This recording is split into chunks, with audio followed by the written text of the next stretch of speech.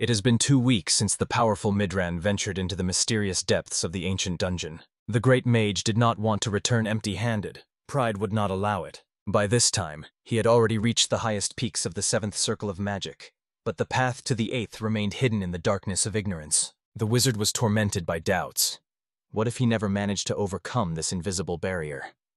Nevertheless, the Archmage remained the unrivaled master of the 7th circle. And this meant that even if the 8th circle remained unattainable for him, fate would inevitably open the gates of the 9th, that legendary level of power that no mortal in this world had reached. Immersed in deep thoughts about his destiny, the mage finally reached a small town spread out along his path. First of all, the wizard directed his steps to the local tavern, where fate brought him together with an old friend.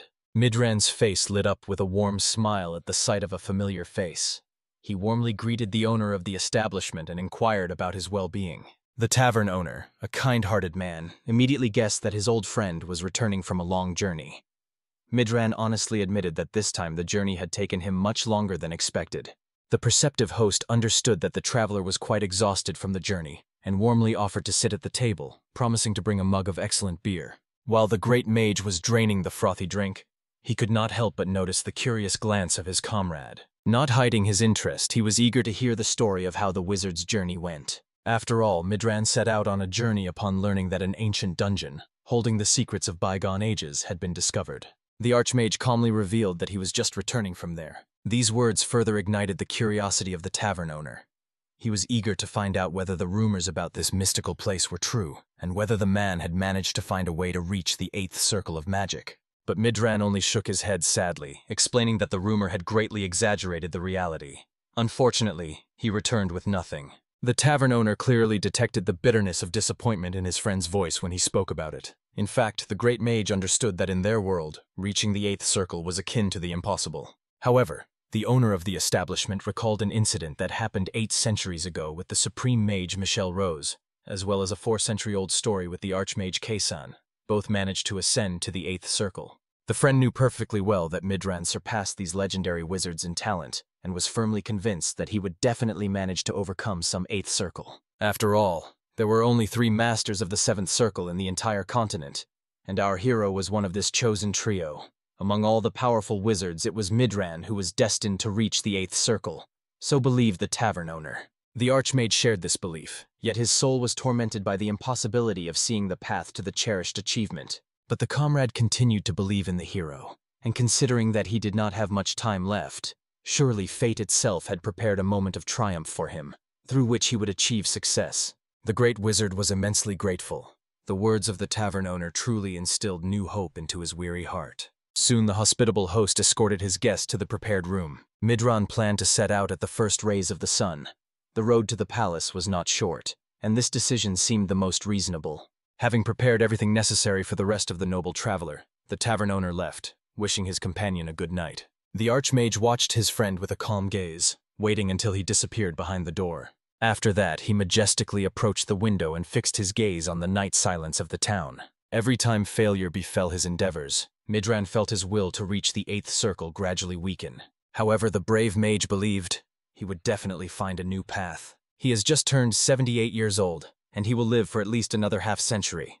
This time should be more than enough to accomplish all his grand plans. In the end, the Archmage sank into a serene sleep, allowing his exhausted body to rest fully. However, suddenly some mysterious energy began to swirl around his bed. She was warm and radiant, which caused an involuntary smile to illuminate the face of the sleeping wizard. A certain invisible observer marveled at how soundly and peacefully the great mage was resting. When he awakens, he will face great surprise, for his face will look completely different. Perhaps this will push the hero to reach the coveted 8th circle, or it may make such a mission completely impossible. Soon the elder opened his eyes again. To his amazement, he felt unusually refreshed. It seemed all the heaviness and sorrow had completely dissolved into nothingness. However, unexpectedly, the man saw an unfamiliar woman right above him. The lady rejoiced that the young man had finally regained consciousness. Obviously frightened, Midran immediately recoiled from this person, not understanding who this mysterious woman was. However, she immediately ran away, calling out in a calm voice for the hero to wake up. The Archmage clearly had no idea who this lady was. Looking around, he also did not recognize the surrounding environment. After all, he was absolutely sure that he had fallen asleep in a hotel and woke up in a completely different place. After that, the wizard looked at his own body and discovered that his hands had become completely youthful. Horror was reflected on the hero's face, who could not comprehend what kind of devilry had happened to him. At that moment, the lady returned with a middle-aged man, proving that she was not joking at all. The young gentleman had indeed regained consciousness from unconsciousness. The stranger literally rushed to the bed, as if wanting to embrace the young man. He could not rejoice enough that the boy was getting better. All the doctors who came here could not comprehend the cause of his mysterious coma. Apparently the Almighty heard their fervent prayers and decided to have mercy on their child. In the next moment, the man turned to the young man, hoping that he felt well, and remembered that he was his father. However, the embarrassed hero made it clear that he had no idea what they were saying, what was happening, who he was, or where he was. The woman explained with sadness that something strange was happening with the boy. He kept repeating the same thing in an incomprehensible language since waking up. Sadness in the parents' eyes revealed their understanding. It seemed the son had completely lost his memory. At that moment, the young man did not understand at all what these people were talking about, and assumed that perhaps they did not share a common continental language to understand each other. The father sobbed even more in despair. After his son had been unconscious for so long, he woke up and started babbling some nonsense that they couldn't even understand. But even so, the man embraced the boy, rejoicing that he had at least managed to survive. The lady nearby immediately joined in the embrace, and the young man tried to push these two away, not understanding what they were doing. He already warned with a threat in his voice that if they did not immediately back off from him, he would use his magical art. Only then did Midran realize with horror that all his mana had vanished without a trace. He did not feel any magical energy in his body at all. This meant that the power he had been accumulating all his life dissolved into nothingness, as if it had never existed. The great mage was overcome with such despair that he let out a heart-wrenching cry. His scream spread and echoed throughout the entire city where they were. Soon the young man tried to calm down and regain his composure, but still had no slightest clues to understand what had happened to him. He definitely fell asleep in the tavern, but woke up in a completely different place. If he had been affected by dark magic, as a seventh circle wizard, he would definitely have felt it. However, he did not even wake up from the effect. No matter how much the Archmage pondered when and how he got here, he could not comprehend anything. This place was extremely strange, completely unlike his former world. Moreover, Midran's mana had completely evaporated, and he himself looked like a child. At that moment, the loving mother approached her son, bringing him a plate of hot soup and hoping that he would consent to eat. However, when the young man once again turned away from her caring hands, the woman wept with such pain that her heart was ready to burst with sorrow. Although several days had passed since his awakening, the boy was still in some detached state, as if his soul was floating somewhere far from this world. Looking at the suffering mother whose son woke up after a sudden fall into a coma and now ignored her as if she were a stranger, Midran felt a pang of conscience. If he were in the place of this unfortunate woman, he would experience exactly the same torments. At that moment, the weeping mother was handing the young man a spoon, pleading with a beseeching look for him to take at least a sip of food. And then Midran decided to have mercy on her and play along with this theater a little. In the end, he had to learn the local language and then find answers to what had happened to him. When the Archmage opened his mouth, the woman could not describe the boundless happiness that filled her heart to the brim. Even the old man was amazed at how the mother's face transformed when she was feeding her long-awaited son. Therefore, so as not to cause her more pain with disappointment, the wizard decided to truly pretend to be her child for a while. The months dragged on sluggishly. The seasons slowly replaced each other, and the young man continued to unravel the mysteries of the new world. Soon Midran went to meet his mother for a shared meal. The woman, with a tremor in her voice, admitted that she has the impression that she is still in a sweet dream. Just a few months ago, her son lay lifeless, and now he was sitting in front of her, alive and well, with a blush on his cheeks. Midran gently explained to his mother that he survived only thanks to her boundless love. However, the woman understood. It was the will of the heavens, even though the son had lost his memory forever. The lady, who had not asked this painful question for a long time, finally decided to find out from the boy whether he had started to remember anything from the past. However, the Archmage knew about his life only from his parents' stories. He heard that he suddenly lost consciousness after returning from a journey, and after that fell into the void of non-existence. The mother did not rush her child, cherishing the hope that memories would return to him gradually, like dawn rays piercing the morning fog. At that moment, the young man decided to find out if anything strange had happened when he fell into a coma, or shortly before waking up. But the woman could not recall anything like that. Everything happened too suddenly. No one had time to understand how it happened. Therefore, Midran was left alone with his tormenting thoughts. With these heavy thoughts, he went out into the inner courtyard to wander alone and contemplate everything that was happening. What amazed him most since his arrival in this world was that there was only one moon here, dimly shining in the night sky. Moreover, even after studying the local language, he could not find the slightest clue about how he ended up in this world. Perhaps he is destined to remain in the body of a boy forever. And yet the once mighty elder only wished to reach the 8th circle of magic, but now he is unlikely to fulfill this cherished dream. However, he tried to console himself with the thought that changing the physical body did not at all mean that he had stopped being Archmage Midran. All that awaited him was to start over, restore lost strength, and find the way home. After that, the young man returned to his chambers and continued devouring books, nurturing the hope of finding a way to regain his strength. He also often spent evenings in the company of his adoptive parents, and he even began to enjoy the communication with the local servants and the other inhabitants of the house. So slowly and imperceptibly, along with the succession of seasons, the years passed. In an instant, the servant rushed to the young master's chambers to inform him that his father was looking for him. From his room, the grown-up young man immediately looked out, alarmed by such news. The guy hurried to meet with his parent. However, he unexpectedly saw a stranger majestically seated opposite the head of the family. At that moment, the man warmly greeted his son and asked him to respectfully bow to General Lee Muon. Sun Hyun, as befits a well-mannered young man, politely bowed before the guest, then looked at him attentively. He was struck by the powerful energy flowing from the warlord's body. It was mana, and in colossal amounts. The young man could hardly believe that this person had energy in such abundance. It seemed he surpassed any blade master from the Empire in the amount of mana. Among other things, his mana was extraordinarily pure, something that is not easy to achieve. Lee Muon, noticing this boy's thoughtful gaze, calmly greeted the young man, assuming that he did not recognize him. After that, he admitted that he had heard many stories about Sun Hyun, for example that he excels in his studies. The guy only shyly bowed, explaining to the guest that he had just read a few books in the library. There was no need to exaggerate his modest achievements. However, the general could not hold back and laughed heartily. After all, if the boy considers reading all the books in the library a small achievement, then his own accomplishments were absolutely insignificant. The young man's father also couldn't help but smile, hearing the guest joke about his son, so he asked not to embarrass the boy, but rather to drink to the meeting. Of course, the general immediately invited the young man to join their table. They poured him a cup of intoxicating drink because the boy had already grown up and was allowed to drink. So they sat, leisurely sipping wine and chatting about trivial matters under the soft candlelight. Soon the young man withdrew to attend to his affairs, but on the way to his chambers he realized something astonishing.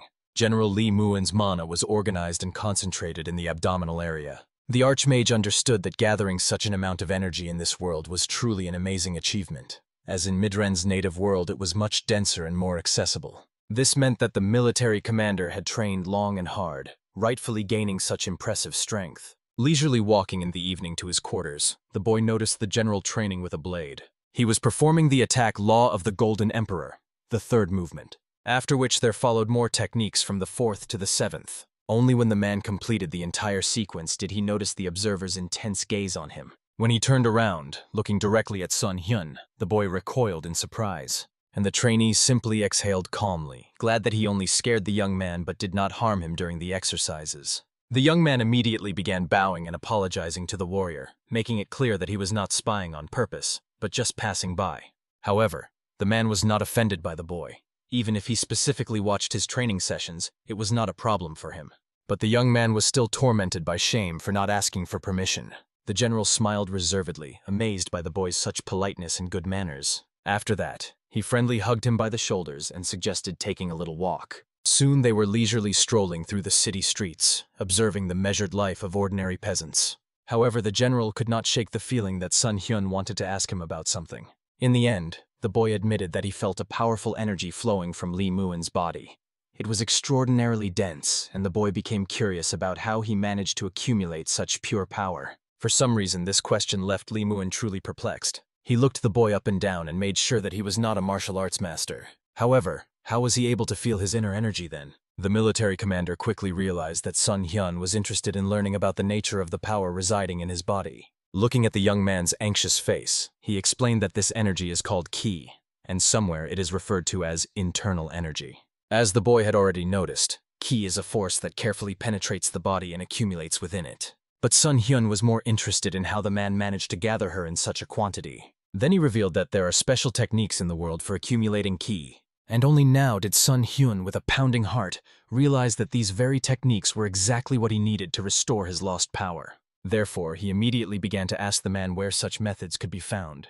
The general could not help but be stirred by such fervent interest. It seemed to him that the boy wished to become a master of martial arts. However, he hastened to justify himself, saying that he was merely a scientist, and this was solely for educational purposes. Trusting the sincerity of the young man, the general revealed that all these techniques are kept in the strictest secrecy.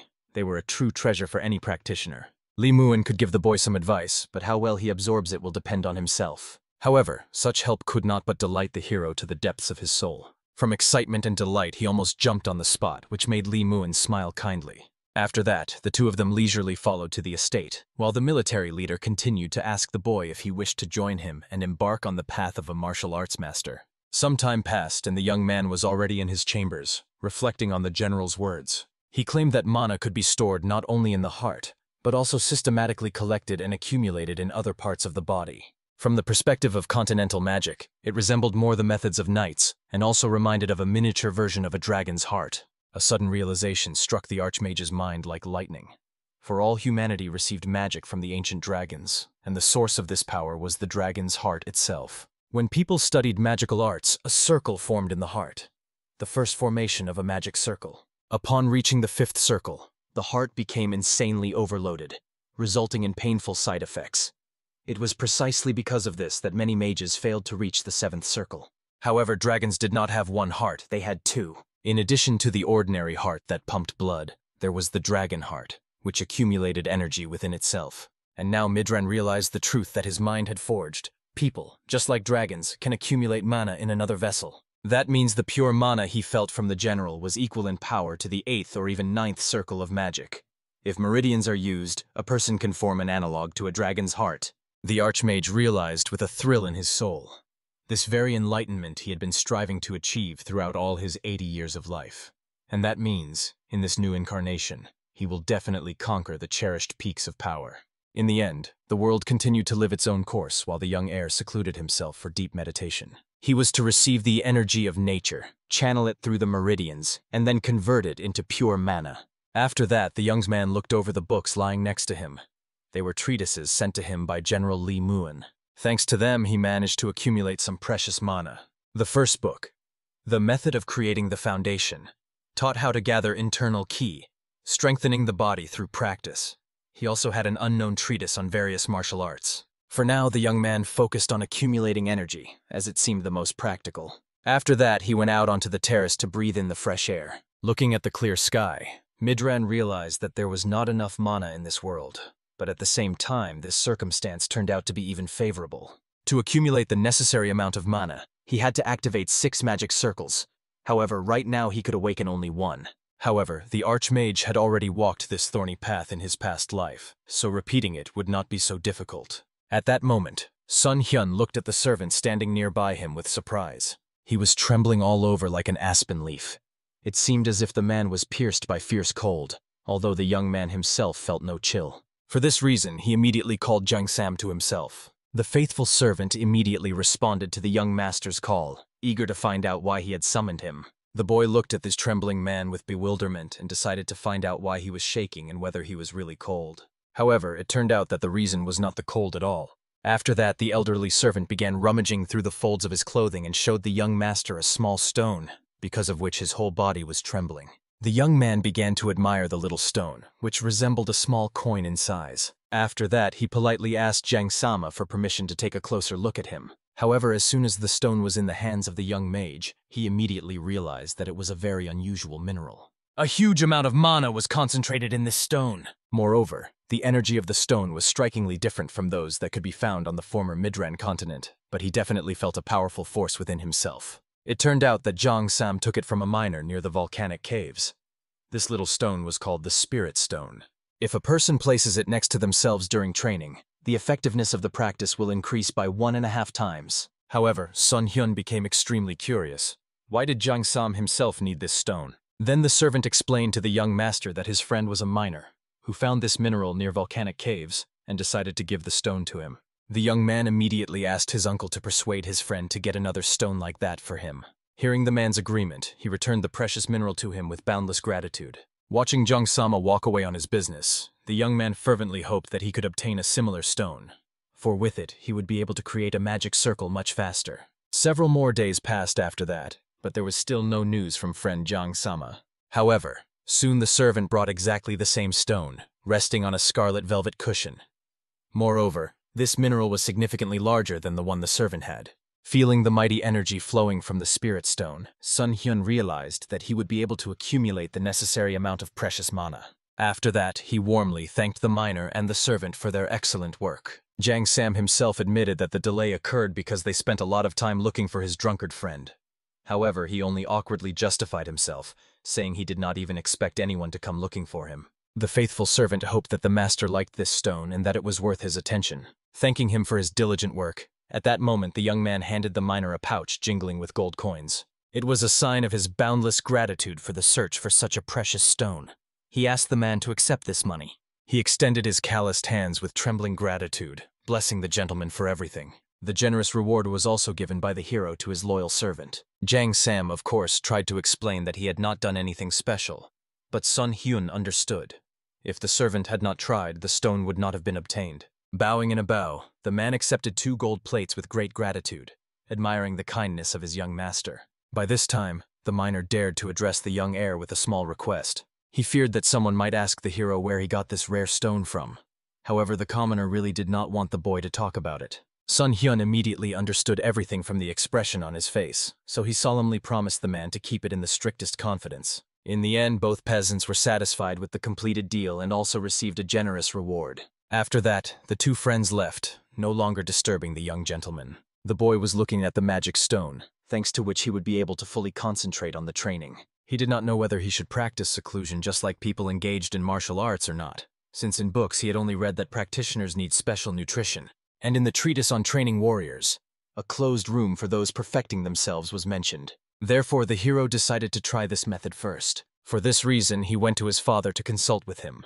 Of course, the latter was quite surprised to hear that his son planned to seclude himself for spiritual practices. However, the young man delicately explained that he only needed to spend 3 years in solitude. Of course, the head of the family immediately understood that his son planned to undergo martial arts master training. The puzzle began to come together, considering that not long ago Sun Hyun asked the general for books on martial arts. But the boy asked his father not to worry about anything. He was fully aware of his actions and had grand plans. They consisted in completing their studies during these 3 years of seclusion. The parent could hardly believe that the son was really going to study in confinement. However, he respectfully requested to be provided with an isolated room, as well as a balanced diet. According to medical treatises he recently studied, such nutrition has a beneficial effect on the human body, and a similar diet helps clarify the mind and strengthen the spirit. However, the head of the family could not understand why his son would refuse to eat normal food. Seeing the parents' concern, the boy solemnly promised that if he suddenly felt unwell during training and lessons, he would immediately come out of seclusion. In the end, the father trusted him. Let him act as he wishes. But in the end, he warned that there is no family without people, and hoped that his son fully understood the concern of his parent. The young man understood everything perfectly, so he asked the gentleman not to worry about anything. Soon, as promised to the boy, he was provided with a private room, as well as prepared many special pills with which he will be nourished throughout these 3 years of seclusion. Therefore, the heir immediately began to prepare and draw sacred signs on the ground. Soon the magic circle was completed, and the hero gazed with deep satisfaction at the fruits of his labor. Even considering that he knew magic excellently, the work turned out to be quite exhausting. Moreover, the guy honestly admitted to himself that he had started to long for the old times. The magical circle he drew awakened in Midran's soul memories of former greatness. Moreover, it took more than a month to create just 1 circle. It was not easy for the master of the first circle to draw the magical array of the 6th circle. However, the young man did everything he could, using the precious knowledge from his past life. After that, he looked at the mana stone in his palms and realized that in this matter, one should simply rely on the favor of fate. After that, the Archmage sat down to place the stone directly in the center of the magic circle. Immediately, the inscribed letters began to shimmer with a faint glow, growing brighter and brighter with each passing moment. The young man could not help but rejoice that in the end he did everything right, and the circle worked as it should. For this reason, he immediately sat down to meditate. After all, although there was plenty of mana here, it was not eternal. He had to manage to absorb everything possible in 3 precious years. If he manages to reach the 7th circle within this time, he will not need ancient artifacts to stabilize mana. Therefore, no matter what, the young man was determined to concentrate all his strength in these fateful years. The seasons slowly changed one after another, and already 3,000 pills had been consumed by the young gentleman.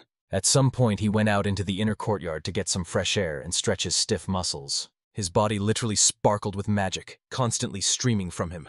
It was a blissful feeling to possess mana again. All impurities had already left his flesh, and the 5 senses were sharpened to the limit. Moreover, the mana gathered in the meridians circulated throughout the body like life-giving streams. For this reason, the young man put away the magic stone in order to recalibrate the magic circle and increase the amount of mana released. After he got used to the new level of strength, he could start gradually increasing its amount. Finally finishing all the preparations, the Archmage resumed his solitary meditation. Somewhere at the same moment, not far from the young gentleman's courtyard, his faithful servant was working. He bowed respectfully as soon as he noticed that the gentleman had come to him together with his wife. Jang Sam immediately informed them that Sun Hyun still had not left his seclusion. The father was extremely worried. There was bitter cold outside, and he longed to visit his son, fearing that he might fall ill. But the frightened servant reminded that he had given the young master a sacred promise never to allow anyone to disturb him. Of course, the lady was immensely upset that she would not be able to see her child, and the servant awkwardly apologized for not being able to break his given word. At that moment, the woman looked questioningly at her husband, not knowing what would be best for them to do, stay or leave. However, the man made his wife understand that seclusion was their son's choice, in which they could not interfere. Of course, he understood the longing of a woman who had not seen her child for more than 2 years. The head of the family asked her to endure a little longer. In the end, although the lady understood that it was the right decision, she still could not hold back bitter tears of sorrow. Before leaving, the gentleman asked the servant not to leave their son alone for a second. If anything happened, to immediately rush and report it. Finally, the parents turned towards the young man's chambers, after which they left with a heavy heart. At that moment, the hero was in his courtyard, continuing secret training. At that moment, he was trying to summon the light that cuts through the darkness. A bright sphere, like a ball lightning, appeared above his palms. It was the magic of the 1st circle, and it worked flawlessly and steadily. Moreover, the guy noticed that he had become so powerful during this time that his mana was not even spent on such a spell. Then he tried to use the spell Magic Bullet, which was already equivalent to the 2nd circle. And then he launched this cluster of magical light into the nearest tree. The projectile left a deep dent on the barrel. The result exceeded even the boy's wildest expectations, but he still saw that the power of the 2nd circle's spells was still insufficient. However, Midran forced himself not to be discouraged about this. The reason the spell's power decreased was that the mana in the atmosphere did not resonate with its energy. Then the young man decided to try spatial teleportation magic, and immediately from the spot where he stood, he moved nearby, just a couple of meters to the left. But even so, it was a very impressive result. Since the Archmage could now cast 2 spells simultaneously, it meant that he had reached the coveted 6th circle, and in the remaining half-year he had to restore his former power. He rejoiced at the realization that the 7th circle was no longer far off. To reach it, he had to learn to maintain 3 spells simultaneously. The main thing in this matter was not to rush, for the wizard already understood that he would inevitably regain his power and multiply it step by step, and this meant he would become the one who would achieve the greatness and power of legendary dragons. And while he was saying these words, he did not notice how he released energy that lifted all the dust accumulated over 3 years of seclusion from the ground. In the end, winter ended, and finally the blessed spring arrived, transitioning into hot summer. Jang Sam was sitting near the master's residence and briefly dozed off from fatigue. When he heard approaching footsteps, he woke up from sleep and immediately saw that the gentleman had finally finished his long training. Even the master himself was immensely happy. After all, he saw his uncle, whom he had not seen for a whole 3 years. Soon the joyful news of the son's return reached his father, and the son immediately appeared before the master, bowing in a bow and confessing to his parents that he missed them very much. The father was more eager to know if everything was all right with the boy, how his health was, and how he was feeling. Moreover, having calmed down, he noticed that his son looked better than ever before. In 3 years of seclusion, he changed a lot and grew considerably. Suddenly, a general joined them from the next room, glad that the young man had finally come out of his secluded training. Sun Hyun definitely did not expect to meet General Lee Muin immediately after the training ended. However, suddenly at the sight of the young man, Lee Muin was literally stunned. He was extremely curious about what the boy had been doing all these 3 years. Even the heir's father did not understand what the general was talking about, as his son claimed that he had been studying sciences all this time. But the seriously minded military leader saw that this was by no means simple training. He demanded that the boy tell the whole truth. The young man, of course, assumed that the general would definitely feel something. Some changes in his body. Not understanding what had so worried his friend, the father kept casting puzzled glances at him. At this time, Li Muan himself explained. It seems the young man's training was related to the books that the general had given him. This means that the heir studied martial arts throughout all 3 years of seclusion. Even the young man's father did not expect this news. The boy himself hurriedly tried to explain in fear that although the book he was given was useful to him, he did not use it as a reference. Therefore, he did not study martial arts in the usual sense. Li Muan was extremely dissatisfied with the boy's lie, for he clearly felt his inner energy. The boy could not claim that he had not mastered the techniques from that treatise. In the end, everyone was eager for the heir to finally reveal the truth to them. But the wise Archmage understood.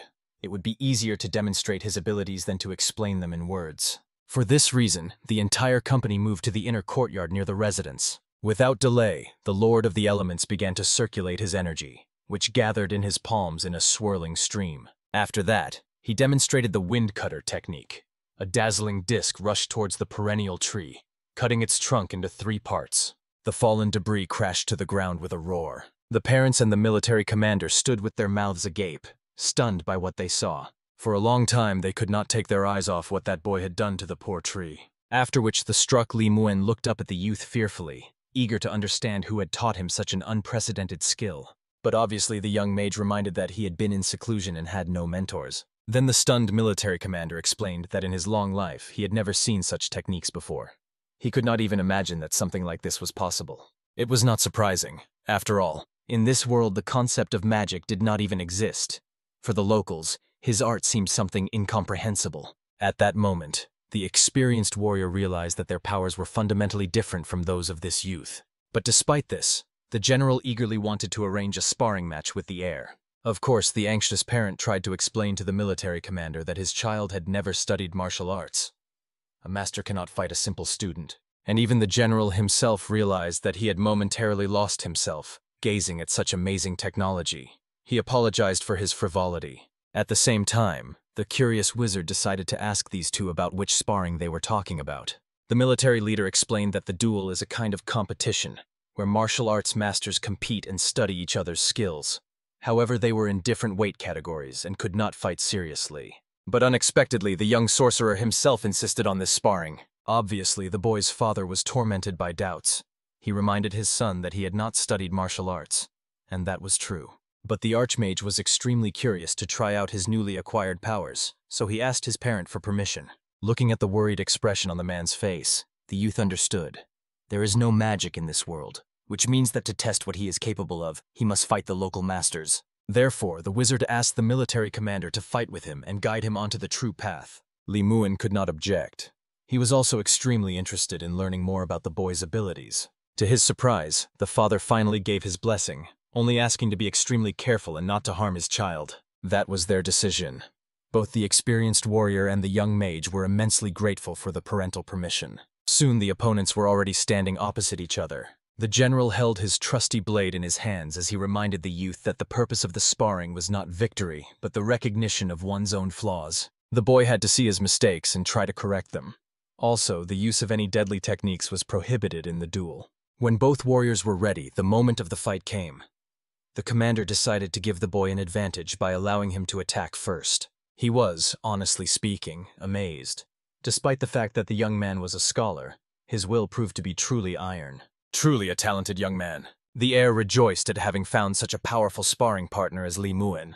There was much to learn from this fight. In the end, the attacking sorcerer immediately used the fireball magic. However, the opponent destroyed these charms by using the second move of the Law of the Golden Emperor. But even so, the commander was blinded by the bright light and heat emanating from the fiery sphere. Using this moment, the skillful mage cast a spell of ice explosion. The experienced warrior easily stopped this attack with the third move of the Golden Emperor's Law. And as soon as the icy shards were shattered, he immediately felt a piercing cold that chilled him to the bone. The young wizard rejoiced, seeing that everything was going perfectly according to plan. Meanwhile, the general realized that he had been excessively lenient with the youth. Now he was going to be much more serious in this fight. After all, despite his age, the heir turned out to be a worthy opponent. In the end, the Blade Master lunged at the opponent, literally teleporting just a few steps away from him. The frightened sorcerer immediately retreated, responding with attacks of magical bullets. But the man dodged all these spells with astonishing ease. Due to the dust raised after the explosions, the young mage lost sight of him. The military commander was already quite frightening. It was unclear how a living person could be so swift. At that moment, the experienced fighter got right up close to him. Only in the last second did the youth manage to defend himself with a shield. Li Muan was quite surprised at how the opponent blocked his strike. At first, he even thought that the opponent had surpassed him. The young Archmage himself stepped back, realizing how formidable the opponent was. It was vital for him to increase the distance. For this reason, he could think of nothing better than to teleport a few steps back, so the wizard ended up behind his opponent. By this time, Midran already fully realized that martial arts masters were much stronger than the knights from his previous world. The warlord used powerful techniques. Some of them were described in the books granted to him. The youth decided to definitely study them. Looking at the slightly agitated hero, the experienced warrior realized the opponent simply could not keep up with his speed. Therefore, the determined man decided to take advantage of the young man's weakness. In the end, the general literally spun around him. His movements were too rapid, and the Archmage did not even know what to do. He needed to buy time for retreat, so he came up with nothing better than to use the spell Frost Shackles. At that moment, the warrior felt his body begin to gradually be covered with ice. But even this could not stop him. He continued to attack without slowing down.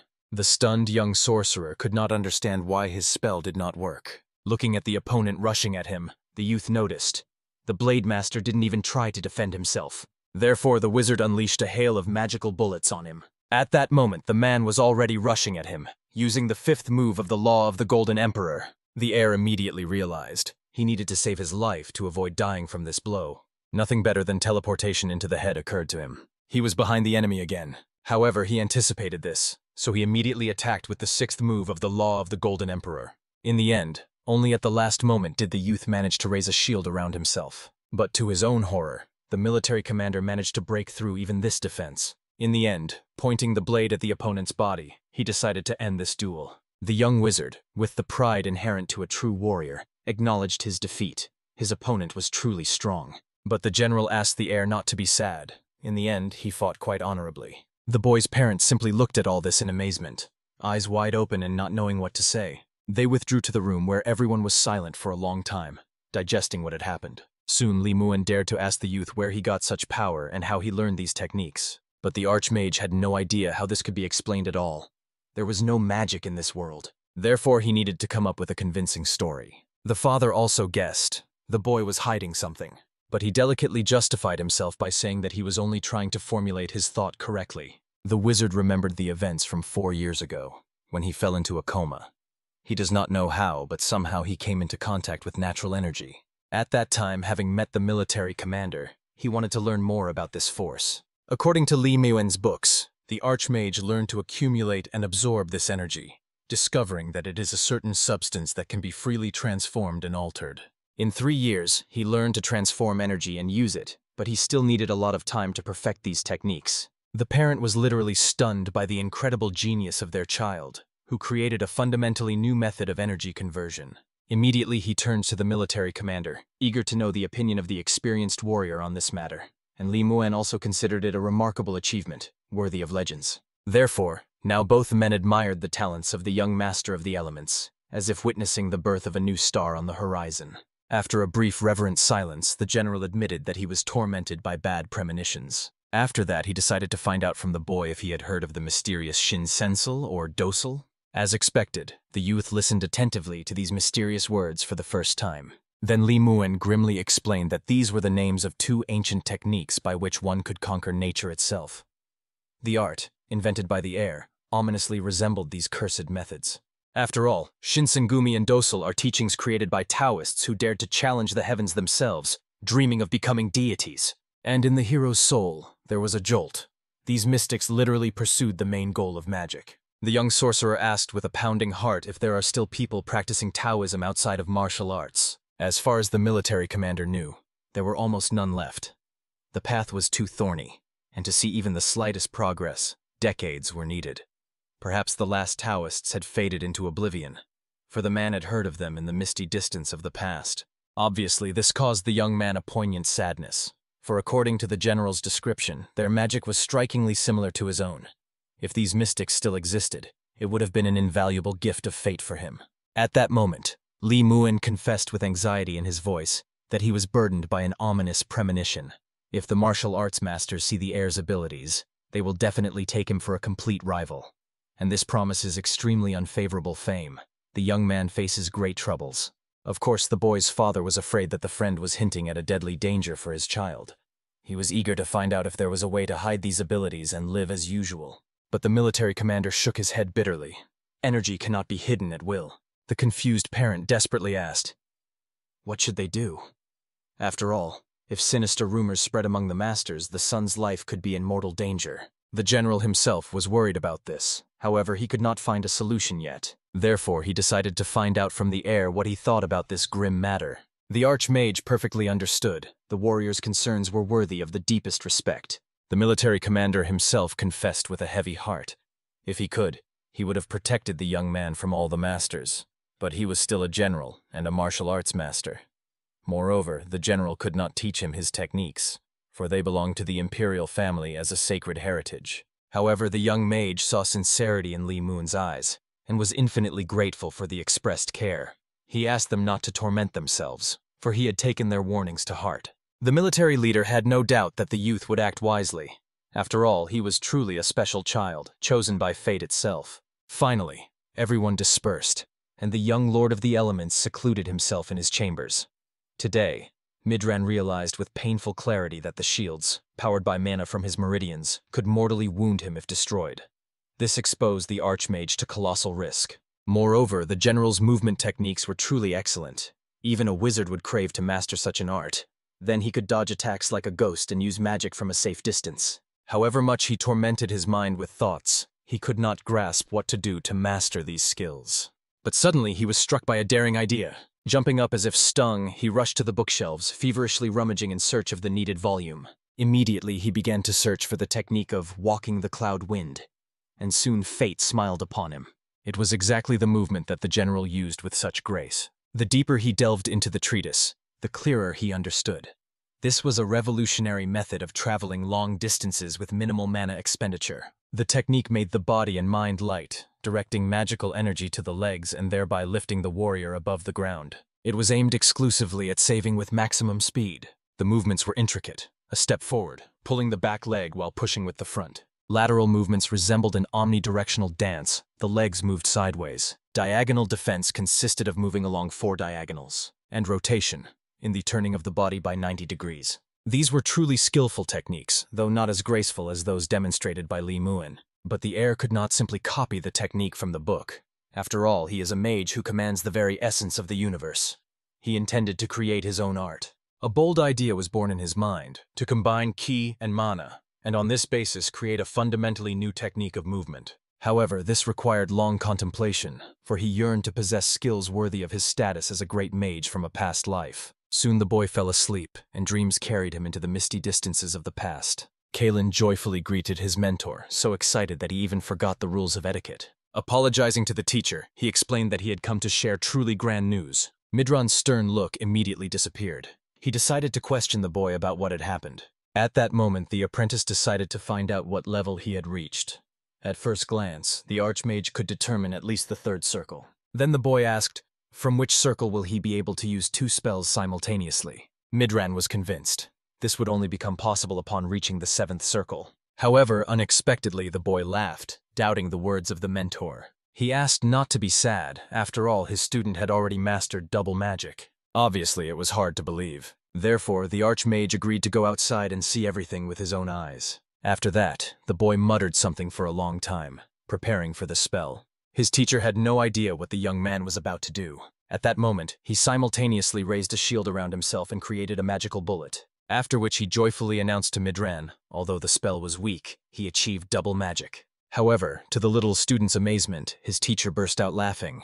The boy kept amusing his mentor, but he himself could not understand the reasons for this laughter. After all, he used double magic. However, Midran asked the student to focus more on studying rather than such eccentricities, and to forget about double magic for a while. He explained, although the boy used 2 spells at once, It was not a sign of true mastery of double magic. In the end, the student ran away in tears, angry at his mentor. And Midran, although he did not admit it, understood that his protege was strong. After all, even though he cheated, he still dared to cast 2 spells with only the 3rd level. Remembering this boy, the current heir even felt a little sad. After all, this little Kalen always created something amazing. His teacher was curious about how the boy was developing. However, suddenly, remembering that student, a brilliant idea struck the young man's mind like lightning. The method that Kalen used could be applied to walking technique. After that, he began to delve even deeper into the book, realizing he could combine the technique of cloud steps with the magic of teleportation. The martial arts masters he will face will not act the same way, so he must prepare for any surprises and never let the situation get out of control. He must always remain the calm ruler of circumstances. The most important thing is the perfection of movement technique. If he hesitates even for a moment, it will be the end for him. Therefore, the Archmage needed to go beyond ordinary thinking and create something revolutionary. Soon, having perfected the technique on paper, the young genius went to the training ground. He was eager to hone the art to perfection. He had several prepared options for using foot techniques. The first, when the enemy attacks from the front, the warrior takes a step and the ghost ends up behind his back. This is exactly what he has just managed to do with the training puppet standing before him. The second technique was the complete opposite of the first. Rapidly moving forward, the warrior suddenly shifted backward like a ghost deceiving the enemy's sight. The third option was a skillful distraction of the enemy.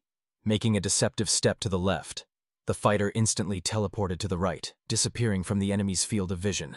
The fourth method repeated the essence of the third, but in the opposite direction, creating even more confusion among the enemy ranks. Having tried all these moves, the noble young man decided that it was time to improve his skills in a real battle. However, practicing such a dangerous skill was strictly prohibited, so the young warrior needed to identify all the flaws of these techniques in safe conditions. Still, Midran could not help but feel proud of himself. He managed to unite energy and magic into one. The young master decided to call this the method of energy control. At that very moment, the father joined the heir on the training ground. Looking at the straw doll, the man realized his son had been diligently training in martial arts. The young fighter honestly admitted that he was dissatisfied with his progress, so he decided to train a little more. The wise father only gently asked his heir not to overwork himself, for it does not matter what heights he reaches in his life, his parents will always be proud of their offspring. Still, the head of the family decided to raise the delicate topic of his son's age. The young man had turned 21. Their family had served the imperial court as judges for generations. Sun Hyun clearly understood what the parent was leading to. He wanted the heir to follow the sacred traditions of their family. The young man had to pass the exam and continue his father's work. After all, the honorable gentleman was no longer at the age to look for a replacement. If the young man refuses, their ancient family will simply be destroyed. Understanding the full weight of responsibility, the noble offspring agreed to listen to the wise words of the parent. Leaving, the man felt boundless gratitude to his son for not abandoning the family in such a difficult hour.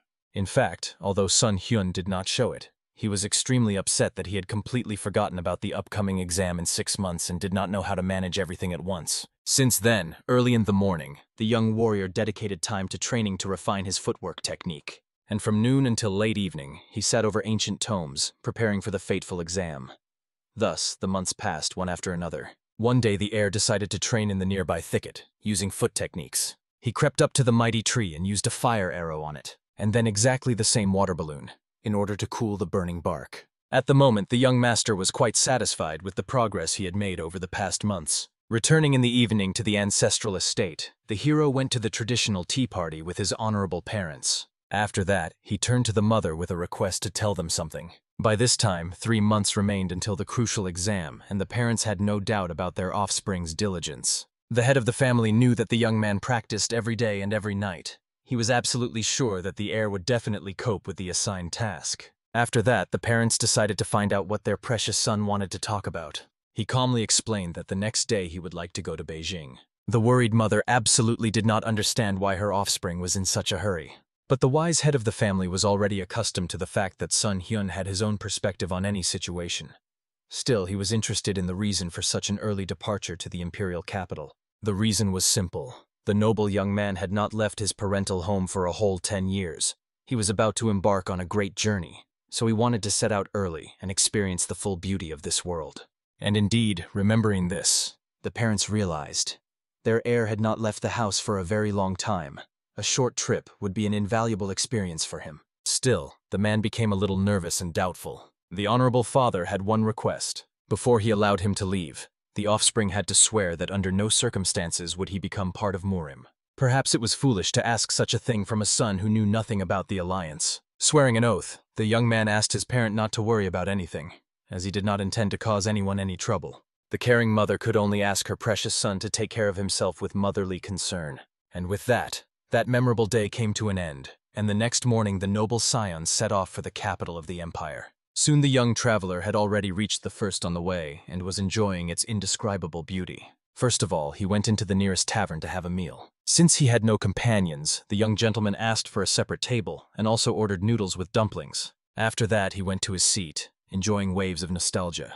Everything was exactly like in his past life. The young man did not notice that at that very moment 3 seemingly rather unfriendly men were closely watching him. Soon the young gentleman's meal was served, and the obliging waiter withdrew away. The heir decided to enjoy tasting the local capital dishes. Suddenly he noticed how the sinister trio approached his table. But, paying no attention to the uninvited guests, he continued his meal. Of course, the scoundrels were extremely outraged that the brave offspring ignored them as if he had completely lost all fear. Sun Hyun, as if nothing had happened, inquired about the reason why these men approached him. They were insanely surprised by the audacity of this young man, after which they maliciously made it clear that they really did not approach him just like that. Looking at these little people, the noble young man understood. Apparently they considered him easy prey, someone who would be easy to intimidate. He was extremely upset that such degenerates existed in this world as well, but he even felt sorry to waste his magic on these pathetic creatures. At that moment, one of the scoundrels had already begun to threaten, striking the hero's table with his fist. The young man's silence clearly puzzled them. Apparently, they decided that he was too scared to respond to them. For this reason, the leader calmly explained to the offspring that he had angered him and the brothers. To be safe, the young man had to give up all his belongings, fall to his knees, and then they would deign to allow him to leave unharmed. However, Sun Hyun clearly showed his displeasure to those who approached, letting them know they were disturbing his meal, and politely asked them to leave before it was too late. The bandit could not believe that the youth dared to say such a thing. However, the youth repeated his warning directly to his face once again. In the end, the enraged bandits, in their anger, overturned the hero's table, scattering all his food on the floor. After that, they prepared to brutally beat the one who dared to defy their will. But at that very moment, a chopstick, appearing literally out of nowhere, pierced through the ear of the raging scoundrel. He immediately grabbed the wounded spot and groaned from unbearable pain. 2 of his accomplices, turning around, desperately tried to find the person who did this. Looking back, they saw 5 people in black clothes carefully watching them. They were clearly outraged, not understanding how such scum ended up in such a respectable establishment. And only then did these miserable bandits realize that they had run into a real trouble. Volcanic wave. Falling to their knees, the underwear immediately began to beg for forgiveness for their inappropriate behavior. Sun Hyun, upon hearing this name, remembered that it was a group from the sect that General Lee Muen had mentioned, one of the factions of the Old Moon. The warrior from the volcanic wave was quite angry at the behavior of these scoundrels, who only began to beg for forgiveness after they themselves had caused all this trouble.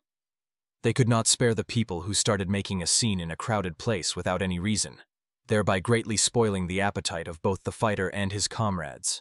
The scoundrels immediately began to apologize and make excuses to the members of the volcanic wave, saying they would not have done such a thing if they had known that honorable gentlemen like them were resting here. However, their words sounded as if they would have continued to rampage, possibly on a larger scale, if warriors had not been nearby at the right moment. The fools were literally ready to smash their foreheads bloody, begging for forgiveness. At that moment, the squad captain asked the subordinate to finish dealing with those scoundrels as soon as possible. After that, he immediately looked at the miserable creatures kneeling before him, pointing to the noble Mr.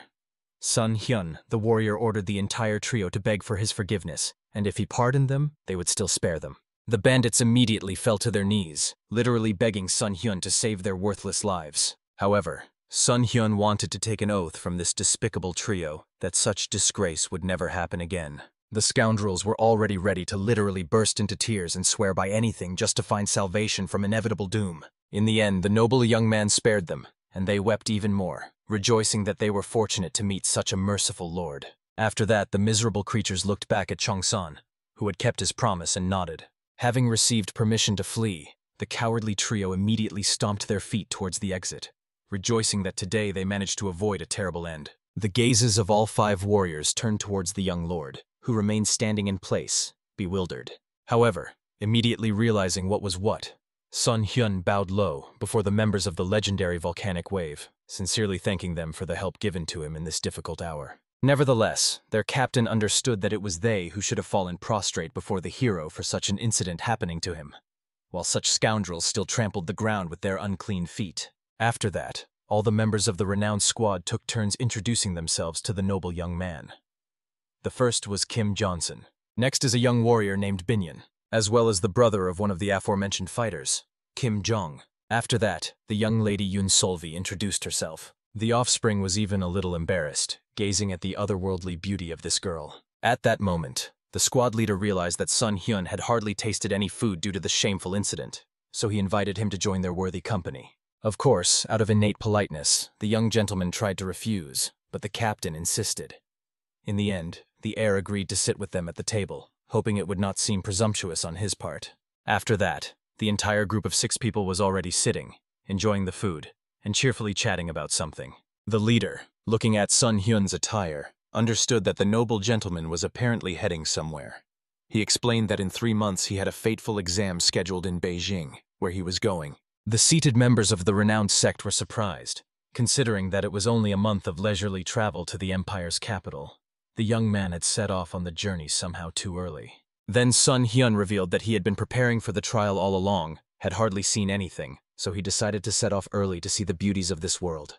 The captain approved such a wise decision of the hero, and suggested to drink to his safe journey to the capital of the empire. After which everyone joined the toast, believing that the valiant young man would pass his exams with the highest score. The longer they feasted, the less food and intoxicating drinks remained. At some point, the slightly drunk Yoon Solvi confessed that her parent was a master of the Blooming Plum, a military swordsman Vijay Ongcheon, and enjoyed great fame throughout the under heaven. Sun Hyun only smiled, eager to find out what the beautiful maiden would say next. She looked around at her comrades and explained that these kind souls were the 5 of the Blooming Plum, masters of the highest level, glorifying the martial art, and their commander was the assistant to Ambassador Orion Sambong. Of course, the leader tried to explain to the maiden that Sun Hyun was not connected to the world of martial arts, so naturally he knew little about it. However, Yoon Solvi was outraged that even rumors about Marim had not reached him. In the end, the man had to apologize for this maiden. She was still too young and simply did not understand much. However, Sun Hyun even found her drunken displeasure somewhat touching. At first, Yoon Solvi was very embarrassed, but afterwards was extremely flattered by such a compliment from her older brother Sun Hyun. She immediately grabbed the young man by the hand, which greatly embarrassed the young man. The frightened captain immediately demanded that the maiden pull herself together and stop behaving so shamelessly. But she was absolutely not interested in the leader's words, because just now Sun Hyun had admitted her behavior was cute. After that, she also wanted to call the young man her older brother, hoping that he would consent to this honorable title. Embarrassed Sun Hyun could only admit that it would be a great honor for him to have such a lovely younger sister. In the end, the tipsy girl immediately extended her pinky to the hero so that they could swear that from that moment on they were brother and sister. In the end, the noble offspring agreed and extended his hand to the maiden. And all the others understood that if they were in Sun Hyun's place, they definitely would not have acted that way, for the young man faced hard times. Their little sister can sometimes be quite rude, and immediately Sun Hyun was afraid that the girl would beat him. The young man was not far from the truth. When Yoon Solvi was in a bad mood, everyone around felt uneasy. Of course, she immediately got angry at such words and began to shout loudly at her comrades. It was precisely about this side of her that they warned the hero, after which everyone laughed together at her behavior, and the girl herself ordered everyone to go to rest immediately. The next day, these 6 already continued their journey together. They reached the beautiful mountains, and even the captain understood that this was the most picturesque place in the entire Shanxi province where one could refresh the mind and soul. Many have heard legends about this place, but saw it with their own eyes for the first time. The hero was immensely grateful to the travelers who led him to such a wonderful place. If he had traveled alone, he would surely have passed by Shanxi and not seen this miracle. And Yoon Solvi was extremely proud of herself, for it was she who suggested to the young man to travel together with their worthy company. At that moment, the elder called the offspring, so he immediately stopped and stood beside him. The man, with a serious expression, decided to ask the young man if he had ever studied martial arts. Judging by his gait, he must possess them. His body was in excellent condition, and he also emitted small amounts of internal energy. The hero was amazed that the man revealed him so easily, despite the fact that he had cast a mana concealment spell. In the end, he had to lie that his skill in martial arts was not great.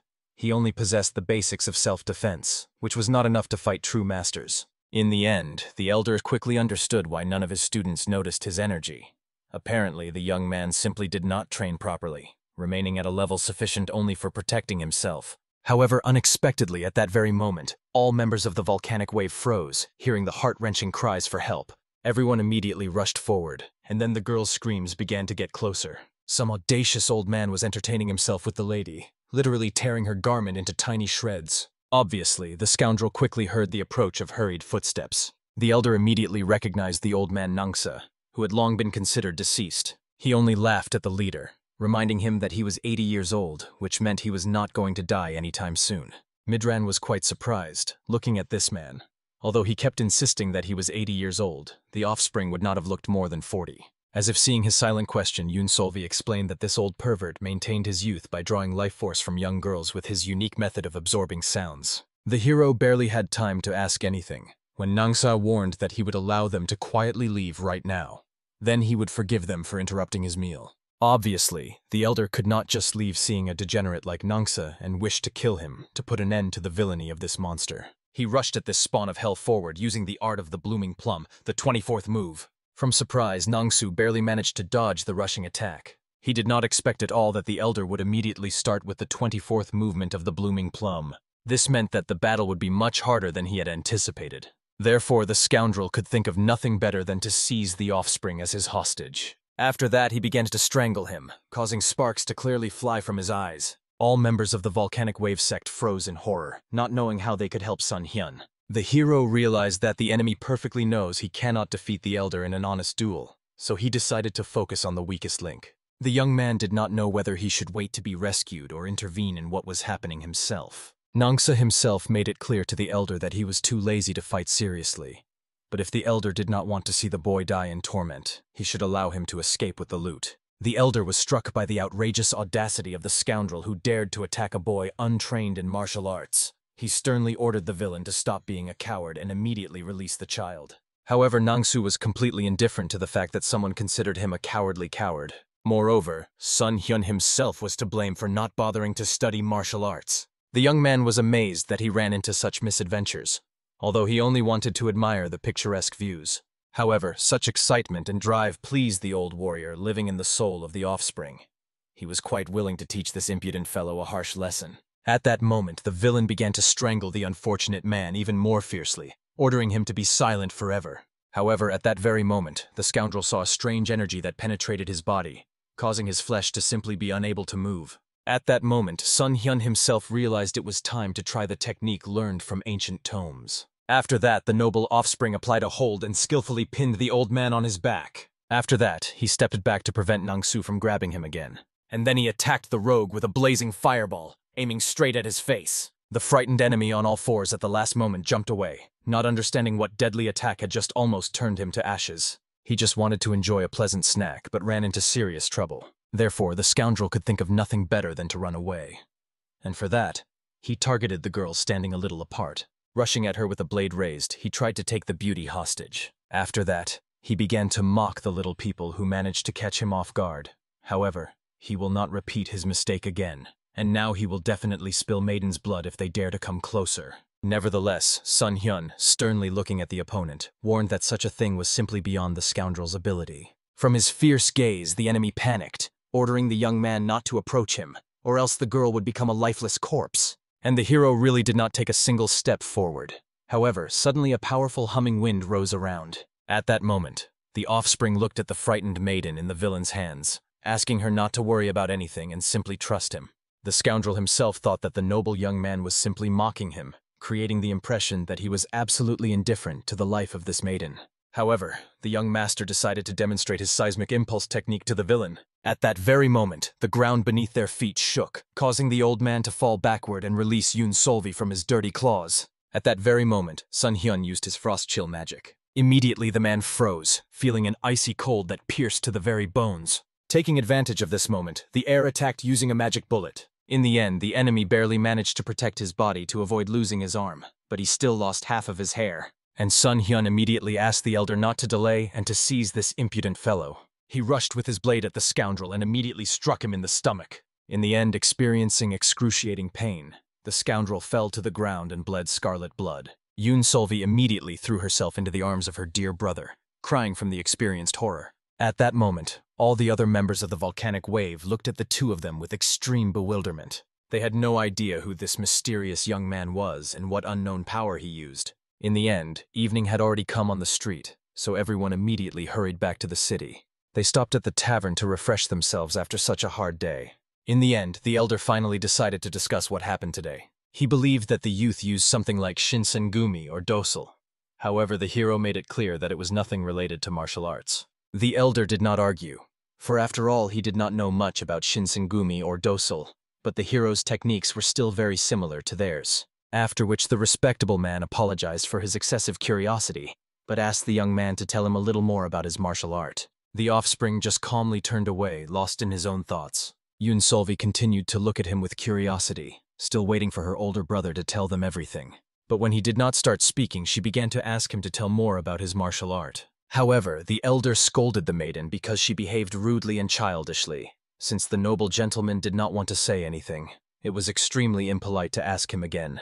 The young man hurried to explain that he was just thinking about how to better clarify everything, and everyone was very satisfied, for they wished to gladly listen to his story. The hero began his story by saying that he does not use martial arts, neither Shinsengumi nor Dosel. Although he studied martial arts a little, his level left much to be desired. He was undoubtedly a scholar, not a warrior. However, the young master understood that it seemed everyone else saw him as a martial arts master. He still decided to admit that the power he used in that battle was called magic. Of course, this name was completely unfamiliar to all members of the volcanic wave. Therefore, the offspring hurried to explain that it was a special kind of energy use, where you turn accumulated energy into tangible force, as martial arts masters did. However, magic was still different from ordinary energy, as well as from the methods of Shinsensel or Dosel. It can be said that sorcery was similar to using natural energy in martial arts. Sun Hyun also heard that martial arts are mainly used in conjunction with physical strength.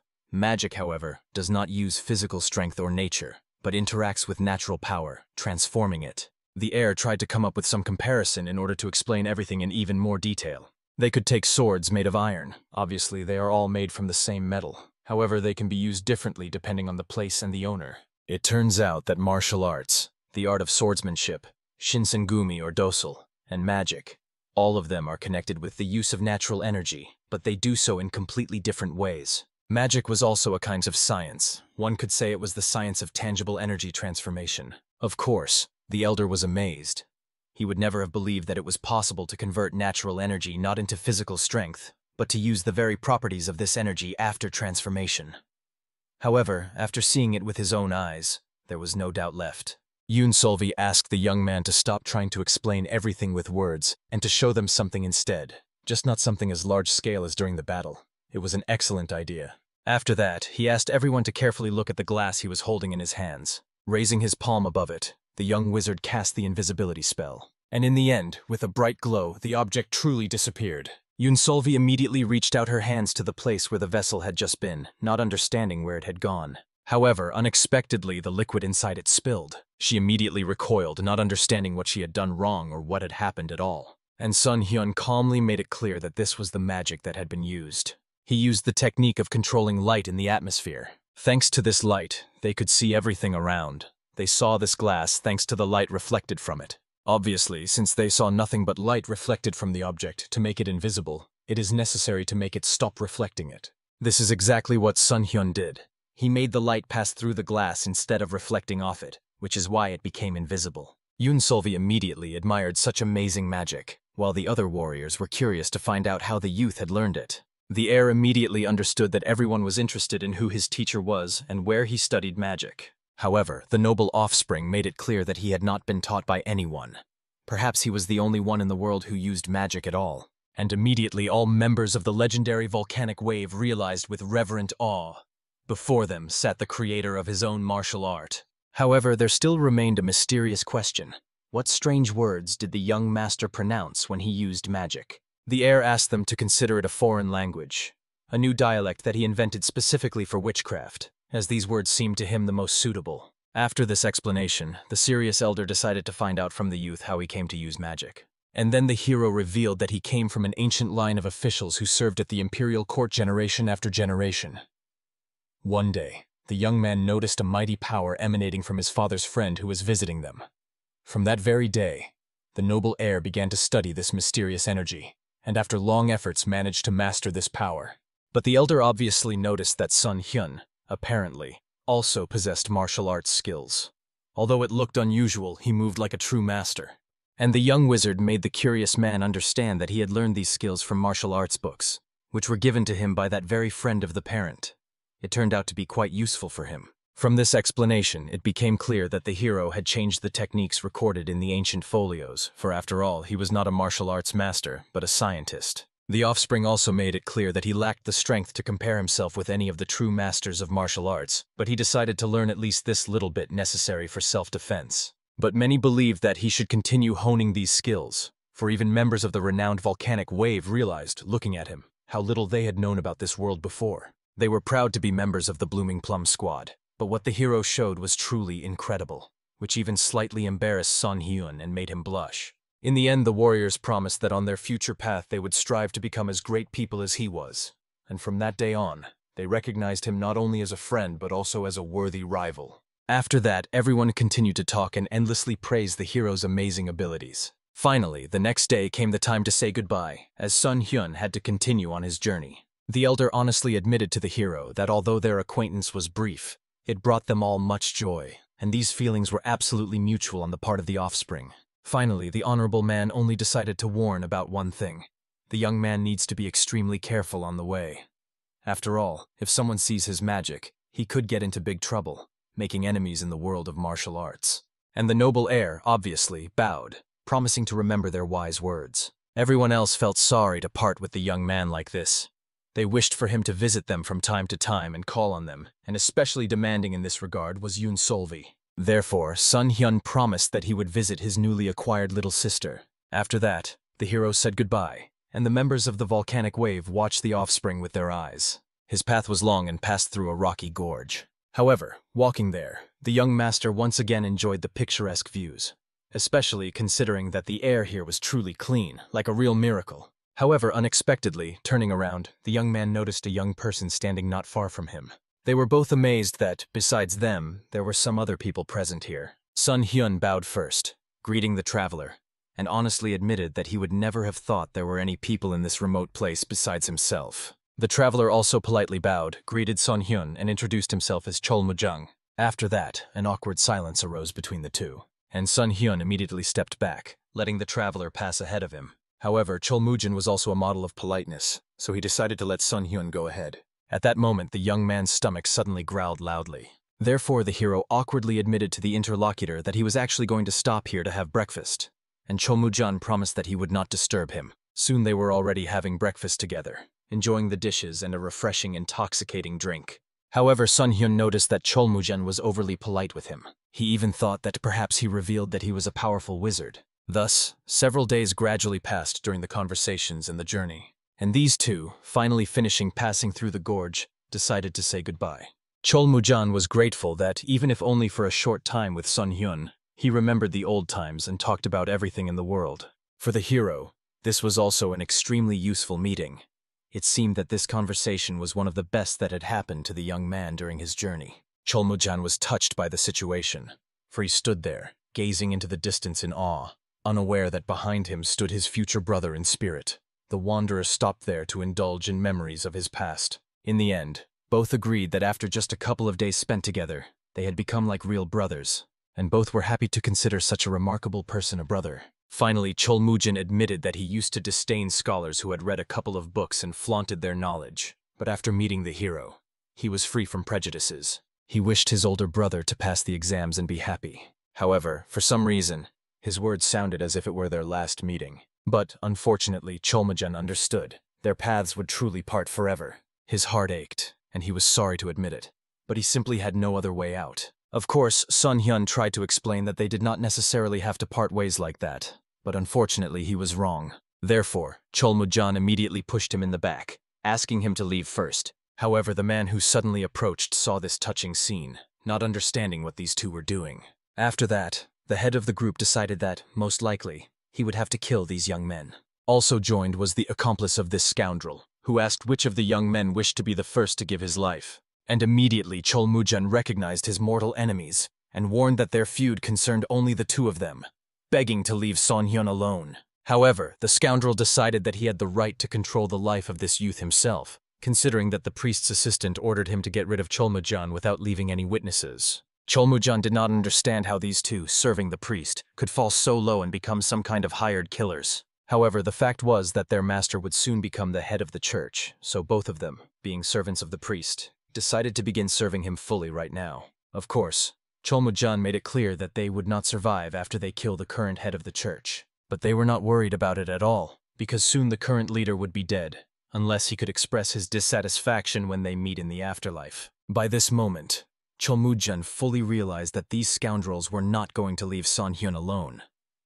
Cholmujun promised to hold them back to allow the hero to escape. However, the noble young man asked his brother not to worry about him, but instead to focus on his own battle. However, Cholmujun tried to reason with his brother, making it clear that these were not just ordinary warriors, but the true elite army of the church. The leader ordered his fighters to escort the senior servant on his final journey with all honors. And immediately a multitude of soldiers rushed to attack Cholmujun, and at the same time aimed at Son-hyun. Cholmujun immediately rushed into a deadly fight, wanting to protect his spiritual brother. He chopped down these warriors one by one, leaving them on the ground bleeding scarlet blood.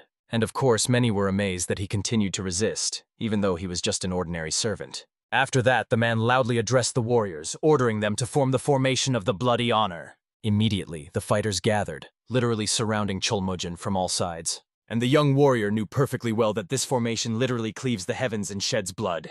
And when it is used by the elite troops of the church, no one can escape. But Cholmujun knew one way he could escape from here, although it was dangerous. However, unexpectedly his thoughts were interrupted by a hero who kept peeking here and there, watching his brother's battle. At that moment, noticing Son-hyun constantly getting under the army's feet, the priest's bodyguard immediately ordered the soldiers to take care of the boy. And immediately 3 of them drew their blades and headed towards the young man. And Cholmujun shouted loudly, demanding that those scoundrels not even dare to touch Son-hyun. But everyone clearly understood that before trying to stand up for their friend, the warrior would do well to take care of himself. And Cholmujun was fully aware. If things continued like this, he would not be able to save the offspring. He had no choice. He would have to use the art of the sword of heavenly blood. At that moment, the opponents rushed at him and eventually even managed to wound him, taking advantage of a brief moment of confusion. The man recoiled as scarlet blood began to flow from his side. But even so, he did not get distracted for a moment, beginning to gather the energy pulsating in his body. After that, with warlike cries, he raised his sword to the very sky, using the art of the sword of heavenly blood. The first move, World of Darkness. At once, a beam of energy shot up into the sky, where storm clouds began to gather. This greatly distracted the fighters, who immediately turned their gaze to the sky. At that moment, Cholmujun took advantage of this to activate the blood breath of the abyss, striking all existence, the second movement. In the end, a whole hailstorm fell from the sky, resembling a shot from a gun with buckshot. He immediately amazed all the warriors present in the area. Even the bodyguard and his accomplice were shocked that Cholmujun mastered the art of the sword of heavenly blood, which only a priest can learn. But even so, they could not allow him to leave alive, so they ordered an immediate attack on Cholmujun. Because obviously his heavenly blood sword art was still imperfect, they had a chance to kill him. However, the young man continued to fight back, this time using the third movement of heavenly blood. But still, due to focusing on attacks, he became slower, which caused him to miss a couple more hits. At that moment, his cry of pain was heard by the hero. Looking back, the offspring saw that, losing blood, Cholmujun began to gradually weaken. At that moment, the church's army surrounding him warned that if the boy did not struggle, they would grant him a painless death. And the noble young man realized that it seemed he would have to work again. After that, he instantly turned around and used ice arrows on the 3 of them. Obviously, people who had never heard of such attacks immediately fell for them and dropped dead. The others, struck by the power of this brat, immediately rushed at him to seize him. However, not losing his composure, Son-hyun attacked them with fireballs. In the end, the bodies of these 2 were incinerated and scattered across the sky like ashes. At that moment, the young man managed to break free, joining Cholmujun's fight and using the water ball attack. Like a tsunami wave, he literally swept away all the fighters surrounding his brother from all sides. Cholmujun admitted to Son-hyun that he would not be able to protect him and that he needed to escape. However, the hero did not need any defense. He had a couple of ways to deal with the enemies. Cholmujan believed that these were nothing more than tricks that could not save his life. Therefore, Sun Hyun quickly explained that he used magic. But even so, the brother insisted that the young man should not waste his strength, as these fighters were completely unlike the usual bandits he had encountered before. However, the brother did not need to worry about this either, because Sun Hyun was not an ordinary sorcerer at all. He was worthy of the title of Great Wizard, and considering this world, he was truly one of a kind. At that moment, the assistant priest's servants realized that this little one clearly had some skills, and they had underestimated him. Therefore, it was interesting to see how they would handle building the blood honor. At that moment, Sun Hyun was smugly praising himself, saying that there is no place where his magic is powerless. But now the enemies began to attack. The young man barely managed to dodge again and again. In the end, to push the opponents away from himself, the offspring used a shield, and as a result, they flew away after crashing into the barrier. Then the traitor's henchmen also joined the fight to combine forces and overcome these two. The air tried to strike them with fireballs, but they defended themselves from these attacks using their blades. Immediately after that, the young man used faster attacks of the wind cutter. This attack struck the hand of the priest's bodyguard, causing the severed hand to fall to the ground. His comrades, seeing this, swore to take revenge and, approaching the youth, used fourfold severance. But at that very moment, Sun Hyun gathered all his strength to raise a shield that withstood the attack. But even despite the amount of effort exerted, the shield trembled under the enemy's power. Sun Hyun did not expect the man to be so strong. It became clear, if he doesn't come up with something right now, they will die. At that very moment, the shield shattered into the tiniest fragments. In the end, both Sun Hyun and Cholmujan rolled backward in a tumble. It became clear, if everything continued in the same spirit, Sun Hyun would not be able to protect anyone. Therefore, he began frantically searching for another way to win. And the traitor rushing at him has already used the art of the sword of the deadly sentence. At that very moment, jumping above the ground, the young man used an ice ball. The man fought off the attack, but the veil of ice made him squint to prevent small shards from injuring his eyes. Joined the battle along with the enemy's accomplice, who used the techniques Poisonous Viper Breath and Fourfold Severing of the Viper Fang. The attack rushed at Sun Hyun with mind-blowing speed. He managed to escape only thanks to teleportation used at the last moment. But still, despite this, the attack managed to slightly hit the young man in the leg area. At that moment, the enemies believed that the advantage was now on their side, and they would be able to carry out their lord's order and kill the youth. But he, using his last strength, raised an icy wall around himself, preventing the enemies from passing. However, the opponents were indeed mighty and eventually began to break through the ice wall head-on. It was at that moment that the young wizard realized he would not be able to hold back these opponents for long. They were indeed much stronger than he had expected, so he needed to escape as quickly as possible. Just at the moment when the offspring ran up to the comrade, these two reapers broke through the defense. The young man tried to surround himself with mana in order to carry them away, and suddenly their bodies shone with a bright light, knocking enemies off their path. As soon as the glow disappeared, they discovered that the two had vanished as if evaporated underground. Soon, information about this phenomenon reached the church residence. The priest could not believe the report he heard from his servants, and he immediately began to apologize for his failure, which he could not have expected. But the priest's assistant was indignant, demanding that the man be silent. After all, he had already caused enough trouble. At the very least, he went on a mission with their entire squad, and even the iron spirits couldn't catch that youth. Most of the fighters brought were dead, and many died from severe wounds. In the end, all the servant could say was that there was some young scientist with Cholmujan. It was precisely his impossible tricks that were to blame. But this explanation angered the priest's assistant even more, who began yelling at his subordinate even louder. But in the end, having reconsidered, he decided to give his subordinate one more chance. He was to gather all capable people in the order, strengthen his squads, and wait for new instructions. Out of gratitude, the man almost smashed his forehead into the ground, thanking the gentleman for another chance. However, he only disappointedly drove the assistant away as quickly as possible. Very soon another gentleman appeared, hiding in the darkness of shadows, not understanding why the priest's assistant left the subordinate alive. However, in reality, he had no intention of sparing this man's life. He was most interested in that mysterious scientist who defeated the iron spirits and completely turned the course of the battle. And it was precisely this very servant who was the only person who could recognize him. Therefore, the priest's assistant will preserve his subordinate's life at least until he reaches Sun Hyun. After that, the villain laughed ominously, because their plan was literally the disposal of waste, which was the useless servant who had failed the mission. Soon the young man took Cholmujan to a safe place. There, staying in the hotel, he patiently treated the wounds of the young warrior. The offspring also tried to heal him with his healing mana, and fortunately, the injuries on the comrade's body began to heal quickly. Soon his entire body was illuminated by bright energy, and at that moment Midran finally exhausted himself and sat down. Fortunately, at least to some extent, he managed to help the young man. Now whether Cholmujan will wake up or not depended only on his human willpower. After that, the young wizard grabbed his head, realizing that he had clearly overdone it with using mana today. Of course, it was not difficult for him to restore his depleted energy, but he did not feel his best. Therefore, he immediately sat down on his bed and began to meditate. Very soon his body shone brightly as he began absorbing energy, gathering it from the space around. Soon morning came, and Cholmujan slowly opened his eyes, coming to himself. The very first thing he saw before him was a hero who could not be happier that his comrade felt better. After that, the noble offspring asked him to remain lying down, as moving was strictly forbidden for him for now. But the warrior still got up, not understanding what had happened to him.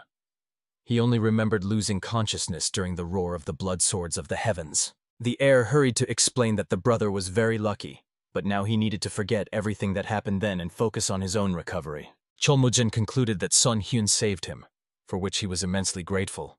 However, Sun Hyun suggested they skip such an embarrassing stage of his awakening. Moreover, since Cholmujan had finally come to his senses, Sun Hyun decided to step out for a while, asking his brother to stay here alone.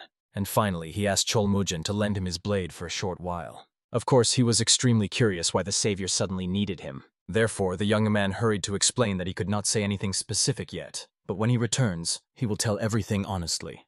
And in the end, Cholmujan agreed. The hero was quite astonished. After all, he had heard that when a warrior entrusts his weapon to another, it is equivalent to trusting his own life. But the church follower reminded the young man that he was already indebted to him for his salvation. Finally, before leaving, Sun Hyun only reminded that saving Cholmujan's life means he is obliged to lend him his blade. However, the comrade was grateful for the permission. After that, taking the sword, the offspring left, promising to return very soon. When he came out, he immediately noticed the surprised gazes of the crowd focused on him. But, paying no attention to them, the young craftsman went to the smithy to make a magical weapon from the blade he was currently carrying on his back. First of all, he went to the jewelry store and asked to buy a ring suitable for a man's finger. The jeweler was surprised by such an order, and the youth explained that he wanted to buy jewelry for himself. As it turned out, the jeweler found it amusing because it was the first time in his life he had heard of a man wearing rings. And of course, the young man felt even a little awkward that he was so far out of the norm with his demands. Soon he provided the jeweler with various diagrams and magical circles that were to be inscribed on the ring. And obviously the pattern was complex enough even for an experienced master. Especially considering that Sun Hyun warned several times that there should be not a single discrepancy with this pattern on the ring. In the end, the man only warned that making the ring would take quite a considerable amount of time, and it would not be cheap. But Sun Hyun was ready to pay whatever was necessary, and asked the elder to engrave the same symbols on the blade he had brought with him. The jeweler dared to ask the strange young man why he needed it, and he calmly pointed to the drawings, explaining that there were two types of patterns. One type of pattern needed to be made on each side of the blade. In the end, the old man realized the task was not an easy one, and it would cost a whole 10 gold coins. Of course, such a cost greatly surprised even the wealthy Sun Hyun, but in the end, he promised that very soon he would bring the man the full amount when the product is ready. He himself wondered where he could get such an amount of money now, considering that he had long since spent all his own. But the main thing was that when the magical weapon was completed, it would become much safer to travel. Moreover, the young warrior would be able to surpass the current limits of his strength. Soon, when Cholmujanu felt better, he began training in the art of the sword of heavenly blood. He trained without a sword and noticed that without it he literally felt some kind of emptiness. Sun Hyun has not yet returned the blade he borrowed from him. Moreover, today he asked to borrow 10 gold coins from him. He was even worried that the young man might be planning to run away with his blade and money. However, he immediately rejected these thoughts, as he was already convinced that the offspring was a very good person. Moreover, he said he would explain everything to him. Therefore, Cholmujun decided to trust him and wait for his return. Finally, the work was completed, and the young man returned the blade with inscriptions on it to his friend. Of course, Cholmujun was quite astonished when he saw this engraving on his blade, and Sun Hyun hurried to apologize for not asking Cholmujun for permission in advance. However, fortunately, he liked the engraving on the blade. He had never seen such an unusual pattern before, and the hero promised that this pattern would grant the young man great power, but not only to him, also to his blade. He also made a ring for him, which he asked him to wear. However, looking at his thoughtful friend, he explained that he knew perfectly well. Men do not wear rings. But this thing will also become a great support for him in the future. And he knew he should accept this gift because it was presented by a hero. However, the comrade did not understand at all what the young man was talking about. Therefore, Sun Hyun asked his brother to release his inner energy and place it into this ring.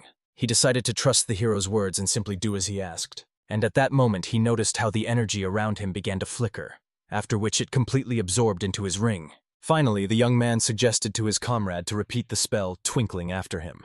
When he said that word, absolutely nothing happened. Then Sun Hyun asked him to focus as much as possible and put all his power into this spell. And in the end, this time the ring shone brightly. Looking at this with admiration, Cholmujan could not understand what it was. The guy hurried to remind about the magic he had talked about earlier. Sun Hyun admitted that on the day they first met, he managed to tell the young man a lot. Then they enjoyed the beautiful views. It was truly a place where one could appreciate the grandeur of nature. Just then the offspring suggested to Cholmujan to have a shot of intoxicating drink to get acquainted. This seemed like simply an excellent place to have a drink and relax. There, in a drunken state, Sun Hyun told about the great mage of the continent who reached the borders of the seventh circle but one fine morning returned to oblivion. That was how absurd the situation the young man found himself in was. Moreover, only 3 people have reached the seventh circle on the continent. Among them, Midran was a true master. He was absorbed in thoughts of reaching the 8th circle. However, he unexpectedly ended up here. The drunk Cholmujan decided to find out from the young man what he had decided to do in such a situation. And then he explained that he began to search for mana in this world. He learned that the more mana one has, the stronger the person is, so he started everything from the very beginning. The logic was the same as in that world. The more skill, the more mana. In order to reach the 7th circle again, Sun Hyun needed to learn a lot. Even then, the comrade suggested to the young man to get in touch with the sword masters of Murim. And, seizing this idea, the heir promised to start looking for them. After that, the 2 of them drank to the future achievement of the youth of the 7th circle of magic. Right now, Cholmujan, recalling the conversation, admitted that he understood nothing of Sun Hyun's words at the time, as he was so drunk that he just nodded along to everything he said. And this slightly upset the young man, who believed that Cholmujan was the only one who understood his words. But Cholmujan sincerely asked Sun Hyun to tell him everything once again, as he could hardly remember that day. He only remembered that Sun Hyun was from the continent, and he was also curious about what kind of mana was needed for magic. The hero could not believe that his comrade really asked him to repeat such a long story. However, he promised that he would repeat it when there was a reason. Right now, it was not the most important thing. The whole point is that Cholmujanu needed to return to his place as soon as possible. The talk was about Magyo, the place that was taken under the control of rebel squads. The threads of fate once again bring us back to the dark walls of the church sect, where the priest's assistant is in a furious rage. His subordinates have still failed to find the slightest trace of either Sun Hyun or Cholmujan. An entire eternity has passed since then, as if time itself mocks their futile efforts, and they have not found even a ghostly hint of the fugitives' whereabouts.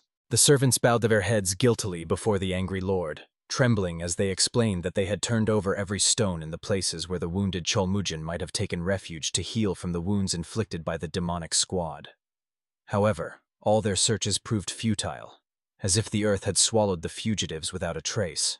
The interested assistant priest demanded a more detailed report, and the subordinate recounted that the mysterious sword master who fought alongside the young man managed to restore Cholmujan's breathing using pranayama.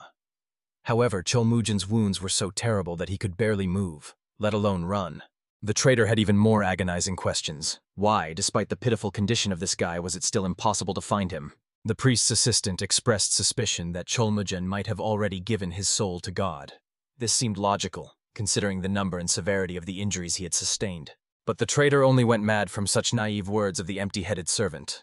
Cholmujan was not such a weakling to simply take and die. Immediately the slave bowed, lowering his gaze to the ground from the soul-chilling horror after the Lord's stern words. The gentleman made it clear that the enemy's wounds are not as deep as they think, so he will surely be able to come here on his own 2 feet, thirsting for revenge. The servant wisely noted that if Cholmujan had not been so seriously wounded, he should have already appeared here to receive his due. For this reason, the priest's assistant ordered a report on the condition of the guards at the forks leading to their stronghold. It turned out that the best warriors and demonic squads were already stationed on every path.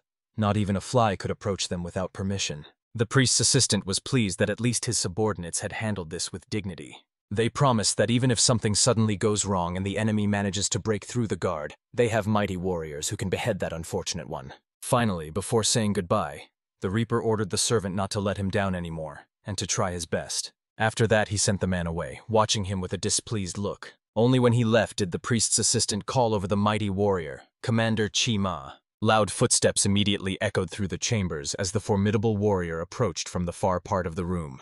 Approaching closer, he calmly declared that he was ready to carry out any command. The order was simple and cruel. If Cholmujan and that scientist who interfered with their plans suddenly appeared, the commander must personally slit their throats. The warrior immediately knelt, swearing to carry out the order in the best possible way. And the traitor only laughed maliciously in his rotten soul, hoping that Cholmujan would appear as soon as possible. After all, he had already lived too long in this world, and this time fate must cut his life short.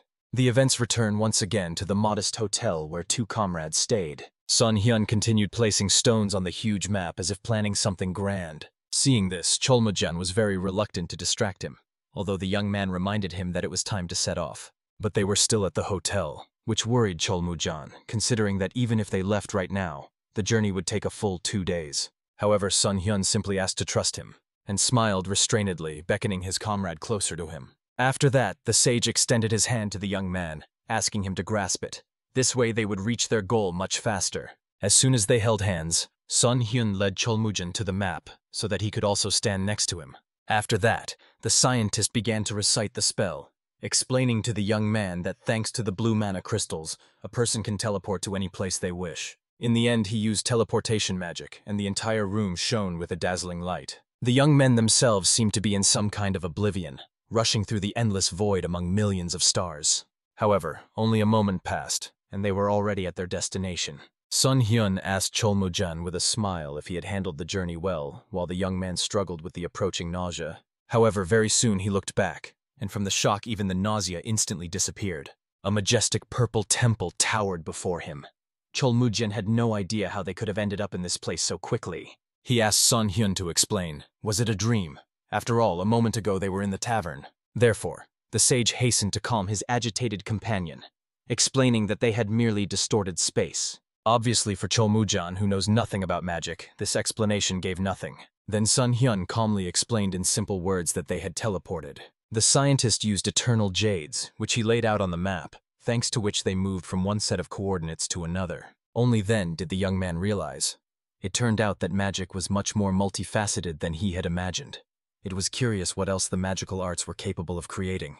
However, now was not the time to ask about it. At that moment, Cholmujan saw 2 knights approaching them. The guards immediately respectfully greeted the leader and smiled joyfully, expressing delight at meeting him. Cholmujan praised the warriors for their excellent work, asking if anything unusual had happened within the school walls today. It turned out that after the young man left for the capital, nothing out of the ordinary happened. Everything was as usual. This could calm the leader, as the rebellion against the school had still not been suppressed. After saying goodbye to the guards, he asked the sentries to continue doing their job, and he himself went into the school walls. Passing through the main gate, they found themselves in the middle of a majestic gorge where this martial arts academy was located. Sun Hyun looked around, unable to hide his admiration. This fortress was truly enormous and incredibly beautiful. The young man hurried to explain that Magyo was one of the 2 largest mountain ranges of Murim, and their school was located right here. Sun Hyun noted that these walls looked even more majestic than the capital of the royal empire. Of course, it was not as luxurious here, but the grandeur and powerful energy of this place were simply incredible. Noticing how his companion kept admiring the landscapes, Cholmujan asked him to hurry. After all, they needed to continue their journey. Especially since, now that they had arrived here, the young warrior wished to introduce the master of this educational institution to his savior. And indeed, it would be extremely rude to come here and not greet the head of the academy. At that moment, one of the warriors hurried fearfully to the leader. While Cholmujan was glad that his friend was safe and sound, he began to apologize for the great sin he had committed. He realized too late that the man, Ku Yansu, had sent demonic squads to Cholmujan. In a hurry, the master sent the children to help, but it was already too late. All this time he did not know whether Cholmujan was wounded or, worse, dead. Cholmujan made it clear that he was perfectly fine. He understood that by children the man meant the squad of heavenly spirits sent to help him. Of course, the young warrior was immensely grateful that the comrades sent the young fighters to help him, But he was completely safe, so the friend should not blame himself for anything. However, the mentor trembled with rage, barely restraining himself, for he could not even imagine that Kuyansu would openly cause such chaos. But Cholmujan perfectly understood that this villain was simply too strong and overconfident. After a long silence, the teacher noticed the man standing next to the gentleman.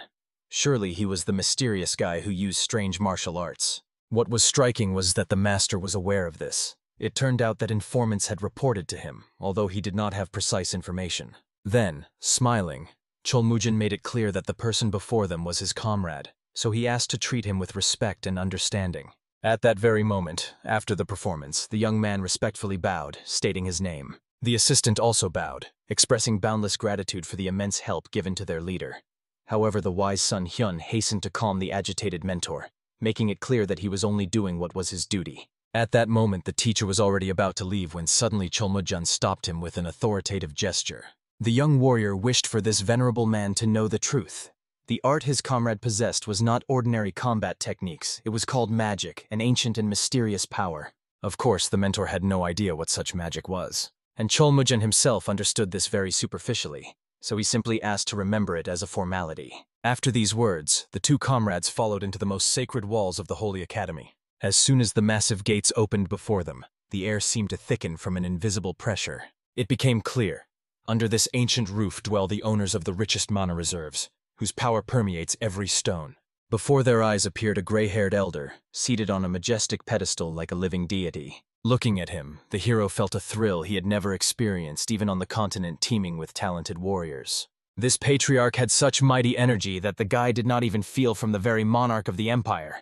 He could not even imagine the true limits of this master's power. Bowing respectfully, Cholmujan reported to the teacher about the completion of his journey to the capital and his arrival with a courtesy visit. The wise elder clearly understood that his student had worked hard recently, so he wished to find out if anything had happened during the trip. Of course, Cholmujan made it clear to the mentor that everything went very well, and the gray-bearded patriarch hoped that the young man managed to highlight many things for himself and learn a lot during his absence. The bowed student reverently indicated that he still continues to comprehend and study the countless secrets of martial arts. Only then did the wise elder pay attention to the stranger standing next to his pupil. He respectfully bowed, greeting the teacher and introducing himself. Cholmujan then explained that this young man was his older brother, whom he had met in the capital city. Of course, the gray-haired patriarch could not help but be surprised that his disciple had found a brother in arms during his absence. After that, he calmly but piercingly looked at the young man standing before him. From such a penetrating gaze, even Sun Hyun got goosebumps, as if an ancient dragon was assessing his very soul. The whole point is that the master immediately felt this young man had achieved a lot at his age. The old man's first thought was that the stranger was surely a warrior of extraordinary talent. Sun Hyun was stunned by such a conclusion. He could not even imagine the true abilities of the person before him, but the sage had already seen through his essence. This made it clear that he was even more outstanding than the hero had suspected. In the end, the scientist had to apologize for the misunderstanding and humbly make it clear that he was not a warrior in the usual sense. However, this did not upset the old man at all, for as ancient wisdom says, all currents gather into one river. This term was often used by the people of Murim, meaning all types of martial arts operate on a single principle. However, unexpectedly at this sacred moment, another person dressed in black robes appeared in the chambers. It was the mentor's secret informant, who immediately approached and whispered something into the Lord's ear. Of course, Sun Hyun was extremely surprised by such an appearance, but from Cholmujan's impassive expression, it was clear that this was quite a common occurrence within the walls of the academy. But suddenly these two heard loud shouts outside. The guards reported that the leader wished to greet His Majesty. When the massive gates opened, before them stood the very assistant priest, a sinister figure in dark robes. However, the traitor had not taken more than a couple of steps when he froze in shock, unable to believe his own eyes. He clearly saw how Cholmujan and Sun Hyun, standing before the patriarch as if nothing had happened, were looking at him. At that moment, Cholmujan smirked, for he knew perfectly well that it was this very man who was behind the attempt on his life. And the priest's assistant was quite amazed at the audacity of the boy who dared to smirk at him with such defiance. However, the villain tried to contain the storm of rage, swearing in his soul that he would definitely take revenge on this daring young man. After that, he fixed his gaze on Sun Hyun, the very same mysterious scientist. The stranger emitted a kind of disturbing energy that even made the hardened traitor uneasy. Approaching closer, the priest's assistant respectfully bowed, greeting His Majesty. The gray-haired patriarch wished to know the reason why the man had come to them at such an untimely hour. However, the villain only glanced back meaningfully over his shoulder, looking at the two young men who had fixed their blazing gazes on him. Realizing the hint, His Majesty graciously let the guys go. Leaving, Cholmujan smirked again, realizing that very soon he would tear off that Kuyansu's false mask and reveal his true face to everyone. Sun Hyun, however, did not feel such confidence. It has been 20 long years since he ended up in this world.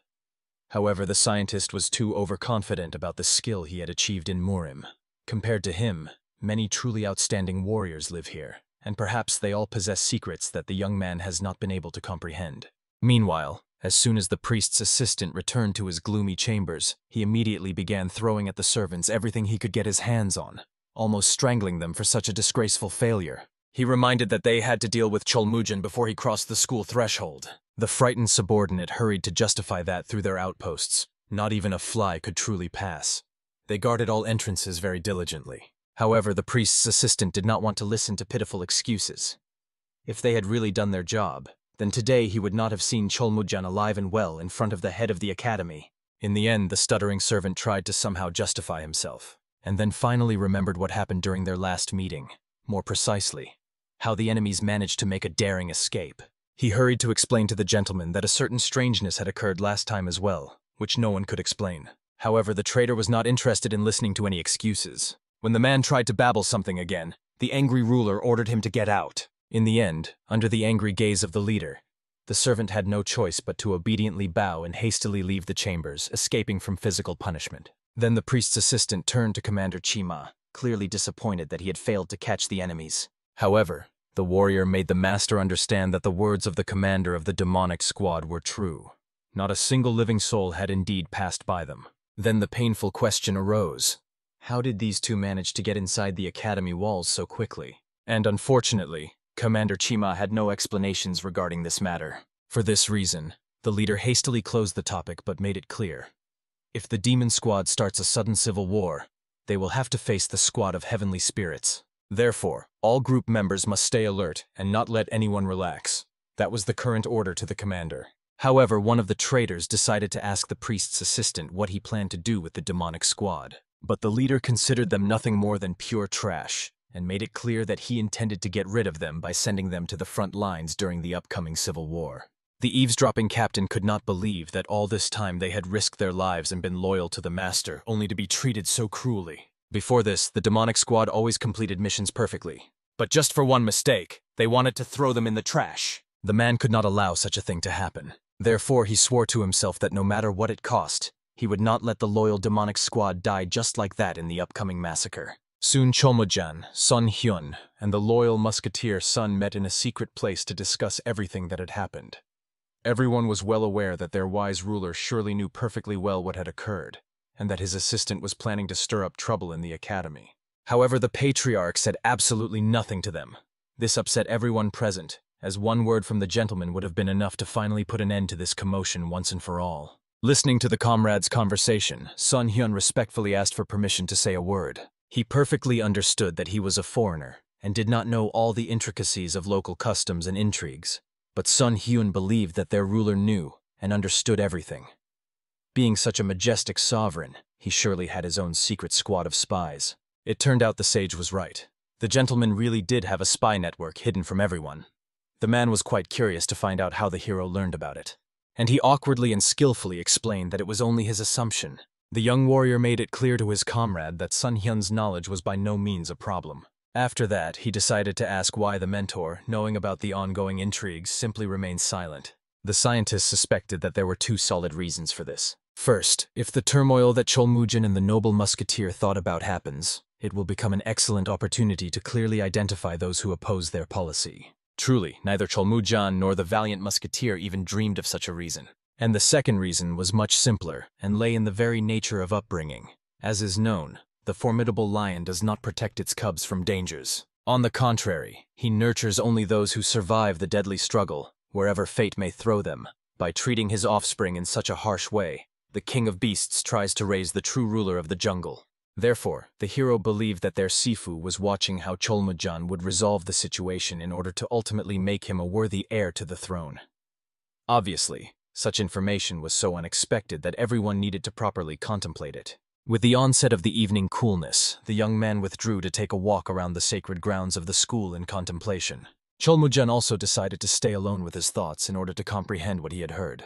The noble musketeer acted in the same way. Sun understood perfectly. Although Sun Hyun's face was unknown to anyone, he truly possessed outstanding skills. Moreover, he possessed an extraordinary power called magic, which throws enemies into confusion. He was pleased that Cholmujun had such an unparalleled companion. With him, the current situation might be resolved favorably. Cholmujun was trying to comprehend that the master had remained silent all this time, despite knowing about the intrigues unfolding. It was all because he wished to nurture a mighty man from him. The mentor wanted the young man to attain true mastery, becoming his worthy heir, or intended to make him his follower. Despite all this, aware of his teacher's iron determination, the young warrior vowed never to disappoint him in life. He would overcome all the challenges before him much better than the master could expect. At this time, Sun Hyun realized that he had greatly underestimated the fighters of this place. When he fought last time against the demonic squad, he understood that their martial skill was much more incredible than expected. However, despite the fact that it was only low-level magic of the second circle, the members of the demonic squad who did not possess sorcery could not break through it. Moreover, these people did not know him or his fighting style at all, so they could not defeat him. Still, after that battle, the young man realized that he had paid too much attention to defensive art, but could not rely on it alone. He has an example, the head of Magyo, who overcame the limits of a swordmaster and rose to the peak of Great Master, known to all knights.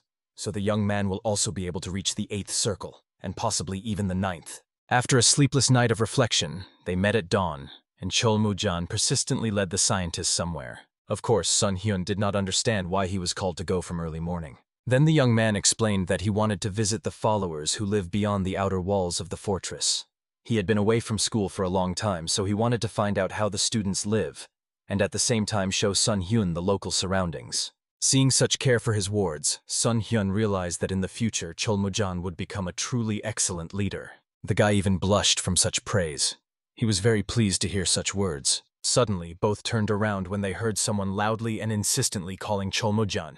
It was a young maiden who was rushing towards him at full speed with a scorching gaze. The hero even slightly opened his mouth in amazement, looking at such an angry beauty. At that moment, Cholmujun politely greeted his sister with a feigned smile on his lips. But she became even more furious, demanding that Cholmujun not even dare to show joy at meeting her. She heard that he returned just yesterday, yet he did not even bother to inform her. The guy felt awkward and rubbed the back of his head, realizing that he seemed to have upset the girl with this action. Maybe she missed him a lot? But she only stomped to her feet angrily. A young man should be more serious. After all, he can't so easily dodge her fury. But the guy, embarrassed, asked the beauty to calm down a little, and pointed out that an important guest was among them. Only then did the maiden notice the unfamiliar young man standing nearby. He smiled reservedly, as if greeting a beautiful maiden. She froze, unable to believe her eyes. Her entire being instantly forgot about anger. Embarrassment revealed itself on her blushing face, after which the maiden lowered her gaze down. The young man did exactly the same. And Cholmujun, standing between the two, still laughed, looking at such a sight. Because of this, the worried sister immediately became angry. She truly did not understand what amused him so much. But the brother advised the girl to simply greet their guest instead of being angry, and made it clear that Sun Hyun was indeed a very important person. He cared for him like a brother. It was quite surprising how brothers usually recognized other warriors on the battlefield, and Sun Hyun did not look like a fighter at all. Cholmujun perfectly understood the girl's doubts. Sun Hyun looked just like a scholar. However, behind his gentle smile hid outstanding martial arts, although Sun Hyun tried to explain that his friend was praising him too much. After that, the young man bowed first and introduced himself to Yan So-lin. The maiden also bowed in response to this bow. Cholmujun explained that this girl was his adopted younger sister, as well as the daughter of their master. Only at that moment did the beauty realize what she had done. Therefore, she fearfully covered her mouth with her palm. Everyone suddenly felt extremely awkward because of her facial expression. The beauty herself immediately ran away without raising her eyes. How could she forget herself and make such a blunder by giving her name? Cholmujun hurried to explain to Sun Hyun that among women there was a custom. They did not say their name in front of strange men. Apparently, the sister got scared because she made a mistake. But Cholmujun understood this was not just some ordinary mistake. With these words, he greatly confused the young man, who tried to pretend that he did not understand what his comrade was hinting at. He directly told Sun Hyun that it was possible his sister herself wished to tell the hero her name, although the scientist argued firmly, believing that such a thing simply could not have happened. A friend promised that if something really develops between them, he will definitely prepare a worthy position for the hero. After that, they went away while Cholmujan praised his sister and how well the hero would be here. Finally, they reached the slope from where there was a view of their village. Cholmujan explained that only elders, women, and children lived here, because the young people worked within the school walls. The hero was confident. He could protect these people. He was strong enough for it. The man understood himself. Even if he lost his life, he must save the lives of those people who relied on his protection. While they were talking, they saw that the children ran up the hill, happily playing with sticks. Suddenly, one of them immediately jumped behind Cholmujan's back, as if trying to hide from the pursuers. And the three chasers began to resent, reminding this coward that hiding behind the backs of the elders was cowardly. The younger prankster only laughed at his pursuers, making it clear that he had his own cunning strategy. Moreover, the little boy had heard a wise saying, "If there is not enough strength in tactics, one should retreat to preserve oneself for future victories." Unable to endure such a sight, Cholmujan and Sun Hyun laughed, looking at such a clever boy. At that moment, a middle-aged woman suddenly ran up the slope, immediately sternly ordering the pranksters to stay in place and not move from that spot. All three with sticks in their hands immediately ran away, squealing as if from fierce fear. The boy, who had been hiding behind his older brother all this time, even hiccuped from fright. After that, he pressed even closer to his back, hoping that the formidable lady would not notice him. The approaching woman immediately bowed respectfully before the young warrior, apologizing for the unworthy behavior of her sons, who were still at that tender age when the mind is clouded by childish amusements. After that, she snapped at the boy discontentedly, demanding that he immediately come out of hiding and go home with her to get a well-deserved scolding. At that very moment, a gray-bearded elder was passing by, having heard loud cries.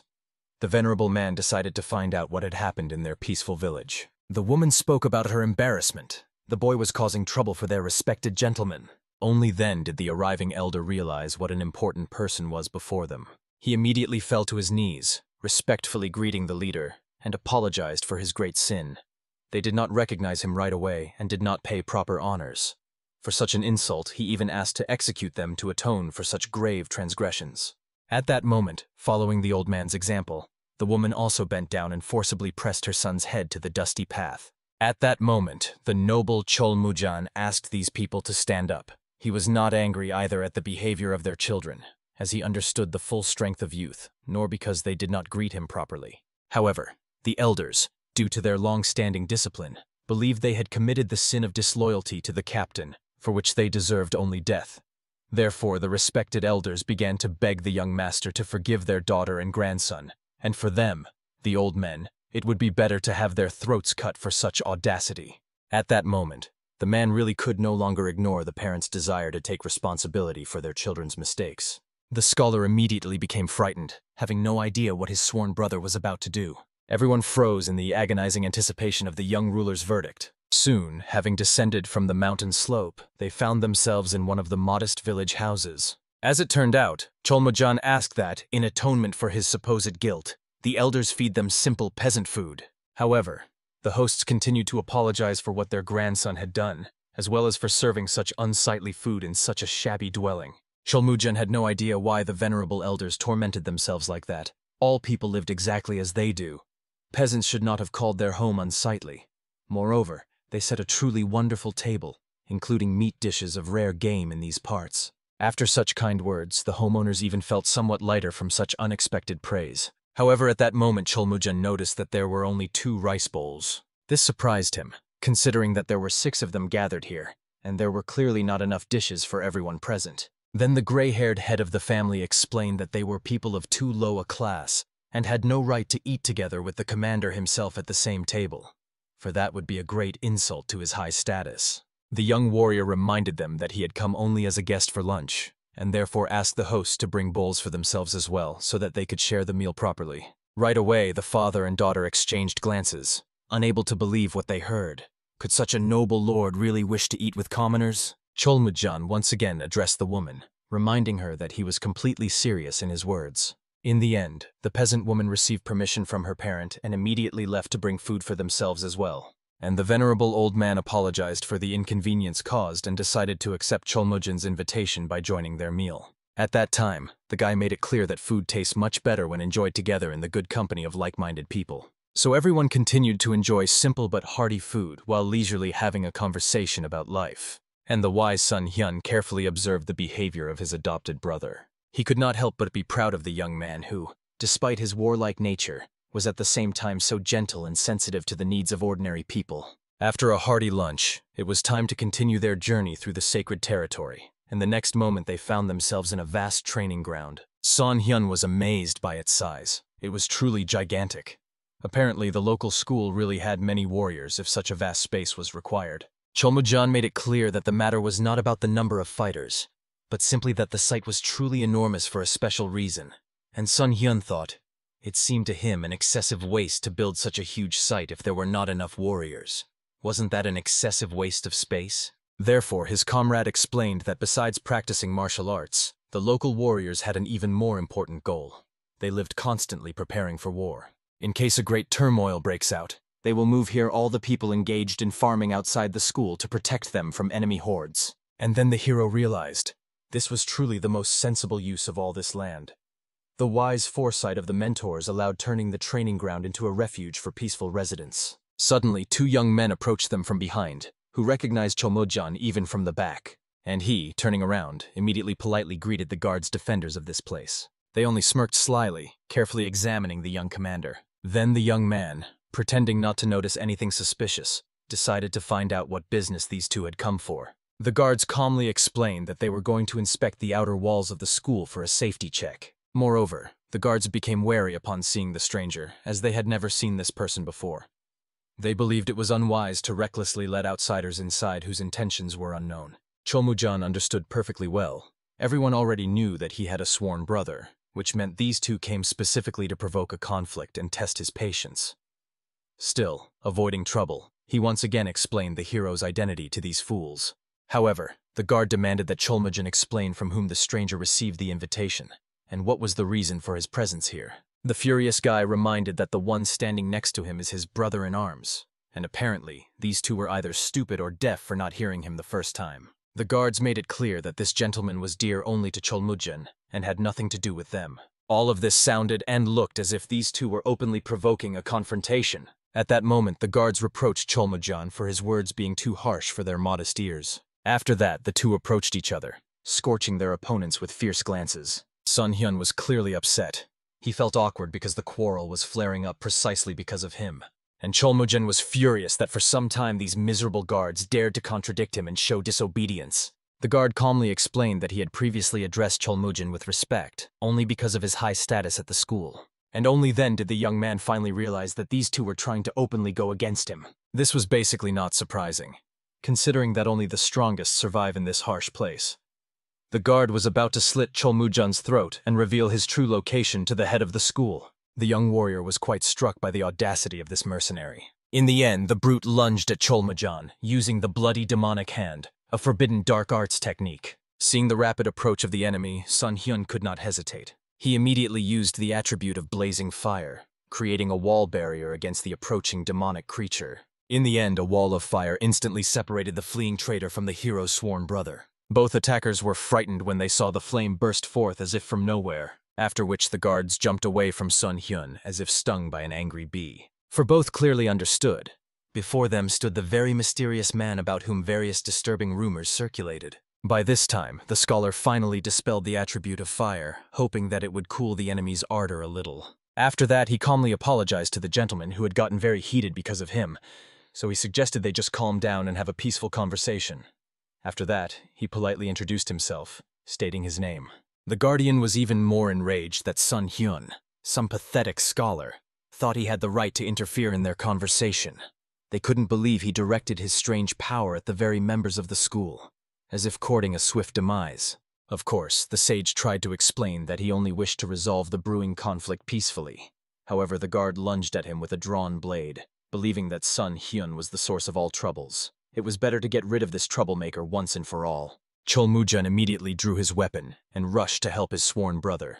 At that moment, the second guard was already pointing the tip straight at his face. After that, he reminded the young commander that according to local customs at such a time, a simple observation is appropriate. He should not have interfered in the duel of honor. Moreover, a rather amusing spectacle was happening right now, which they could simply watch from a safe distance. Obviously, the emboldened captain immediately ordered the second defender to get out of the way. He quickly realized that the young man was completely serious in his intentions. It seemed he wanted to ruin their entertainment because time was pressing.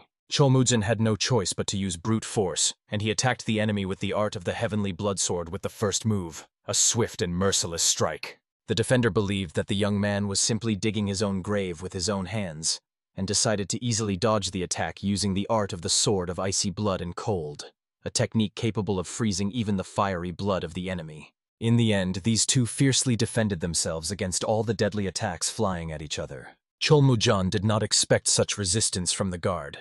Although he was only 8th in the school's hierarchy, he had not earned his position as a defender for nothing. His swordsmanship was very precise and accurate, as if carved by years of training. The guard was frightened by Cholmujin's true power. He thought him an ordinary rookie, but the young warrior's skills were by no means bad, although of course the youth still could not match him in strength. Meanwhile, the stout comrade was already attacking the scientist with his sword raised, but the young man avoided all strikes with astonishing precision, using his cloud-walking technique, an art that allows one to glide across the battlefield like a ghost. And when the enemy directed the blade to his throat, intending to slit the impudent man's throat, he simply vanished into thin air. In the next moment, Sun Hyun was already behind his enemy, preparing the ball lightning spell, destructive elemental magic. The spell hit the defender's body directly. He immediately trembled from the strike of heavenly lightning and loudly screamed from unbearable pain. His flesh began to smoke from the burns received, emitting the smell of burnt meat. However, the warrior could still stand on his feet, which meant he was even more enraged by these magical tricks. He swore that today, no matter what, he would smash the scoundrel's cursed head off his shoulders. At that moment, they heard the familiar voice of the priest's assistant, who did not understand what these two defenders were doing on the sacred ground. After that, the traitor calmly entered the platform, apologizing to Cholmujin for the unfortunate misunderstanding. Apparently, he poorly managed his subordinates since they allowed such an incident to happen.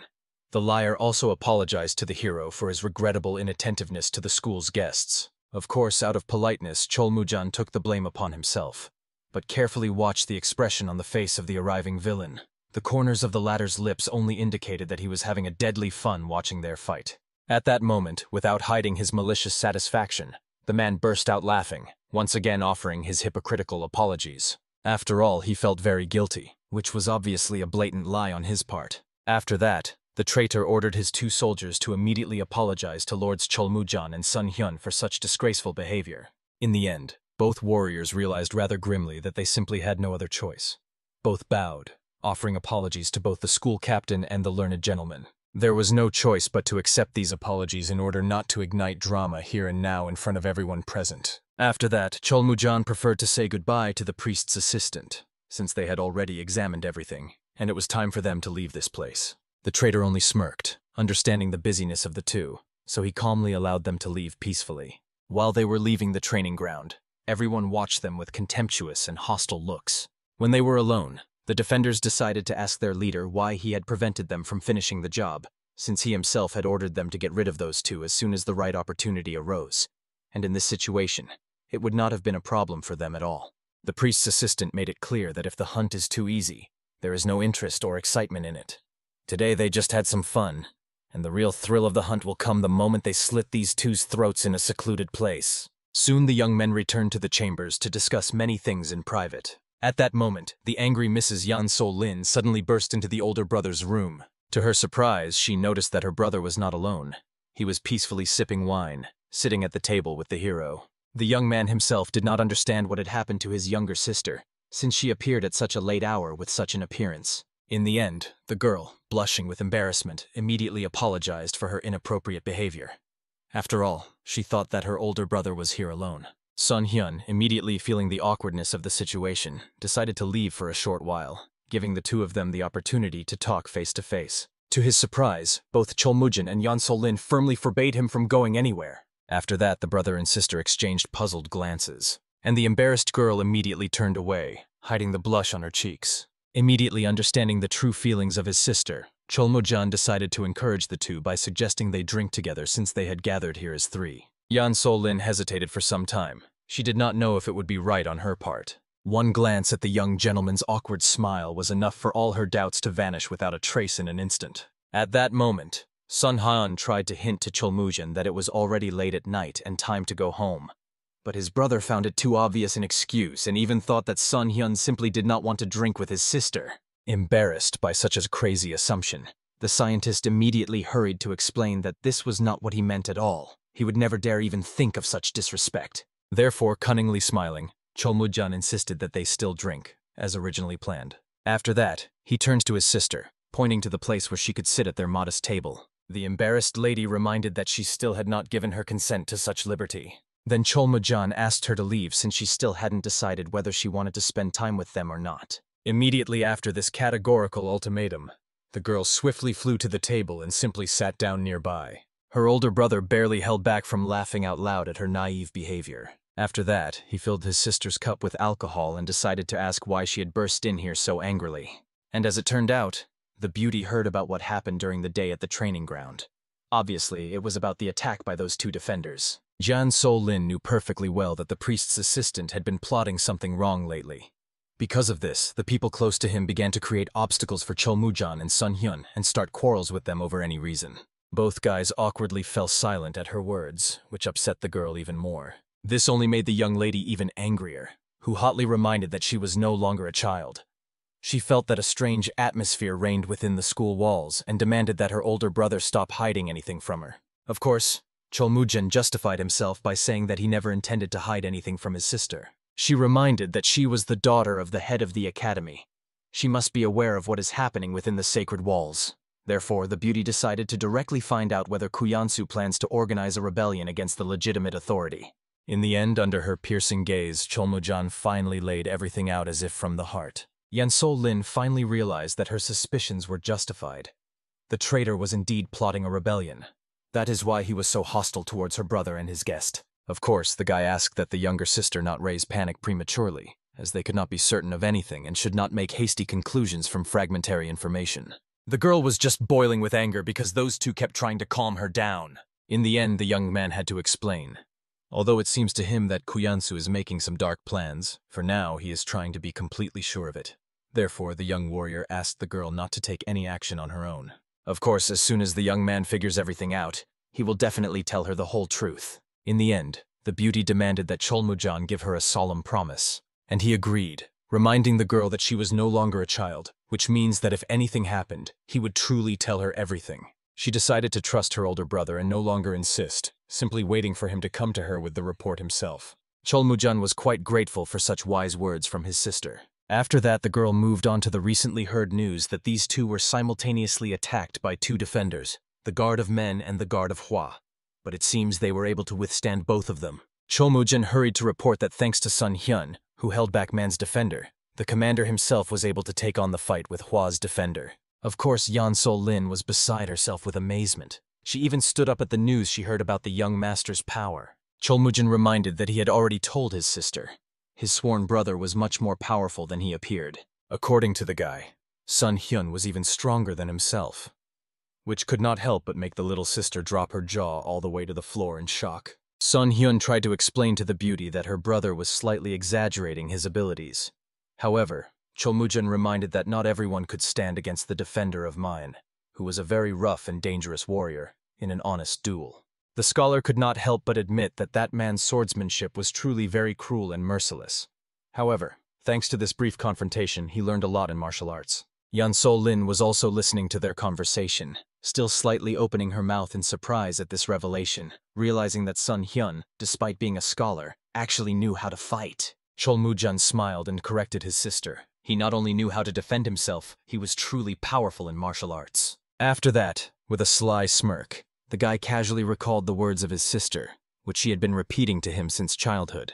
After that, he told the hero that Yan So-lin wanted to marry a man who would be stronger than Chulmujin himself. In the end, such a person was already found, so the brother hinted that all that was left was to set the date of the wedding celebration.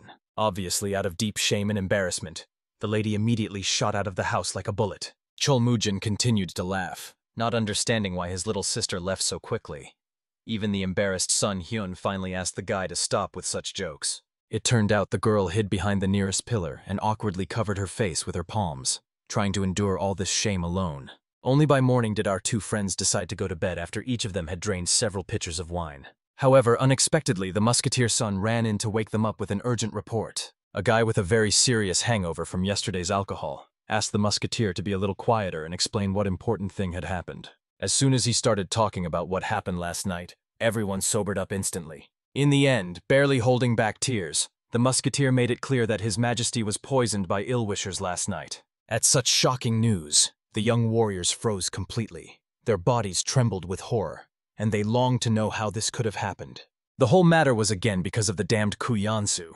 They did not expect him to act so swiftly and decisively, but Sun Hyun felt with every fiber of his soul that something was wrong here. A restless feeling of suspicion had settled in his heart. Around this time, Kuyansu planned to gather absolutely all his close and trusted associates to discuss the final details of the conspiracy.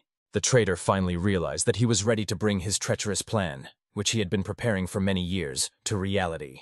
But no one knew that in the morning, after the news, the man was seriously indignant in his office. He did not understand who dared to poison the head of the school at all for just a little longer, and they would have finally completed their great work. Therefore, the angry conspirator ordered an immediate report on who was responsible for the incident. The assistant hurried to inform the leader that it was definitely not done by their side. On the contrary, they thought it might have been a trick by the priest himself. After these words, the man calmed down, ready to listen to his subordinate until the end. He made it clear that all this time none of them had used against the leader the powder of 10 dizzying scents, as well as the poison in powder, which had neither color nor smell. Perhaps the leader understood this and hid somewhere in a safe place, and the statement that he was poisoned was simply a clever excuse for his disappearance. And indeed, there was some sense in the subordinate's words. Proof of the truthfulness of his guesses was that no one knew the true whereabouts of the leader.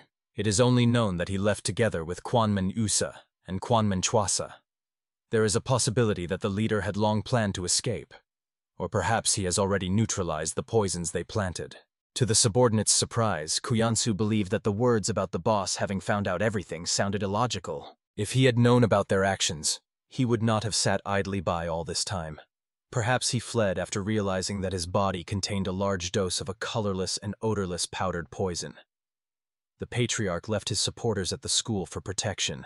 And indeed, the subordinates did not even think about it. In any case, the leader will need quite a lot of time to neutralize all the poison in the body. Therefore, the assistant believed that they should seize the opportunity to attack the main school building, and only after the head, who had recovered from the poison, returned, could they engage in a decisive battle with him. It was also known that Cholmujan had not taken any action yet, which worried the traitor. After all, there was a possibility that the patriarch had given him some secret instructions, and he could not be taken eyes off for a second. After that, Kuyansu asked his other subordinates if they had any opinions on the matter. They were not smart enough, so they simply preferred to remain silent while waiting for orders. In addition to what has already been said, the leader added that it would be best to infiltrate the school as quickly as possible. Therefore, early tomorrow morning they must begin an organized attack on the Sacred Academy. However, the assistant still did not understand why wait until tomorrow morning, since things were like that. They could do it right today without wasting precious time. But Kuyansu was worried that they still did not know what the head of the school was really hiding. Perhaps he would decide to use Captain Cholmujan, who would create a deadly trap for them. Hurrying is not always good, so for now, at least until tomorrow, it is necessary to monitor whether the enemy's situation is changing. Only then should you start to act. After that, the man called his commander of the demonic and devilish squad. He made it clear that tomorrow at dawn, as soon as the first roosters crow, he must begin the attack on Cholmujan and his henchmen. The warriors bowed, having listened to the Lord's order. Then the man turned to Kotanju, who, together with Itanjo the bloody demon, was to suddenly attack the squad of heavenly spirits to destroy the forces commanded by Cholmujan. The captain of the demonic squad calmly listened to all the orders given by his master. The captain of the demonic squad still could not forget the words of Kuyansu, which he overheard on that fateful day, standing behind the chamber doors. He knew perfectly well. The man planned to send a demonic squad to the front lines to destroy them as unnecessary ballast. The warrior could not allow the traitor to do such a thing to his brothers in arms. Around this time, Yan Sol-lin, also having heard the terrible news, ran to her older brother in tears. She almost lost consciousness after learning what happened to her dear father. The girl hoped that at least Cholmujan would calm her down by telling her where her parent was now. However, the commander himself knew nothing either. He had literally just heard this shocking news from the messenger. The beauty was sobbing bitter tears. Just yesterday, her brother asked her not to worry about anything, as nothing was known about the conspiracy. The young man himself did not expect Kuyan to act so swiftly and decisively. The lady did not want to listen to such excuses. She believed that a person with a position like his should not act that way. Of course, the musketeer son tried to explain that the captain was absolutely not to blame for what happened. Because the commander had just recently returned to the school walls, he did not have time to understand the current situation. They have already sent people to search for the leader, so they should soon receive the long-awaited news from them. At that moment, Sun Hyun asked the sister of the named brother to sit at the table. She looked like she would faint first thing. The young man seated his sister in the armchair, who still did not understand how her father could have been poisoned at all. And Cholmujin could not understand this either. How could this happen to their Sifu? He had such strong health that he was not afraid of even 1,000 different poisons. The musketeer expressed his assumption that perhaps the gentleman was poisoned with some new poison without color or smell. He also heard that His Majesty, along with his loyal shadows, disappeared in an unknown direction. Surely the leader planned to heal in order to return and punish the traitors. Even the young man was glad about this, for it meant that the patriarch was alive.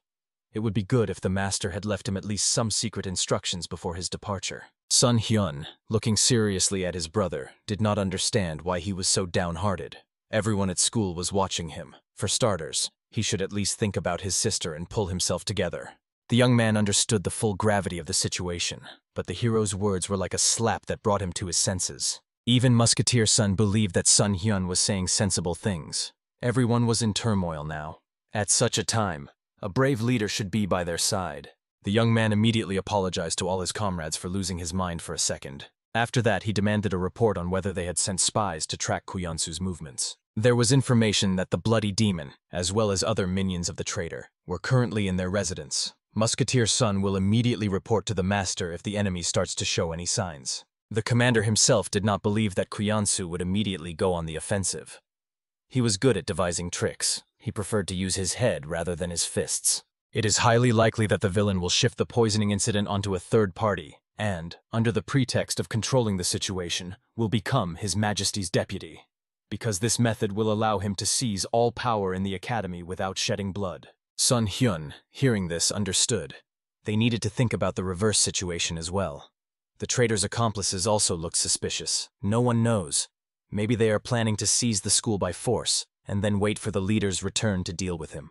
In the end, they understood that above all they should monitor the movements of the people of Kuyansu and the defenders maintaining neutrality. Cholmujan asked his sister to stay in the chambers, as she still had not recovered from the shock. By this moment, having gathered determination, the girl wiped away her tears, understanding that she needed to be strong in such a critical situation. Sun Hyun respectfully asked the lady to first entrust this matter to his brother, as it could actually be disadvantageous for them to move in a large group.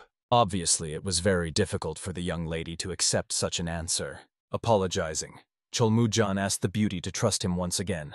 After all, they will stop the traitors at all costs and save their Sifu. The lady decided to give her brother one last chance, if he can truly swear that he will do what he promises. The young man made a solemn promise that even if he had to part with life, he would complete this task, as befits a true commander. After that, Cholmujan turned to Sun Hyun with a request to take care of his sister. He asked him not to worry about anything. The girl would be under his reliable protection. After that, the musketeer son, together with Cholmujan, went away to attend to their urgent matters. The hero, having waited for their departure, immediately looked at the young lady standing next to him. But she trembled with horror and fear. She even began biting her nails from nervous shock. It became obvious. The girl is really very upset.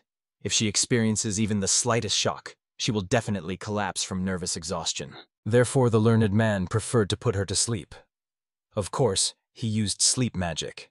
In such a state, a person definitely would not be able to fall asleep on their own. In the end, the girl instantly fell asleep standing up, causing her to start falling to the ground.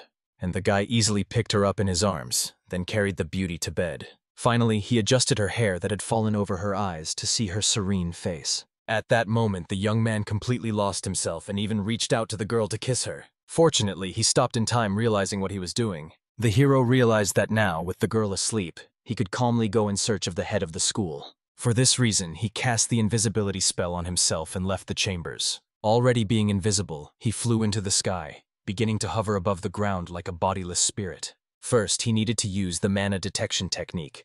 Perhaps the amount of magical energy that cannot be hidden would help determine that it belongs specifically to the head of the academy. After that, he rushed further, closer to the rocky terrain. There he felt something strange, the mana of 3 people. But there was absolutely nothing visible to the eye in the area. The guy thought that there might be methods in Murim similar to magic to hide something from prying eyes. Therefore, he used the skill of clairvoyance. With this ability, he tried to see what was hidden from the human eye. Just then he saw the leader meditating in a hidden cave. Obviously, it was not easy to approach him. Moreover, the patriarch was under the protection of 2 guards. It was clear that both of these warriors were very strong opponents, through whom it was not easy to break. It was good that he at least managed to find Sifu, and the man was alive. Therefore, the scientist decided to return home with this joyful news. As soon as the young man flew away, the leader signaled to the defenders that they could ease the tension. The guards had no idea what had just happened. They could confidently say that they felt someone's energy. They saw no one, but this power was real. There was not a single person in Murim who could hover in the air as an invisible. The leader also saw nothing, but only felt the familiar energy. Judging by her, he was a scientist whom Captain Cholmujan brought as an older brother. The defenders could not believe that it was about that newcomer. At first glance, no one could understand that he possessed such mystical abilities. It felt like he had already reached the level of Hwagyun, and the elder understood. If the young man had been a warrior, they would have been able to recognize his true level of skill. However, he was not a warrior, and the elder saw such supernatural talents for the first time in his life. If this was truly that very learned man, he should immediately return home. Surely the valiant Cholmujan and his loyal comrades are now tormented with anxiety about the fate of their comrade. But the noble elder could do nothing. The guilt before these 2 loyal warriors weighed heavily on his soul. Yet the young Cholmujan had to face all the trials alone if he truly wished to become the worthy successor of the great master. After these reflections, the venerable mentor decided to restore his strength a little and bring the flow of his inner energy into order. When the valiant musketeer's son and brother Cholmujan returned, the noble Sun Hyun was already beside the lady. The young man was eager to learn how their thorough investigation was progressing, and so far everything was going surprisingly smoothly. And the brave musketeer revealed that after the defenders, who had remained neutral, heard the sorrowful news about the poisoning of the leader, they agreed to assist the captain. However, the young warrior was most interested in whether anything could be heard about the treacherous plans of the traitor. And as the wise musketeer assumed, the villains would not shed blood in vain. He heard that under the leadership of the traitor, his followers guarded all martial arts schools and tried to prevent chaos. At least outwardly, peace prevailed in each school at the moment. However, Cholmujan could not even believe the audacity of that snake, who was feigning deep sorrow over the fate of their mentor with the last of their strength. The wise musketeer reminded the young man that he could not let his emotions take over every time, and the young warrior understood this himself, so he tried to control his anger. However, suddenly the door to the chambers flew wide open, and everyone immediately turned their gaze to the doorway. At that moment, a lightning-fast arrow shot from there, rushing towards them. But the archer was incredibly skilled. He aimed precisely at the wooden post, without touching a single soul. Immediately they saw that the arrow, flying into their shelter, carried a message. The valiant captain immediately looked around, but did not see anyone who could shoot from such an incredible distance. Therefore, they decided not to guess in vain, but simply to read what was written in the secret letter. The message was addressed to Captain Cholmujan. At present, he should not take any action, but with the first roosters, he was warned of an impending attack on the school aimed at seizing power. The battle will begin at dawn when the first enemies deliver a treacherous strike. Of course, the mysterious informant understood that the young man was unlikely to trust him after the betrayal he had committed before, but there was very little time left to prevent the catastrophe. Therefore, he prayed that the young warrior would believe his words. Obviously, if what was written was true, then they were all in mortal danger. The brave musketeer began to be tormented by anxiety, for he did not even suspect that Ku Yansu could be so ruthless. The wise Sun Hien understood that since the letter was addressed to the bodyguards, it was the very person whom Ku Yansu had sent to kill them. In that case, it seemed that this could be a cunning trap, and this message should not be trusted. The prudent musketeer Sun understood. Mr. Sun Hyun was absolutely right. However, there was a considerable likelihood that the report was true, as Ku Yansu was known for not tolerating mistakes from his people. But he had already forgiven the bodyguard Jin twice after he suffered a crushing defeat. Perhaps this man learned that the traitor intended to sacrifice their entire squad. And the young man was glad that they had received at least some information, but still could not understand why the events seemed so false to him. The wise warrior tried to calm his comrade, explaining that the feeling of unease arose only because the young fighter did not know how everything was arranged here. Therefore he tried to explain. Even if the letter was somehow forged or suspicious, they simply had no choice left. And indeed, if what was said there was true, then what was described in the message should have happened within just a few hours. This meant they needed to act immediately in order to prevent a disaster. At that very moment, his loyal spy approached the treacherous Kuyan-su and reported everything that was happening.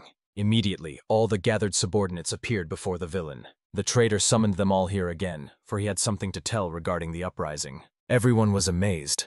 After all, they had already finished this conversation and were preparing for battle early in the morning. But the treacherous man made it clear that their plans had changed somewhat. The one who was not present at the council today has already disclosed their plan to Captain Cholmujan. Everyone immediately began to look around fearfully, not believing the words they heard. However, the cunning priest asked not to worry about anything, as everything was going exactly as he had planned. After that, he made his assistant understand. This impudent fellow eavesdropped on what they had talked about not long ago. Of course, the villain was thinking about getting rid of that scoundrel right now, but then realized it would be much more amusing if he left the traitor alone. And this guy acted exactly as he expected. Of course, everyone immediately began to praise their leader for the brilliantly thought-out plan. At that moment, the treacherous traitor ordered the captain to repeat the attack as planned. He immediately reported. They were supposed to strike together with the bodyguard Zhang. However, now, according to the revised plan, as soon as they arrive at the school, they must destroy all members of the demonic squad without exception. Of course, the captain doubted, believing that his strength would be completely insufficient for this. However, the cunning traitor reminded about the 100 commanders. Of course, everyone had heard about the squad of 100 strongmen, but many considered it to be just empty rumors. Most knew nothing except vague rumors about their possible existence. Moreover, no one had seen them in person. Therefore, the traitor hastened to explain. The company commanders truly exist, and they represented a deadly weapon capable of defeating even the head of the school. It is they who will lead the villains to victory. In the end, everyone waited with bated breath for the sinister plan to begin coming to life. And very soon the captain went into battle, commanding that very 100 warriors. Behind him, the captain was also rushing along with his demonic squad. At that moment, everyone stopped, approaching the mighty walls of the Brotherhood School. Immediately, the valiant knights of the school were already clad in battle attire, ready to engage in combat, secretly observing everything happening on the battlefield. The wise captain understood.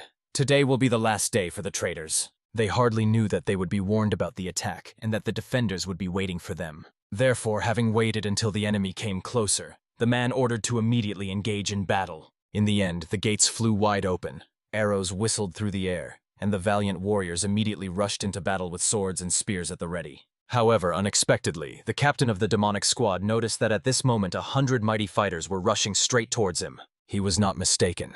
They really turned around and attacked his men, clearly surpassing them in strength and skill. Obviously, the captain had no idea what had happened at all, and what kind of disaster had befallen them. But at that moment, the leader of the 100 soldiers had already pounced on the traitor, making it clear that the treacherous leader already knew that he would decide to turn away from them. Only in the last second did the man manage to defend himself from the crushing attack with his blade. At that moment, he looked around and noticed that part of these 100 warriors had swooped on their rear, literally soaring through the air, after which they also attacked the members of the squad led by the commander. However, the defenders tried not to panic, as the number of enemies only slightly exceeded theirs, but the strength of the opponents was simply indescribable. One person could take the lives of 3 or 5 warriors in an instant. Obviously, no one expected that they possessed such monstrous power. At that moment, the leader of the 100 wished to punish the traitor for daring to turn away from the leader. It should have been understood immediately. After such treachery, he would not survive. However, while fending off devastating blows, the treacherous traitor made it clear that he was not doing this out of personal animosity. He was simply willing to do anything to protect his squad. But his pitiful excuses did not interest the opponent at all. He was ready to strike down the traitor without any ceremony. Unfortunately, so that no one else would hear the shameful name Traitors of the Demonic Squad. At that time, the valiant Cholmujan stood with his loyal followers in the chambers of his house. The young warrior suspected that by this moment the decisive battle should have already begun. The brave musketeer reported that a few minutes ago he received a message. The bloody slaughter has begun. Although the fighters managed to cope with the enemy, they could not sit idly and wait for the outcome. Everyone wanted to hurry to help and finish this matter quickly by starting a total attack on the treacherous Kuyansu. Looking at the determination of his valiant warriors, the noble Cholmujan was very grateful for their loyalty. After that, All the brave fighters immediately rushed to help the other comrades. However, the young captain froze in place in an instant, almost collapsing from shock. They were already being awaited on the street by the sinister Kuyansu, not understanding where this gang was rushing to. Everyone was amazed by the enemy's audacity, who pretended not to understand what was going on. And the treacherous man only laughed, claiming that their youth have too quick a temper. Cholmujin was deeply offended by such behavior of the traitor. He promised that very soon the smile would fade from his vile face. However, the cunning Kuyansu saw no reason why he could not laugh any longer. At that moment, one of the fighters wanted to warn that the enemy's treacherous plan had already been uncovered, but immediately he saw the beaten and severely wounded members of the squad. Falling to his knees, the warrior reported that the enemies already knew about their plan, so they could not fight properly and came to beg for reinforcements. In confusion, the young hero did not even know how to gather his thoughts. He could not understand when they were figured out and what to do now. The sinister Kuyansu decided to explain to the young man what he had already expected. His bodyguard, who once betrayed the master himself, would betray him too. It was quite easy to predict. At that moment, behind the treacherous man appeared his 100 commanders, the strongest fighters. The villain warned the young man that it was time to take the head of Cholmujin, the last one who could oppose him. At that moment, everyone froze in anticipation of what would happen next. And obviously reverently spreading his arms, the treacherous Kuyansu ordered his fighters to kill everyone present here. In an instant, they all rushed forward, attacking their opponents. The warriors who survived and could stand immediately rushed to their leader to protect him. In the end, a fierce battle broke out. However, very soon the ordinary fighters on the side of justice began to fall dead. The young man, watching what was happening on the battlefield, understood. If he resisted any more, then only new deaths would fall on his shoulders. He had already lost. Therefore, he loudly addressed the ominous Kuyans. The young warrior clearly understood that the man's target was his head, so he suggested they fight one-on-one. Of course, all his comrades were excited by such a silly proposal. At the same time, the treacherous Kuyansu made it clear that a one-on-one battle was not advantageous for him. But the valiant Cholmujin begged him to agree. After all, his people were not to blame for his actions. They were all like family to him. However, this only further provoked the sinister Kuyansu, who was eager to see them all go down into a mass grave. The noble Cholmujin really had to beg for the villain to fulfill his request. In the end, after the captain began to plead, the cunning Kuyansu still decided to agree to his deal. It sounded like this: if his army surrenders, then the villain will spare their lives. If not, he will cut off the young man's head. However, the comrades immediately protested, making it clear that they would fight with their captain to the very end. They are not cowards ready to surrender, so they rushed into battle, although they understood that it would end in death for them. And the valiant Cholmujin joined them, respecting the comrades' decision to go all the way to the end. At that moment, one of the 100 fighters rushed at the captain, who became his prey. After that, he began to circle around the young man, attacking him from all sides. Very soon, when they realized the strength of the enemy, 3 more guys joined the fight. However, they wielded not only blades, but also throwing weapons. At some point, one of them, in the form of a butterfly, wounded his arm and leg. At first, the young man ignored these minor scratches and rushed into battle again. But in the next moment, his body froze and his head spun heavily. Then his body staggered. He realized that these guys had used poison. At this time, in the young man's house, the noble Sun Hien was staying with Madame Yan Sol Lin. He decided to ask the girl if she really didn't mind being alone for a while. The whole point is that the brother begged him to take care of the beauty, but the young man was worried about him. And the beautiful maiden understood everything, therefore she asked that Sun Hyun help him. The young warrior was very grateful to the lady, and asked her to wait here and not to go out under any circumstances. However, unexpectedly, right at the very exit, the guy heard the girl saying something unintelligible. Therefore, he turned around to ask the lady to repeat her words. The embarrassed beauty looked away, asking the gentleman scholar to be careful in this fight, and the young man smiled reservedly, promising to return very soon with good news. However, as soon as the guy entered the corridor, he immediately felt that something was wrong. He started running, feeling the weak energy he sensed from his brother. At that moment, the commander's subordinates rushed to him, trying to bring the guy to his senses. However, he asked them not to worry, he could still fight. After that, he decided to ask how his comrade was feeling. However, he did not notice how cunningly the warrior's gaze flashed at that moment. After that, he aimed his blade and betrayed his captain, wounding him by stabbing him in the stomach. After that, he sharply drew the blade, opening the wound. Watching the captain fall to the ground in pain before he died, the traitor decided to warn him. All this time, he had not been his friend. In fact, his original job was to spy on Captain So. After that, the man looked back at his immediate boss, the treacherous Kuyansu. Having waited for his nod, He raised the blade to cut off the guy's head. But at that moment, the hero's Sun Hyun arrived, who pushed him away with his attack. At that moment, all the friends hurried to the captain to help him. Everyone immediately lined up to protect him, while the noble Sun Hyun tried to bring him to his senses. Feeling his comrade's body, he saw that he had a severe abdominal injury. The weapon used on him was poisoned. The guy definitely wouldn't be able to hold on for long. They had to take him away as soon as possible. At that moment, the young man whispered something about the cave, the place he wanted to go. Therefore, he immediately called the musketeer Sun and the others. Sun Hyen asked them to help with the retreat. However, the valiant musketeer made it clear that they should not worry about them. He needed to immediately escape with Cholmujan. Of course, Sun Hyun tried to persuade. All that was necessary was to hold hands and make a big circle. However, for the musketeer Captain Sone, who knew nothing about magic, it seemed like nothing more than a joke. Therefore, he reminded them that they were not here to play games. However, the young man only became angry because of these words and immediately commandingly ordered them to come here and take his hands. For some reason, the seriousness of his voice made everyone change their minds. Very soon all the comrades had linked hands with each other. The noble Sun Hyun asked the valiant Cholmujan to try with all his might to concentrate. He must think about the place they were supposed to reach. At that moment, the treacherous Kuyansu noticed that these guys were acting strangely, so he ordered his soldiers to immediately cut off their heads. At that moment, while they were holding hands, hundreds of soldiers had already swooped down on them. However, the wise Sun Hyun asked them to trust.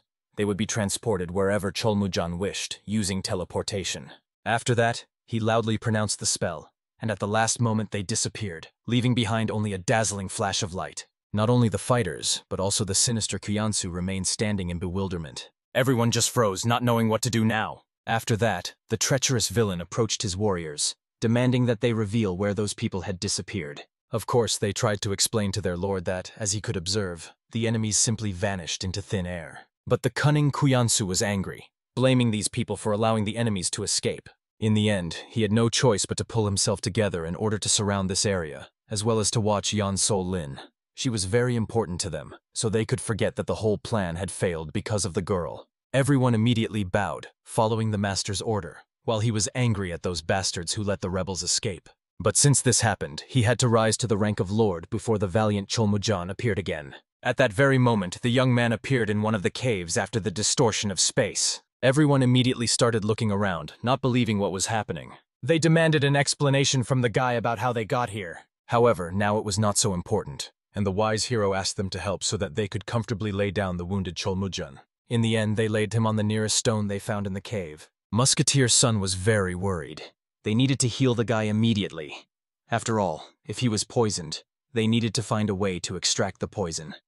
But the noble Sun Hyen promised to take care of his wounds, and asked the others to watch the cave entrance and not disturb him. In the end, as the young man ordered, they all left, leaving them alone. And then, looking at his already half-dead friend, the wise Sun Hyen began to ponder how to rid his body of the poison. Nothing better than one of the magic spells came to his mind. It was a detoxification spell, after which the warrior's body shone brightly. Everyone watching from the side had no idea what kind of person Sun Hyun was at all. What he was doing seemed impossible to them.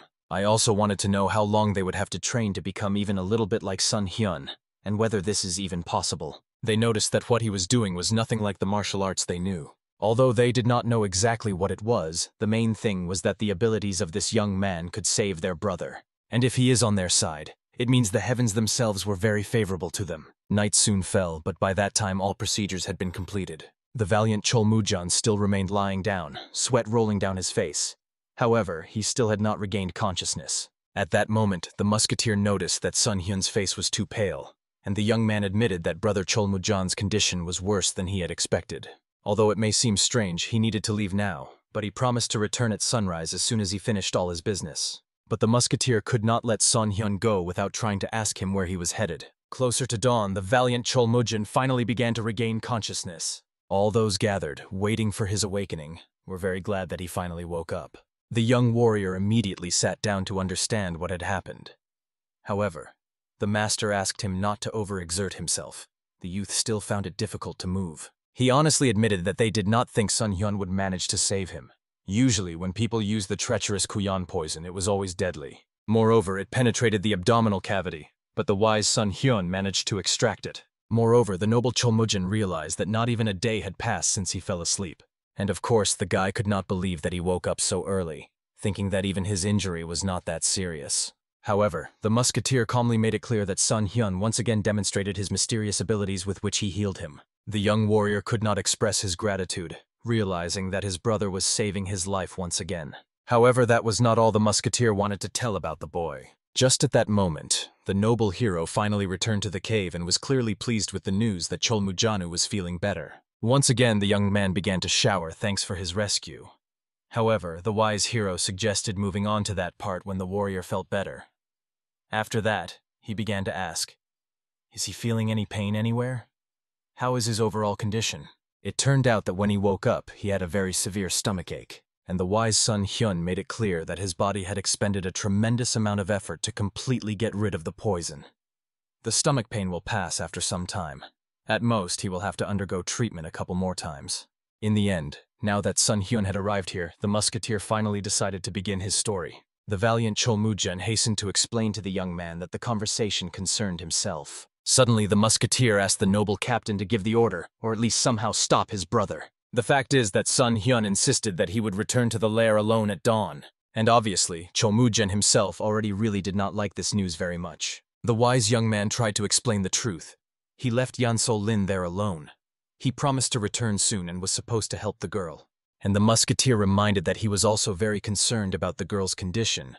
However, if Sun Hyun goes there blindly, he may lose his life before saving her. Of course, Sun Hyun made it clear that there was no need to worry about him.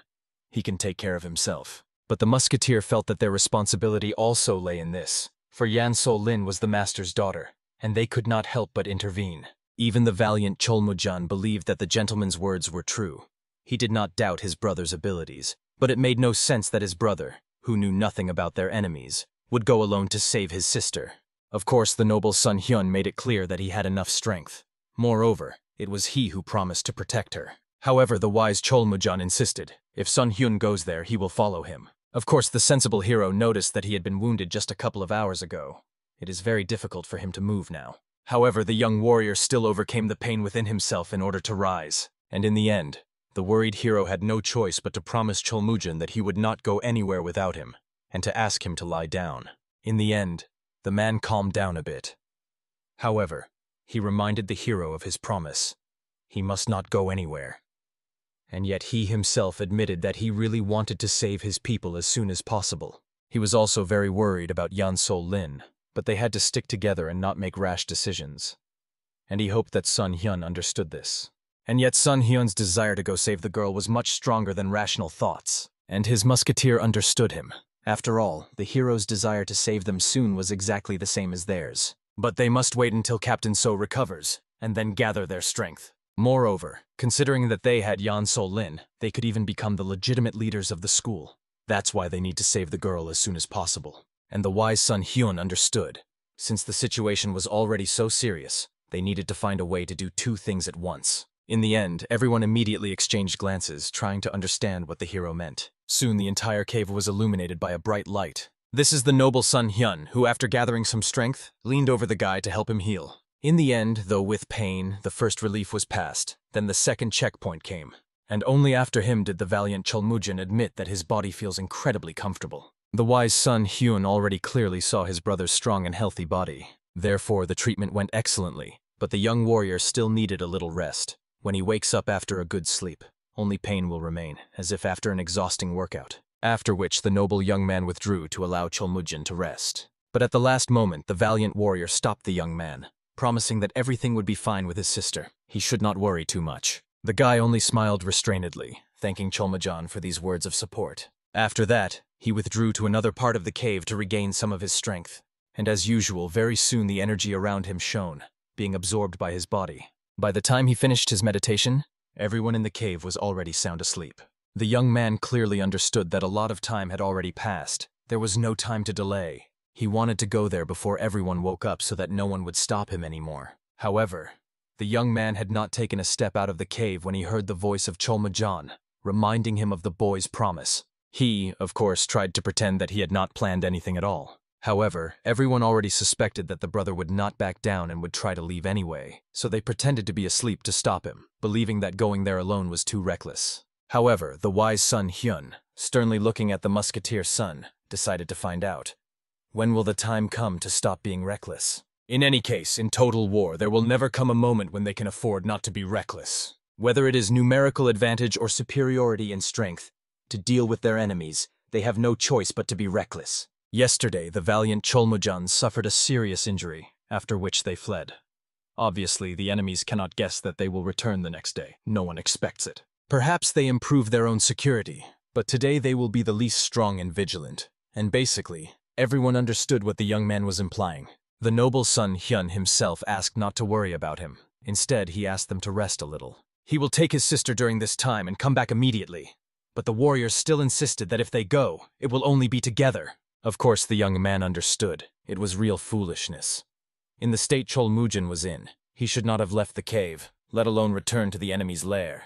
However, the guy felt healthy enough to take on several fighters. Moreover, no matter how weak the warrior was, they still had a numerical advantage. Therefore, Sun Hyun needed someone to cover him while he searched for his sister. And the musketeer's son was completely on the captain's side in this matter, insisting that they go together. Of course, the wise Sun Hyun warned that he does not know what will happen even if he goes alone.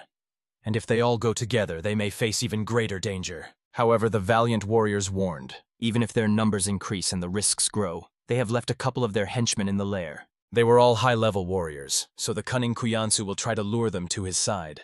But before seizing power, it is unlikely that he will start killing them.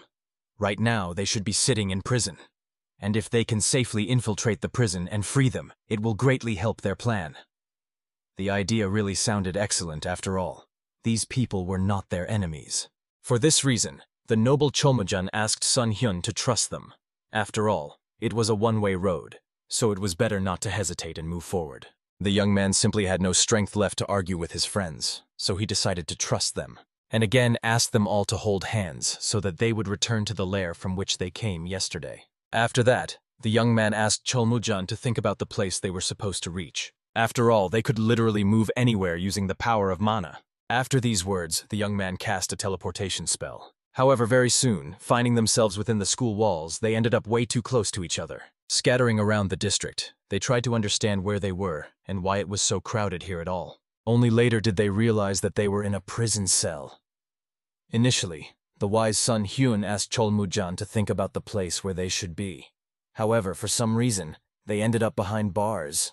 At that moment, realizing what was what, the knights immediately bowed, greeting their captain. Of course, they were quite surprised that the man was here, so many of them began to jostle to see everything with their own eyes. The valiant Cholmujan quickly asked them to calm down a bit and made it clear that he had come here to save them all. However, they saw no point in him coming here, since now he was in the dungeon just like all of them. Obviously, Cholmujan became worried, as the situation was indeed quite awkward. However, the wise son Hyun hastened to calm him down, after which he teleported behind the bars. He asked the prisoners not to worry, for he would soon open this door. But first he wanted to encourage them.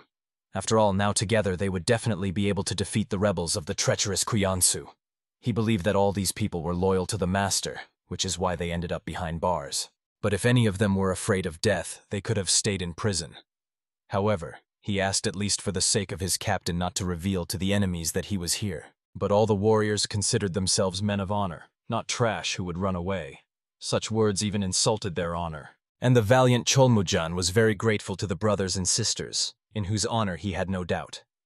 It was an extraordinary situation, so they all wanted to swear an oath of loyalty. The noble young man apologized to the fighters for offending them. He understood that at present they were all in a desperate situation. To begin with, it will help them a little even that, although their bodies feel discomfort. They must accept the power that he will send into their bodies. Everyone immediately exchanged puzzled glances, looking at their captain.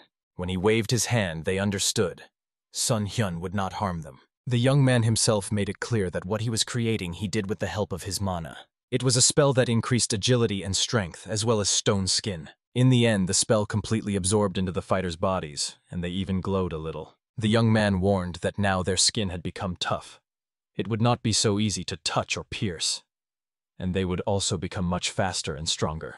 And indeed, when the warriors checked their bodies, they felt changes in them. However, the wise son Hyun warned that the effect of his magic does not last long, which means today's mission must be completed very quickly. If the warriors go outside, they will find a cover of thick fog that will hide them from the enemy's eyes and facilitate their actions. This will also not last long, so they need to do everything very quickly. Otherwise, they will find themselves at a disadvantage both in numbers and in strength. After that, the hero broke the chains, and everyone immediately ran away. At that moment, only Sun Hyun, Cholmujan, and Musketeer Sun remained in the dungeon. The noble Sun Hyun's task was to go and find the beautiful young So Lin as soon as possible, while the valiant Cholmujan decided to go straight to the treacherous Kuyansu. Of course, General Sun was very excited to hear such news. However, the guy made it clear that their ultimate goal was to kill the treacherous Kuyansu, so it was better to attack him immediately. He also asked that the Musketeer Sun not worry about anything. He was capable of defeating him, and the noble young man promised to help as soon as he freed the beautiful maiden from captivity. After that, the hero encouraged everyone, suggesting they all have a good drink once this fight finally ends. Somewhere at this moment, as agreed, fog rose in the sky. Because of this, many did not see how the warriors were sneaking right under their noses, and the noble hero sneaked to the dwelling where the beautiful Yan So Lin was supposed to be. However, she was obviously guarded by warriors. But suddenly the guards heard footsteps, so they immediately drew their blades to strike the enemy. However, the young man instantly turned these opponents to stone using a petrification spell. They just froze. The only thing that kept moving was their eyes. After that, turning to the Musketeer Sun, the hero asked the man to hurry in order to help the girl. After that, they cautiously entered the chamber and saw the lady sitting there. She was unconscious and laid her head on the bed. Finally, the beauty regained consciousness and was very surprised to see the Musketeer's son, who had come for her. The guy himself apologized. After all, he promised the girl that he would return soon, but they had to stay a little longer. And the beautiful maiden was literally trembling, being in shock, not believing that Sun Hyun had really come for her. After that, she threw herself into his arms, thanking him for everything. Although she had been sitting here all day, she believed that Sun Hyun would come and save her. The hero himself felt very sorry that he had to leave her for so long. He understood how scared she was. At that moment, such a sweet moment was awkwardly interrupted by the coughing Musketeer's son, making it clear that they were behaving a little indecently. After that, he delicately asked the young man to get ready to leave. Now was not the most suitable time for such tenderness. At that moment, the beauty decided to find out how these two managed to get here, considering that the guard standing behind the door was quite formidable. However, the musketeer explained with a smile that thanks to Sun Hyun they passed without any difficulties. The girl could not believe that one hero managed to neutralize those two soldiers, and even those who were standing in the yard. However, the guy promised that he would talk about it later. Right now they needed to leave. And of course, everyone understood. They needed to get out of here as soon as possible. But before that, the hero decided to send the opponents into the cycle of nature using disintegration. In the end, the stone statues into which these men had turned were literally reduced to dust. The beauty opened her mouth in amazement, not understanding how the hero managed to do such a thing. And General Sun calmly explained that for Sun Hyun it was a piece of cake. He also knew how to move through space. And obviously the lady was already very interested in what exactly Musketeer's son meant by this very movement. At that moment, the treacherous Kuyansu was scolding one of his soldiers. He did not understand how his warrior could claim that the guard was not a traitor if he disappeared along with Lady Yan So Lin. In the end, his soldier greatly disappointed him. The villain ordered the man not to lose vigilance until he received his next command. For now, he leaves him alive for some time. Of course, the man tried to justify himself and did not understand why the Lord had changed so much because of this situation. However, he made it clear that this situation was not ordinary, but extraordinary. He did not understand how his fighters could suffer defeat from those who do not even possess sufficient strength. After that, he roughly ordered the fighter to return to his place immediately. Otherwise, he would offer him to take the place of his bodyguard who had already said goodbye to life. However, at that moment, another one of that 100 soldiers ran up, reporting to the Lord that trouble had occurred. Right at this moment, the valiant Cholmujin is fighting with a group of warriors against a squad of 100 fighters. Obviously no one expected such a turn, especially the cunning Kuyansu. He did not understand who could possibly follow Cholmujan, considering that all those who believed him were already imprisoned. However, the subordinate reported that the prisoners somehow managed to escape from it. The panicked villain immediately ordered to gather all the fighters and intercept them, not to let anyone pass. Right now he will go to the main hall. In fact, the treacherous Kuyansu was struck by the fact that Cholmujan made such an unexpected move, and finally realized that the disappearance of Yan So Lin was also his doing. However, when today's warriors began the attack, they suddenly noticed that their strikes simply bounced off the enemies, as if these guys had leveled up several times in swordsmanship. However, the opponents only laughed, making it clear that they had become invulnerable due to the younger brother's spell. Of course, the warriors of the 100 thought that these people were talking nonsense, and once again tried to cut them down with their swords. And suddenly the young man really felt pain. The spell on his body weakened, causing a large wound to appear on him. At that moment, the valiant Cholmujin was closely watching the fight.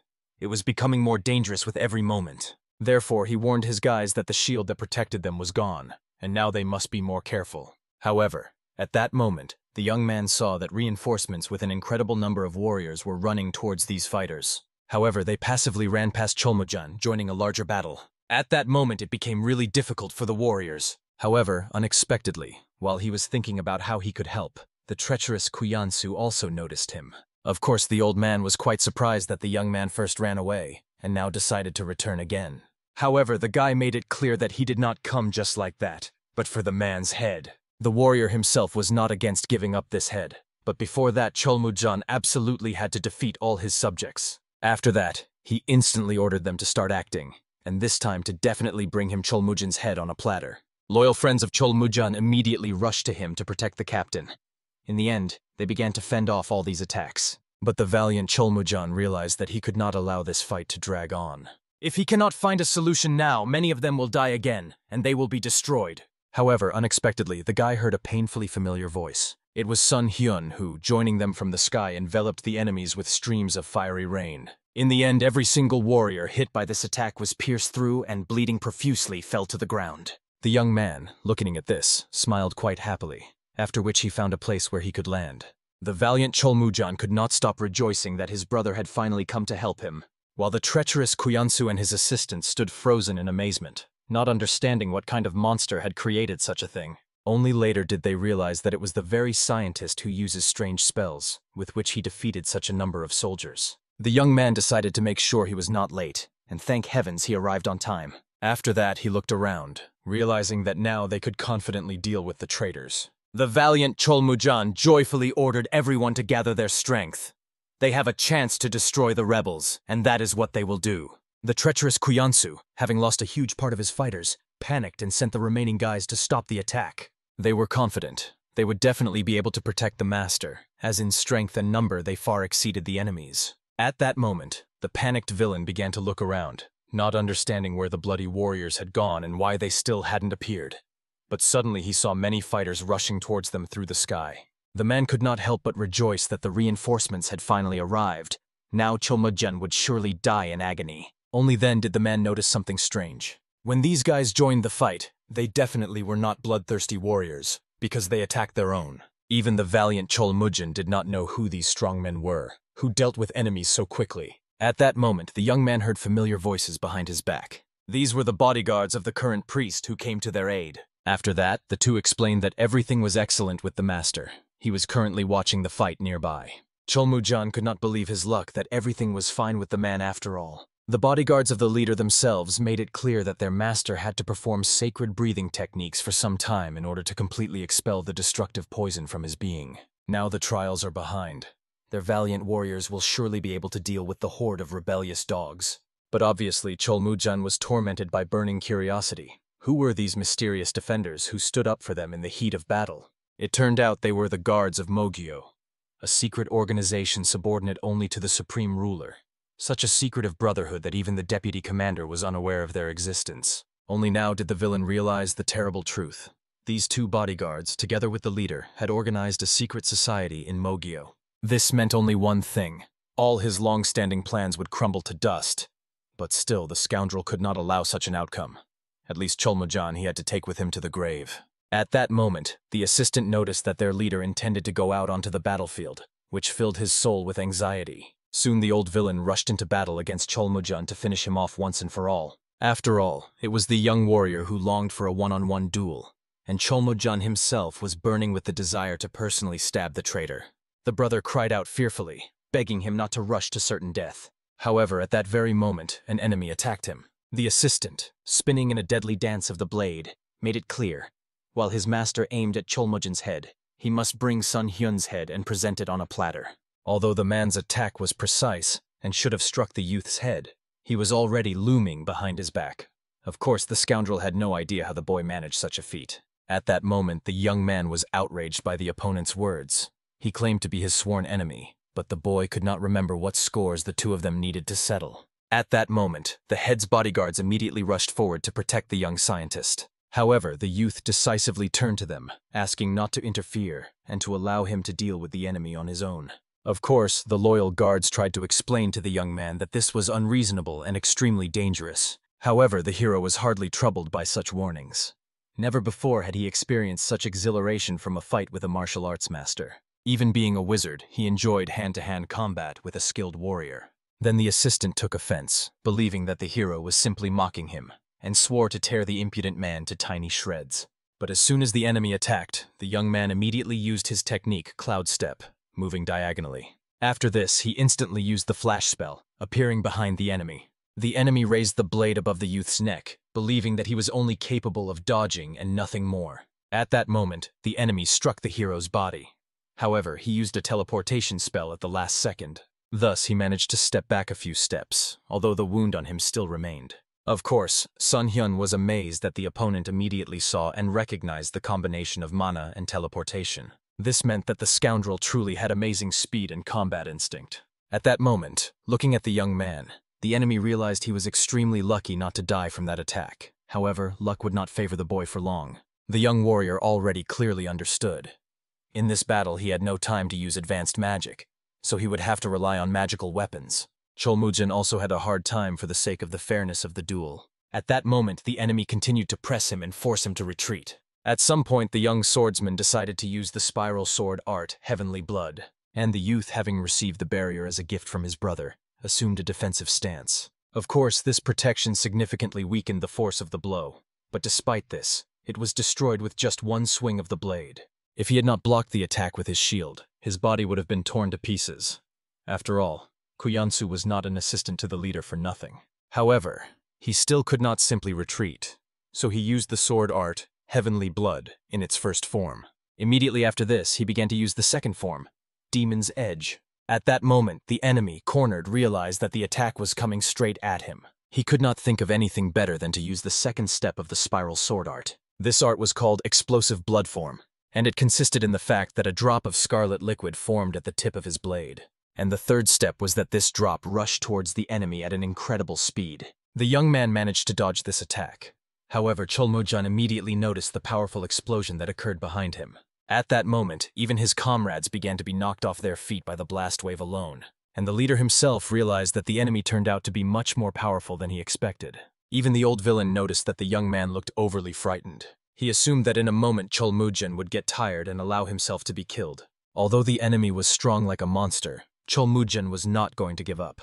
However, he also saw no way to achieve victory. At that moment, the traitor's assistant attacked Sun Hyun, using the technique Blood Bloom at Dawn. This attack consisted of several flying spheres that rushed straight towards the young man. Realizing that avoiding all the blows would be extremely difficult, the youth immediately raised a protective barrier around himself. Glory to the heavens! All attacks were successfully absorbed by his shield. Obviously, the opponent had no idea what kind of unusual defense style the young man was using. But unfortunately, despite the fact that the attack itself was repelled, due to the tension experienced by the body, old wounds reopened. Moreover, the cuts have deepened even more. Noticing the youth's weakness, the enemy continued the assault, using the technique Darkness that Destroys Everything Under the Heavens, the art of the Sword of Heavenly Blood. Retreating, the youth cast a haste spell, after which he increased the distance between them, and used a magic rocket, a second circle spell. However, the enemy easily repelled the attack. Understanding that the enemy could not be defeated by such tricks,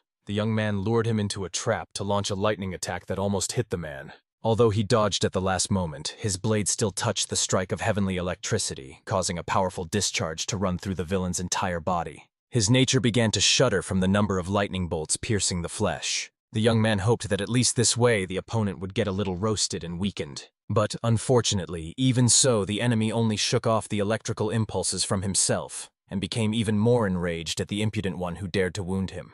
Only then did the assistant notice that the young man who had been standing in front of him a moment ago had disappeared somewhere. And the youth at that moment was already preparing for a more powerful attack, a fiery rainstorm rushing at the enemy like a scorching hail. Sun Hyun simply could not miss such an opportunity, so he decided to try out his new Ice Rain at the same time. All these attacks were directed at the trader's assistant, who could do nothing to avoid them. But despite this, the scoundrel was still standing, understanding that he must destroy such a dangerous youth at all costs. At that moment, blood began to seep from the hero's body. Nevertheless, he continued to fight despite his wounds. Moreover, his mana was almost depleted. At that moment, drawing his blade, the assistant decided to settle the matter with the youth once and for all. Looking at the approaching enemy, Sun Hyun realized that he literally had no strength left to hold on. In the end, the enemy's blade pierced him through, and he could not be happier that he finally caught that boy. Even Cholmujin heard the triumphant shout and immediately got distracted, casting a glance at his brother. However, the enemy did not allow the young man to verify his condition, believing that now was not the time to worry about someone else. The youth understood. He had to take action immediately to help his comrade.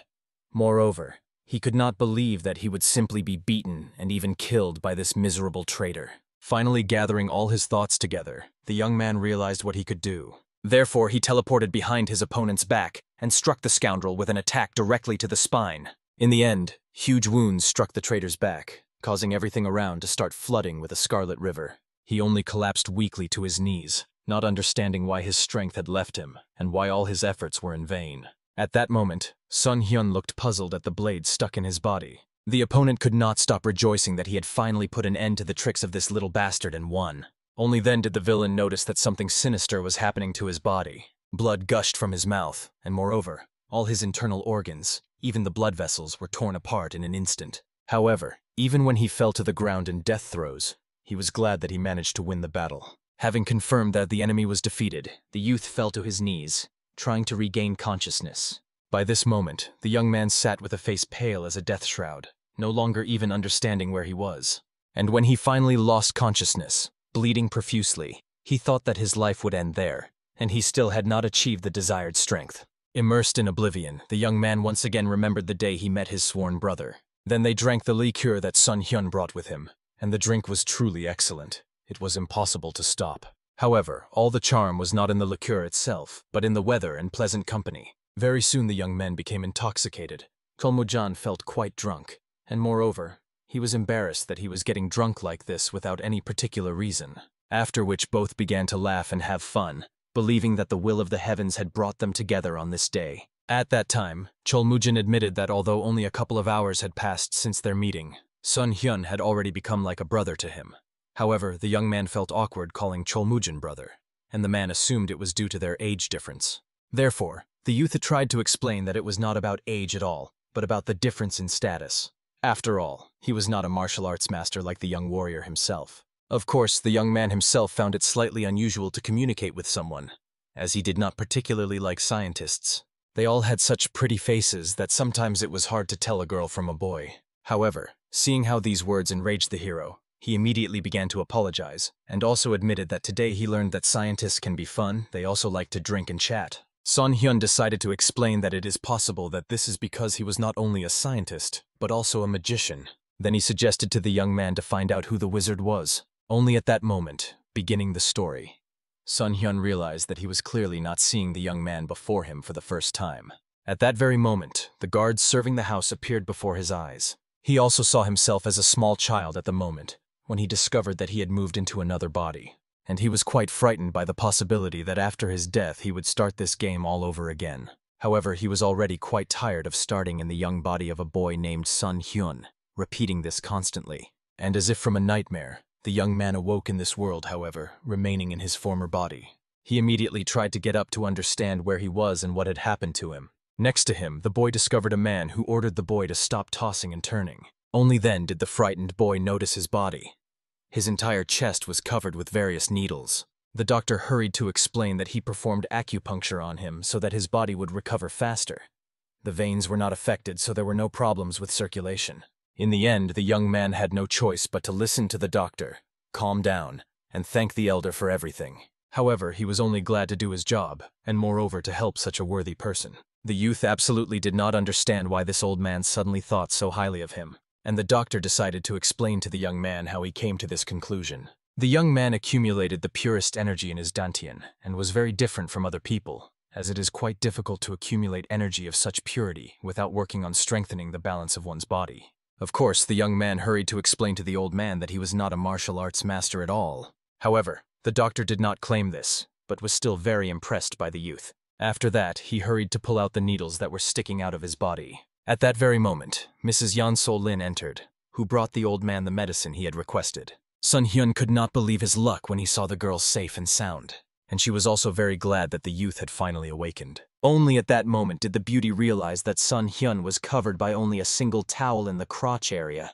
causing her to cry out embarrassedly, and the hero himself hurried to pull the blanket over himself, apologizing for his indecent appearance. The elder only laughed at how the lady's behavior had changed as she wiped the young man's body and cared for him all these 3 days. Of course, the girl immediately protested, demanding that the healer not reveal such delicate secrets. Therefore, he hastened to explain that the medicinal potion brought by Yan Sol-lin would help prevent the spread of the infection. After this, he withdrew, leaving the two of them alone. Sun Hyun clearly felt that he should say something to the girl. The youth could think of nothing better to start a conversation than to remind the beauty that the healer had ordered him to take the potion she had brought.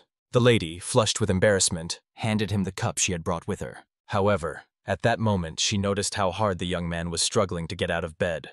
So, immediately placing the medicine on the table, she hurried to help the youth. After this, she also seated the young man more comfortably, and gave him a potion to ensure that the medicine would be taken on time. Sun Hyun was immensely grateful to the beauty who cared for him so tenderly. He thanked her for the remedies she brought, as well as for all 3 days of care she had given him. At that moment, Yan Sol-lin finally couldn't hold back and cried, realizing that the hero was unlikely to understand how much she had worried all this time. She did not even know what she would do if the young man suddenly did not recover.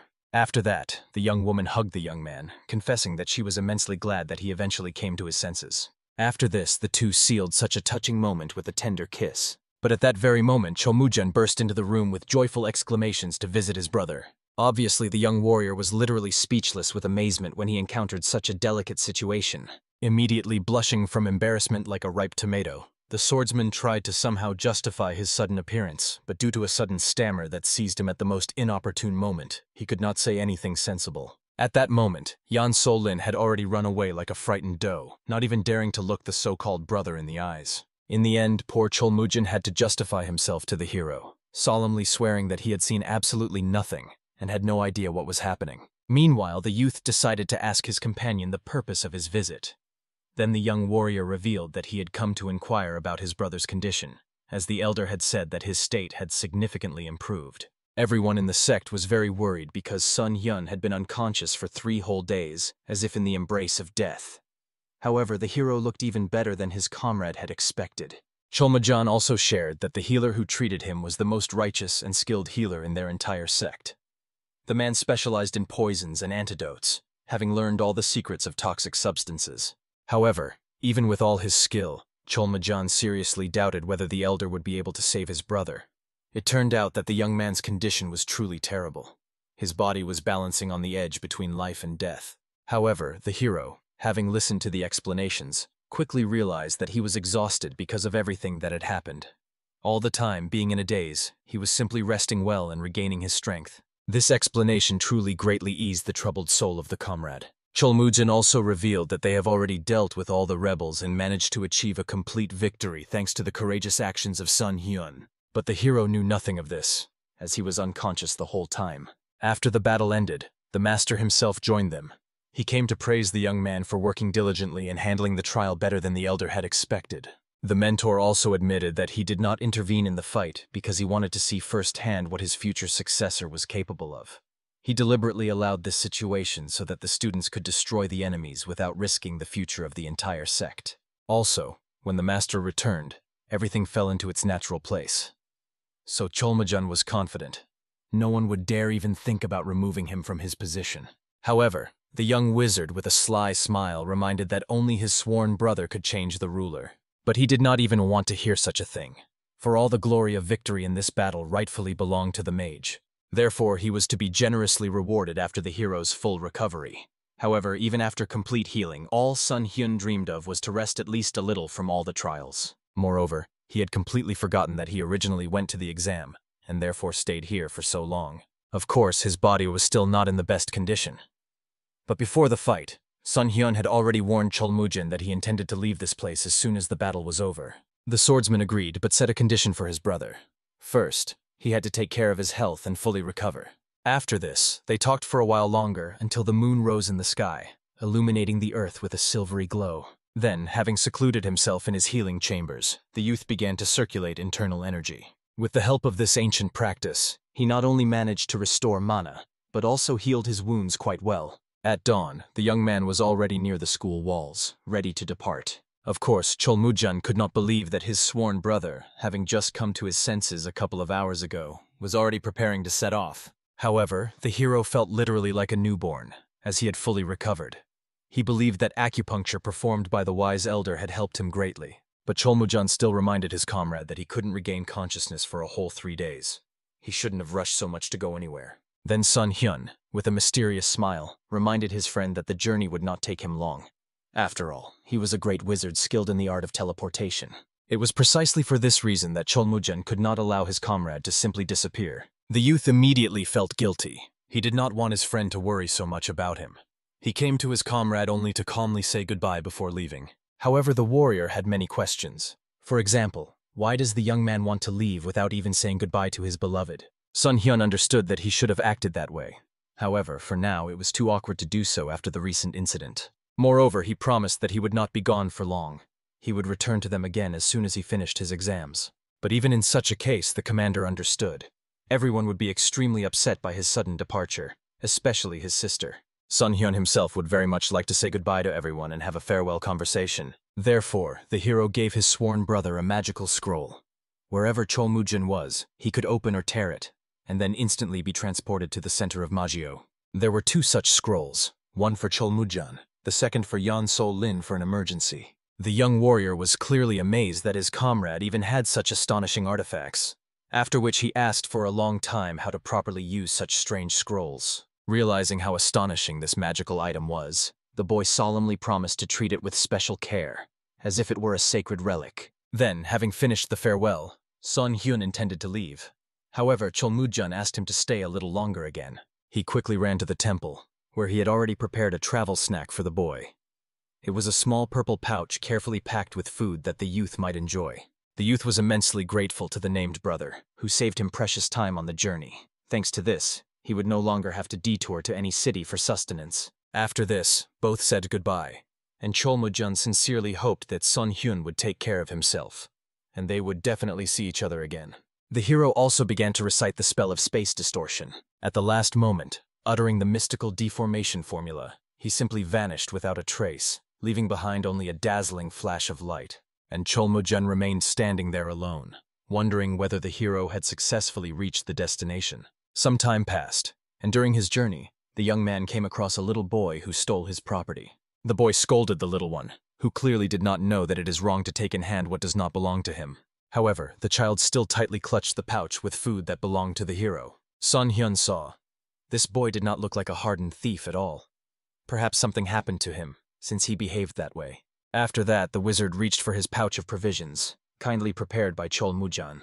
However, the child stubbornly resisted, not at all willing to give up this little bag. But at some point, pierced by the piercing gaze of the young man, the baby finally gave up, and at last loosened his death grip. Sun Hyun wanted to leave immediately, but understood it was better to talk with this child. First of all, he decided to ask the boy how old he was and what his name was. After receiving answers to these questions, he opened his bag, showing the food inside, and offered the child to have lunch together. The hero immediately offered him several dishes that were in his satchel. However, the little one, tremblingly accepting just some potato, immediately hid it in his bosom. This could not but surprise the wizard, who decided to find out from the child why, despite great hunger, he did not eat food. However, the child immediately began to cry, trying with all their might to keep themselves together. But he still had to tell that his mother was in a terrible condition, because she had not eaten anything at all for days. Then Sun Hyun finally realized why this child was behaving so strangely. Immediately getting up, he asked the boy to take him to his mother. At the very least, if he could not help her, they could bring the food he had with him so that the woman could have a little nourishment. However, the little one hastened to explain that his mother was unlikely to be able to eat now, as this food was still too heavy for her stomach. Therefore, the mage suggested going to the nearest town or settlement to buy some kind of porridge, which was much easier to digest. After that, the child pointed to the nearest path that led to the city. It was along this path that they continued their journey. Then Sun Hyun decided to ask the boy who had given him such an excellent name, but Tae-ho awkwardly talked about his parent. Then the hero decided to continue the conversation and find out from the boy what his father did for a living. However, the hero literally froze, as if struck by lightning, when the child, with inconsolable grief, told that his father had fallen at the hands of a robber nicknamed the Black Wolf several years ago. Then the youth finally realized that this child had truly a difficult fate, full of hardships and suffering. He needed to meet the boy's mother to learn everything from her firsthand. However, when they arrived at the settlement, the hero, to his great astonishment, saw complete devastation and desolation. To be honest, what was astonishing was that these dilapidated little houses could still hold on to their rotten supports. They were literally falling apart before our eyes. The boy, holding onto a bundle of food as if it were his last salvation from starving to death, hurriedly ran to his miserable little house, reporting to his mother that he had brought some provisions. The woman was pale as a sheet, looked extremely exhausted, but was sincerely happy about the return of her child. She also bitterly apologized and felt guilty for being so useless that she made the child beg. However, the young man was not at all troubled by such self-accusations. Therefore, he immediately brought food to his mother so that she could have something to eat. The woman no longer worried about anything. She looked at the hero, who had already entered their home, as the person who had given food to her son so they could survive. The weak mother could only gently lean over in bed to thank the gentleman who showed kindness to her child. However, Sun Hyun saw no point in thanking him for such a small thing, and asked her to try to eat as much food as possible before it cooled down. At that moment, hearing conversations in the house, someone abruptly cut off the talk. A trio of robbers appeared. They were extremely dissatisfied that this woman had food, even though there was no money at all to pay the debt. The lady's son experienced genuine horror when he saw the bandits at the doorstep, just like his poor mother. And the scoundrels only began to threaten, reminding how her husband died, and threatened that she might share his sad fate along with her child if she did not pay them regularly. However, at that moment, the great wizard blocked their way to the unfortunate family. Obviously, the leader thought that this naive youth wished to die together with this worthless family. However, Sun Hyun's similar empty threats only caused a barely noticeable smirk on his lips. Very soon all three villains were tightly tied to the nearest tree right in the middle of the village, and the poor boy kept circling around the hero, constantly admiring how he managed to put those scoundrels in their place. Just at that moment, having finished dusting off his clothes, the young man suggested to the little boy to walk with him in order to find the lair of this gang, and of course deal with all the scoundrels, not just this trio of degenerates. The boy tried to resist the hero, as he did not want to risk his life or have him go to such a dangerous place. But the youth calmly reminded the child how easily he dealt with those three scoundrels, implying that the other villains would be no trouble for him either. And truly, having no way to dispute his words, the boy agreed to escort the gentleman to the robber's den. The young man himself, walking along the path, recalled the sad story of the poor woman. At one point, the unfortunate woman's father passed away. However, the family had absolutely no means for a decent funeral. In the end, her husband could not come to terms with the thought. He could not let go of his beloved's parent without proper rites for the final journey.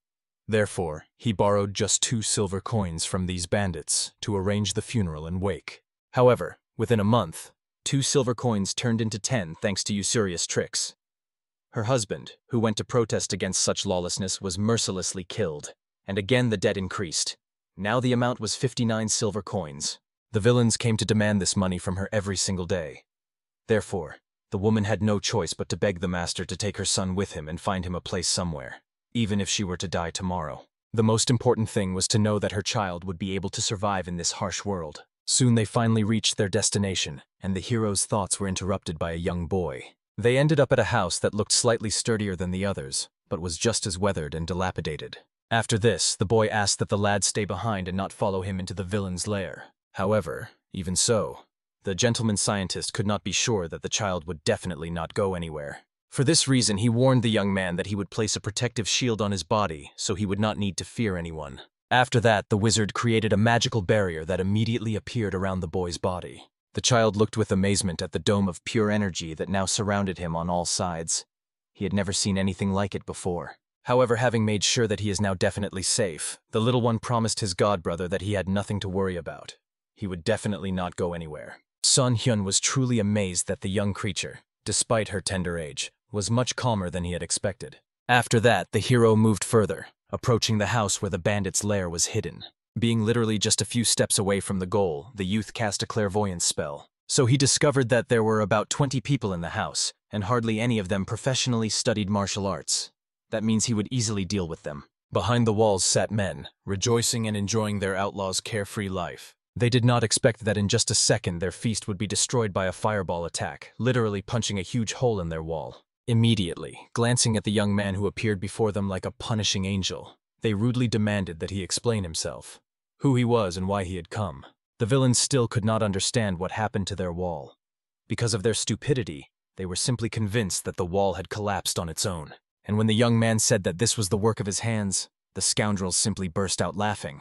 They could not believe that some miserable scientist could have the audacity to threaten them right to their face. But in just moments they became serious when they realized that the young man might not have been joking. For this reason, the villains rushed forward to break all the boys' bones and bring them to their leader. However, the hero with a single light movement of his hand swept them all off his path, ordering them to get away. At once, they all fell to the ground as if blown away by some invisible obstacle. Immediately after this, without sparing such rotten people, the young man prepared the technique of magical projectiles. This attack should be enough to deal with all the rascals at once. All the scoundrels lying on the ground did not understand what this bastard was doing and what was happening right before their eyes. They did not manage to object to anything before the shells already hit their bodies, causing intense pain. The scoundrels fell to the ground howling.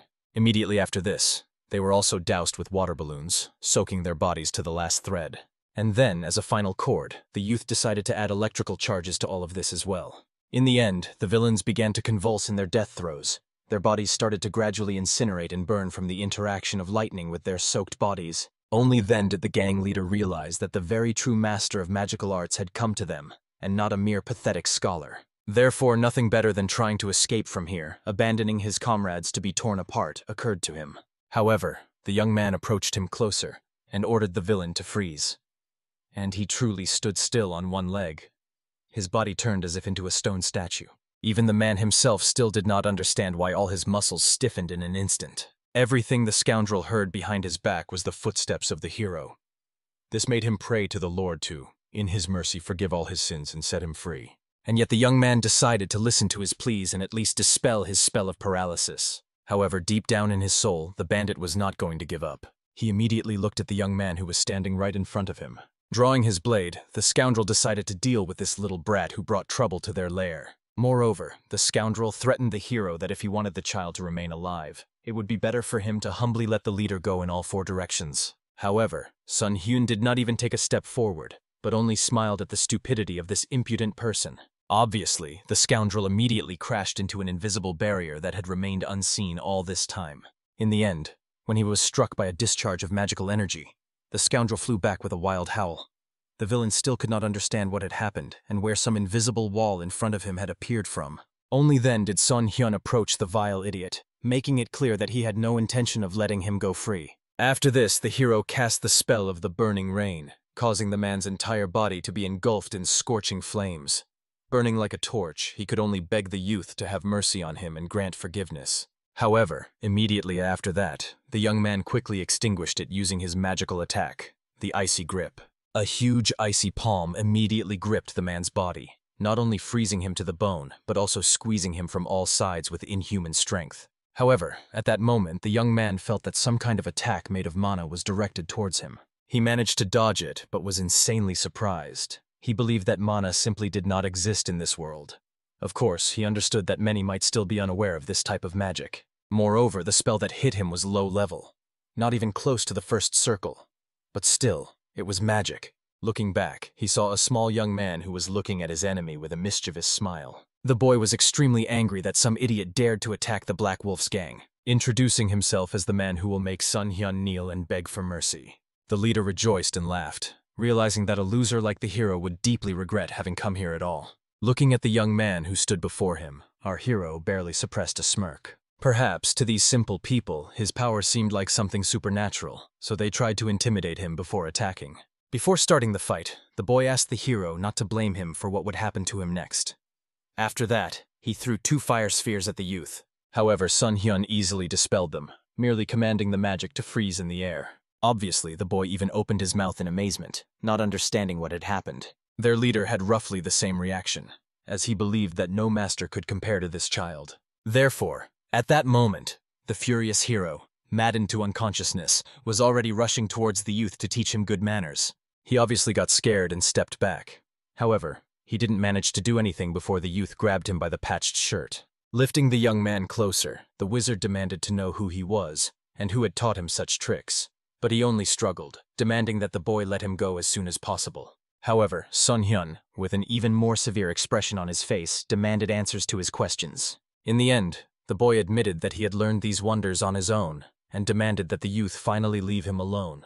Sun Hyun, of course, was quite surprised by the young man's response. If he learned magic on his own, then it means the boy was born with an innate talent that appeared once every 10,000 years. The hero did not particularly want to take him as an apprentice, but, looking at the boy's talent, he was quite interested to see what he would achieve in the future. Therefore, he decided to take the young man with him.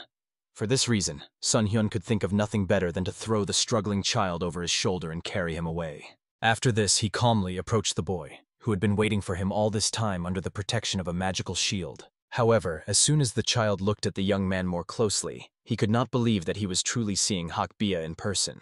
The youth also had many questions. How did these two know each other? And the boy had to explain that Hakbi was his friend. In the end, only because of their connection did the wizard decide to have mercy on the young man, and immediately put him down from his shoulder, allowing him to continue on his own. Then the awkward boy called his friend. However, he only became even angrier, demanding that the poor boy not dare to address him by name. After that, he decided to find out how the beggar ended up here at all. However, he did not answer the questions, suggesting to his friend to go back home together. But Hakbi considered such a proposal to be nonsense. There was no point for him to return. Otherwise, he would simply starve to death in this rotten village. After that, he turned around and walked away somewhere under the puzzled gaze of his friend. The child could not believe that Hakbi had changed so much that he was now simply leaving as if nothing had happened. In the end, he honestly admitted that he felt sorry for his comrade, as well as for his deceased father. He would definitely have saved him with the power he has now.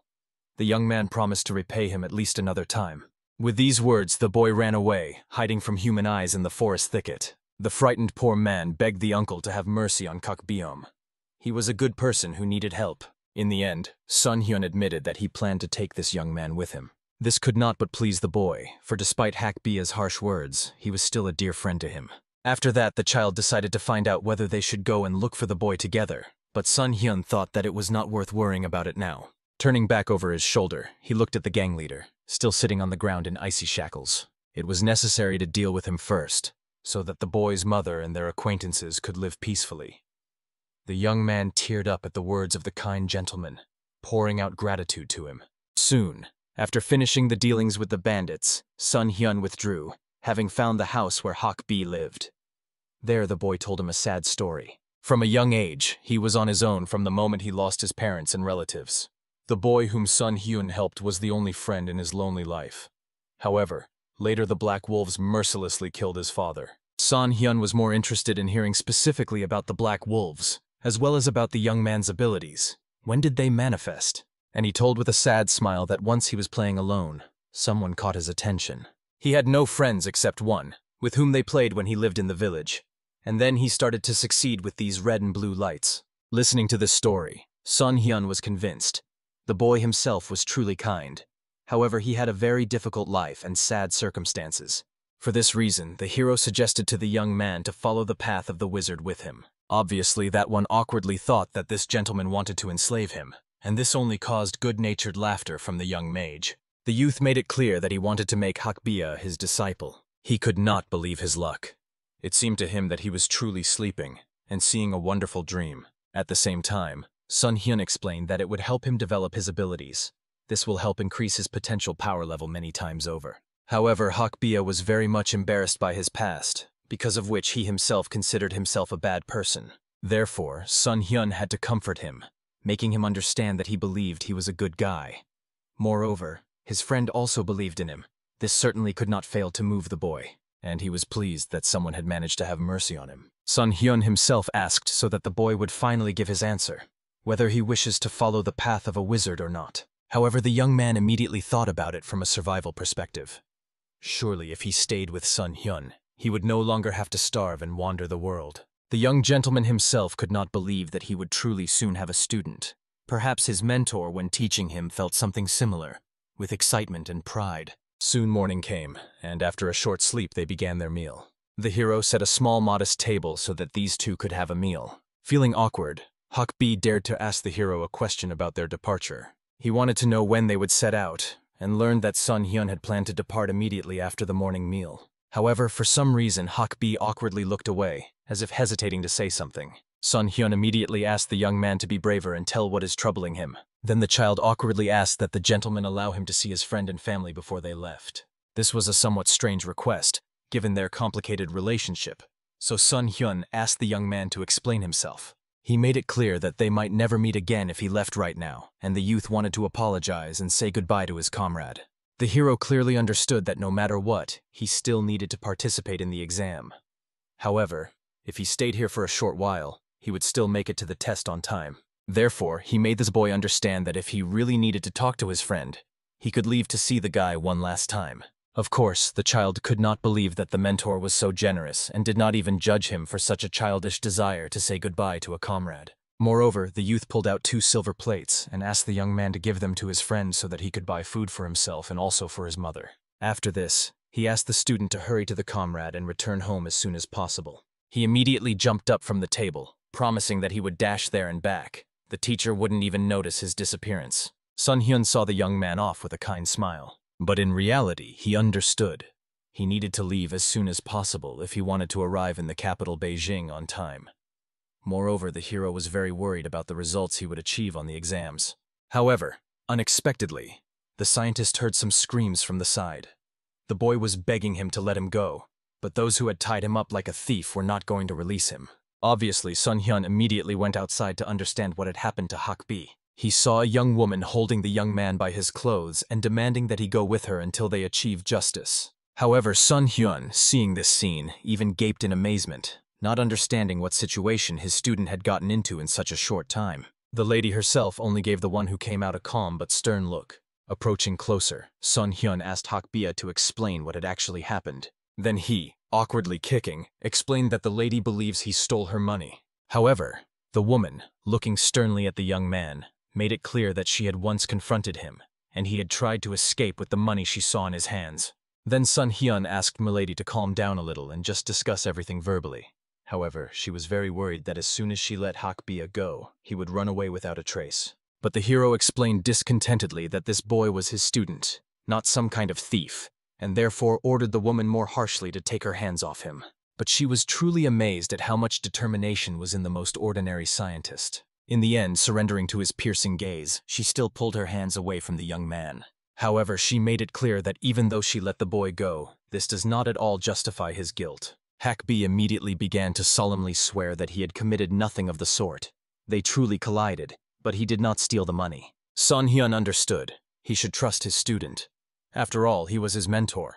If the boy could not rely on him, he would continue to be extremely lonely. For this reason, he stood up for him before the lady, making it clear that his faith in the student was unwavering.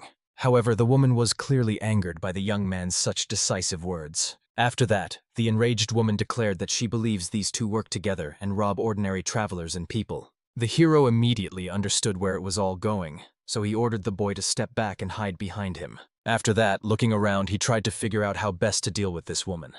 He feared that people watching them might get hurt. The lady had already gained momentum and rushed at the hero to make him regret not believing her words and also covering for the thief. But at that moment, pulling the young woman along, a worried brother appeared, who asked his sister to stop.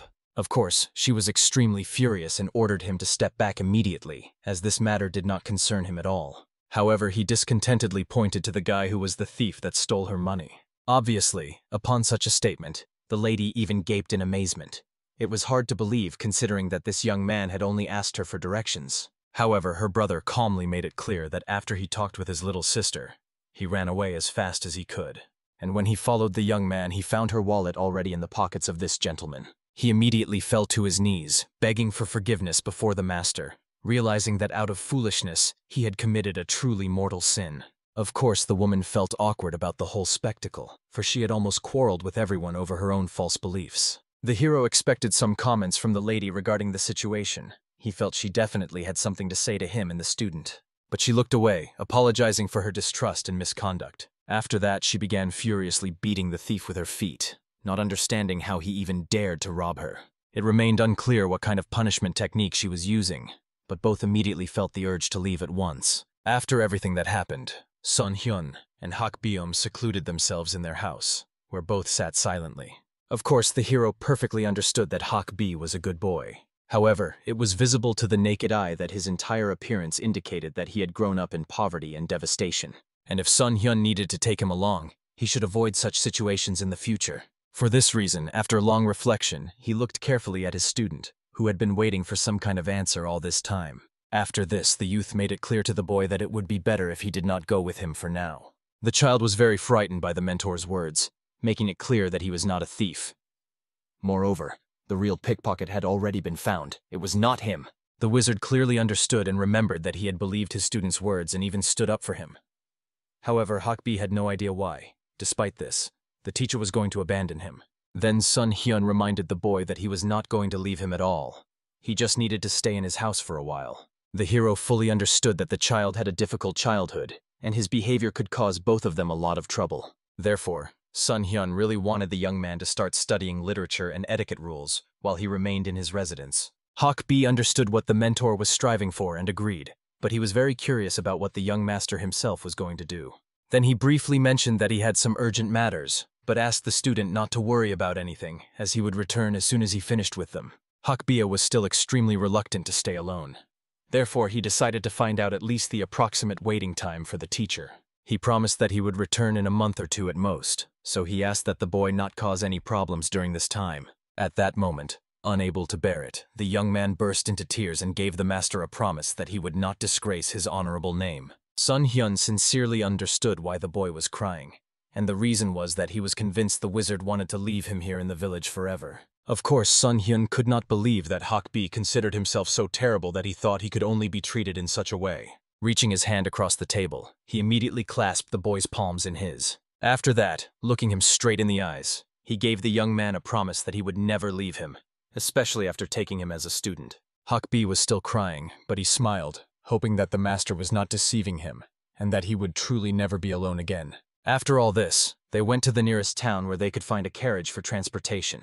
It was just then that Sun Hyun asked the carrier to deliver the young man to Shanxi province, and Hak By gave him a letter, asking him to deliver it to his parents when he got home. Soon, when all the preparations were completed and the cart was about to leave, Sun Hyun calmly said goodbye to the young man, asking him to behave properly. In the letter, he apologized to his parents, indicating that due to unforeseen circumstances on the way to Beijing, he had to delay. However, the noble young man solemnly promised that no obstacles would prevent him from brilliantly passing such an important exam, and begged to take care of the defenseless child whom he generously sheltered under his roof. The brave traveler himself, with a serene soul, set off to the distant province of Hanju. Wandering through the cobblestone streets of the ancient city, the fearless traveler was convinced that this settlement amazed with its extraordinary liveliness and noisy splendor. The young hero did not regret his bold decision to turn off the beaten path and visit this thriving abode. However, at the fateful moment, the young wizard heard the deafening pounding of horse hooves, thundering like rolls of heavenly thunder. Soon, a horrifying sight appeared before his eyes. The very same haughty horsewoman was rushing on her noble steed with the reckless speed of a whirlwind. At the very same tragic moment, an innocent little child was frolicking on the road, carelessly playing with their colorful ball. The poor child was in mortal danger, balancing on the edge between life and non-existence. The only thing the valiant defender managed to do in this critical moment was to swiftly grab the helpless little one in his mighty embrace. However, the noble savior was fully aware that he simply had no precious time left for teleportation. At this fateful moment, the enraged horse had already raised its iron hooves directly above the body of the brave sorcerer. In the end, the resourceful young man had no better idea than to raise a magical shield. For this reason, the skilled mage immediately created an impenetrable defense. Obviously, the noble steed was shocked upon colliding with the magical barrier, and its haughty rider almost flew out of the saddle like a feather in the wind. In the next moment, the frenzied horse crashed to the ground with a deafening roar of its mighty hooves, simply collapsing forward like a felled giant. The haughty rider flew off the horse mid-flight and rolled quite awkwardly on the cold ground. However, the arrogant lady soon recovered and rose from the ground, burning with righteous indignation at the young hero. Watching the noble savior gently hand over the sobbing, frightened little one into the arms of the parents driven mad with fear, the haughty lady grew even more enraged at the brave young man. It seemed that this modest guy did not at all understand how much precious gold such thoroughbred horses cost. However, the valiant defender only bestowed upon the angry beauty a calm, dignified gaze, And only then did the haughty lady recognize in the noble young man the very learned gentleman she had met in former times. The arrogant lady wanted to know how someone like him dared to block the way because of such miserable scum, and imperiously ordered him to kneel and humbly apologize. However, the wise traveler calmly noted that the noble lady had already sunk even lower than those very people she so contemptuously called scum, for truly noble gentlemen do not behave in such an unworthy manner. The enraged craftswoman immediately drew her shining blade, eager to deal with the audacious boy who dared to utter such insolent words. But at this fateful moment, a golden coin flew straight into the blade of the angry warrior, which, bouncing off the metal, created a loud ringing. This coin belonged to the noble brother of the lady, who imperiously demanded that his sister immediately stop behaving so shamefully. The willful beauty displeasedly reminded her brother that this miserable mortal dared to insult her. But the wise brother did not believe his sister, for he knew very well that she was the only one here who insulted everyone indiscriminately. Moreover, it was only thanks to the noble Sun Hyun that no innocent person suffered. She should have thanked this valiant young man for saving her from impending troubles.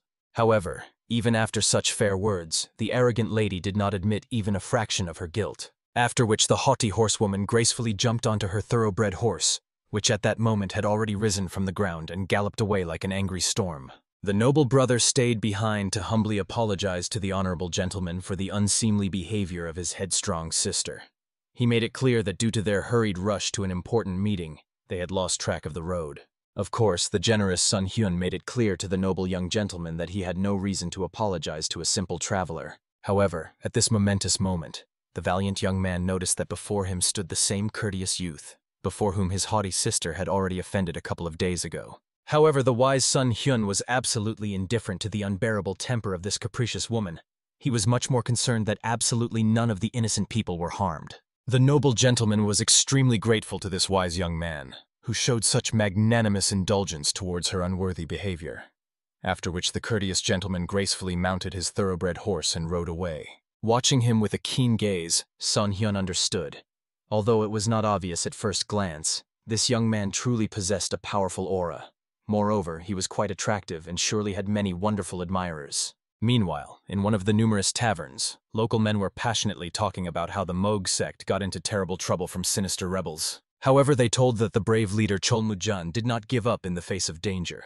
He used his secret weapon, and his sworn brother personally dealt with that unfortunate army of bloodthirsty warriors. Obviously, all the local residents began to fervently discuss this amazing news, as many believed that the bloodthirsty warriors were almost invulnerable demons. However, before the appearance of this blessed warrior capable of crushing them, no one could perform such a miracle.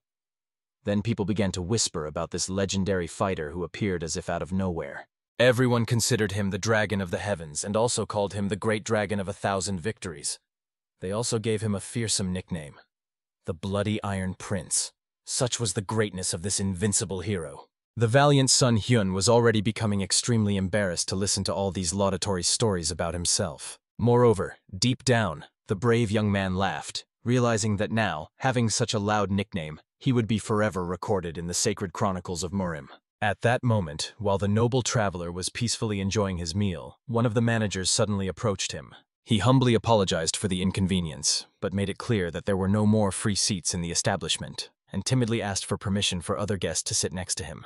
Of course, the generous Sun Hyun saw absolutely no obstacles in that. However, unexpectedly at this fateful moment, the very same headstrong beauty entered the cozy tavern together with her noble little brother. The young men were extremely surprised to have crossed paths again in these parts. The polite gentleman himself bowed respectfully, understanding that apparently fate itself had prepared their meeting, so he finally introduced himself. His name was Namgunhek. The noble Sun Hyun politely rose from the table and bowed in return greeting, also stating his honorable name. After that, the kind young man introduced his beautiful little sister named Moina, and the graceful girl immediately bowed humbly, apologizing for her unforgivable behavior that she had allowed herself in the past days. The generous Sun Hyun politely apologized in response if he was wrong or unintentionally offended her, inwardly assuming that this lady was not such a bad and arrogant person. However, the most amazing thing was that the noble wanderer heard familiar voices he had not heard for many moons. It was the voice of the brave boy from the famous squad of the volcanic wave. They could not even believe that they met the valiant Sun Hyun in this remote place. After that, the two approached each other for friendly negotiations, while Namgunhek and Moana stood in silent astonishment, their mouths open in extreme surprise. After that, the young warrior from the volcanic wave introduced his group of senior cadets, whom he had previously told their little sister about.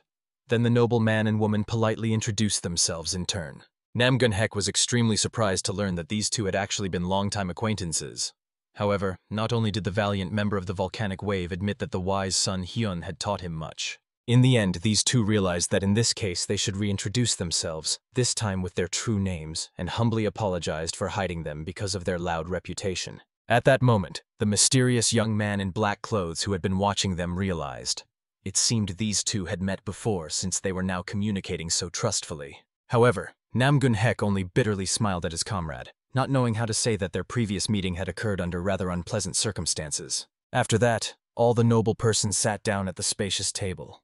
And because the valiant Sun Hyun was not very familiar with the secrets of the Murim world, his loyal friends decided to give him a detailed briefing. After that, the experienced mentor pointed to two honorable gentlemen at the table. They were from the most respected families of these lands.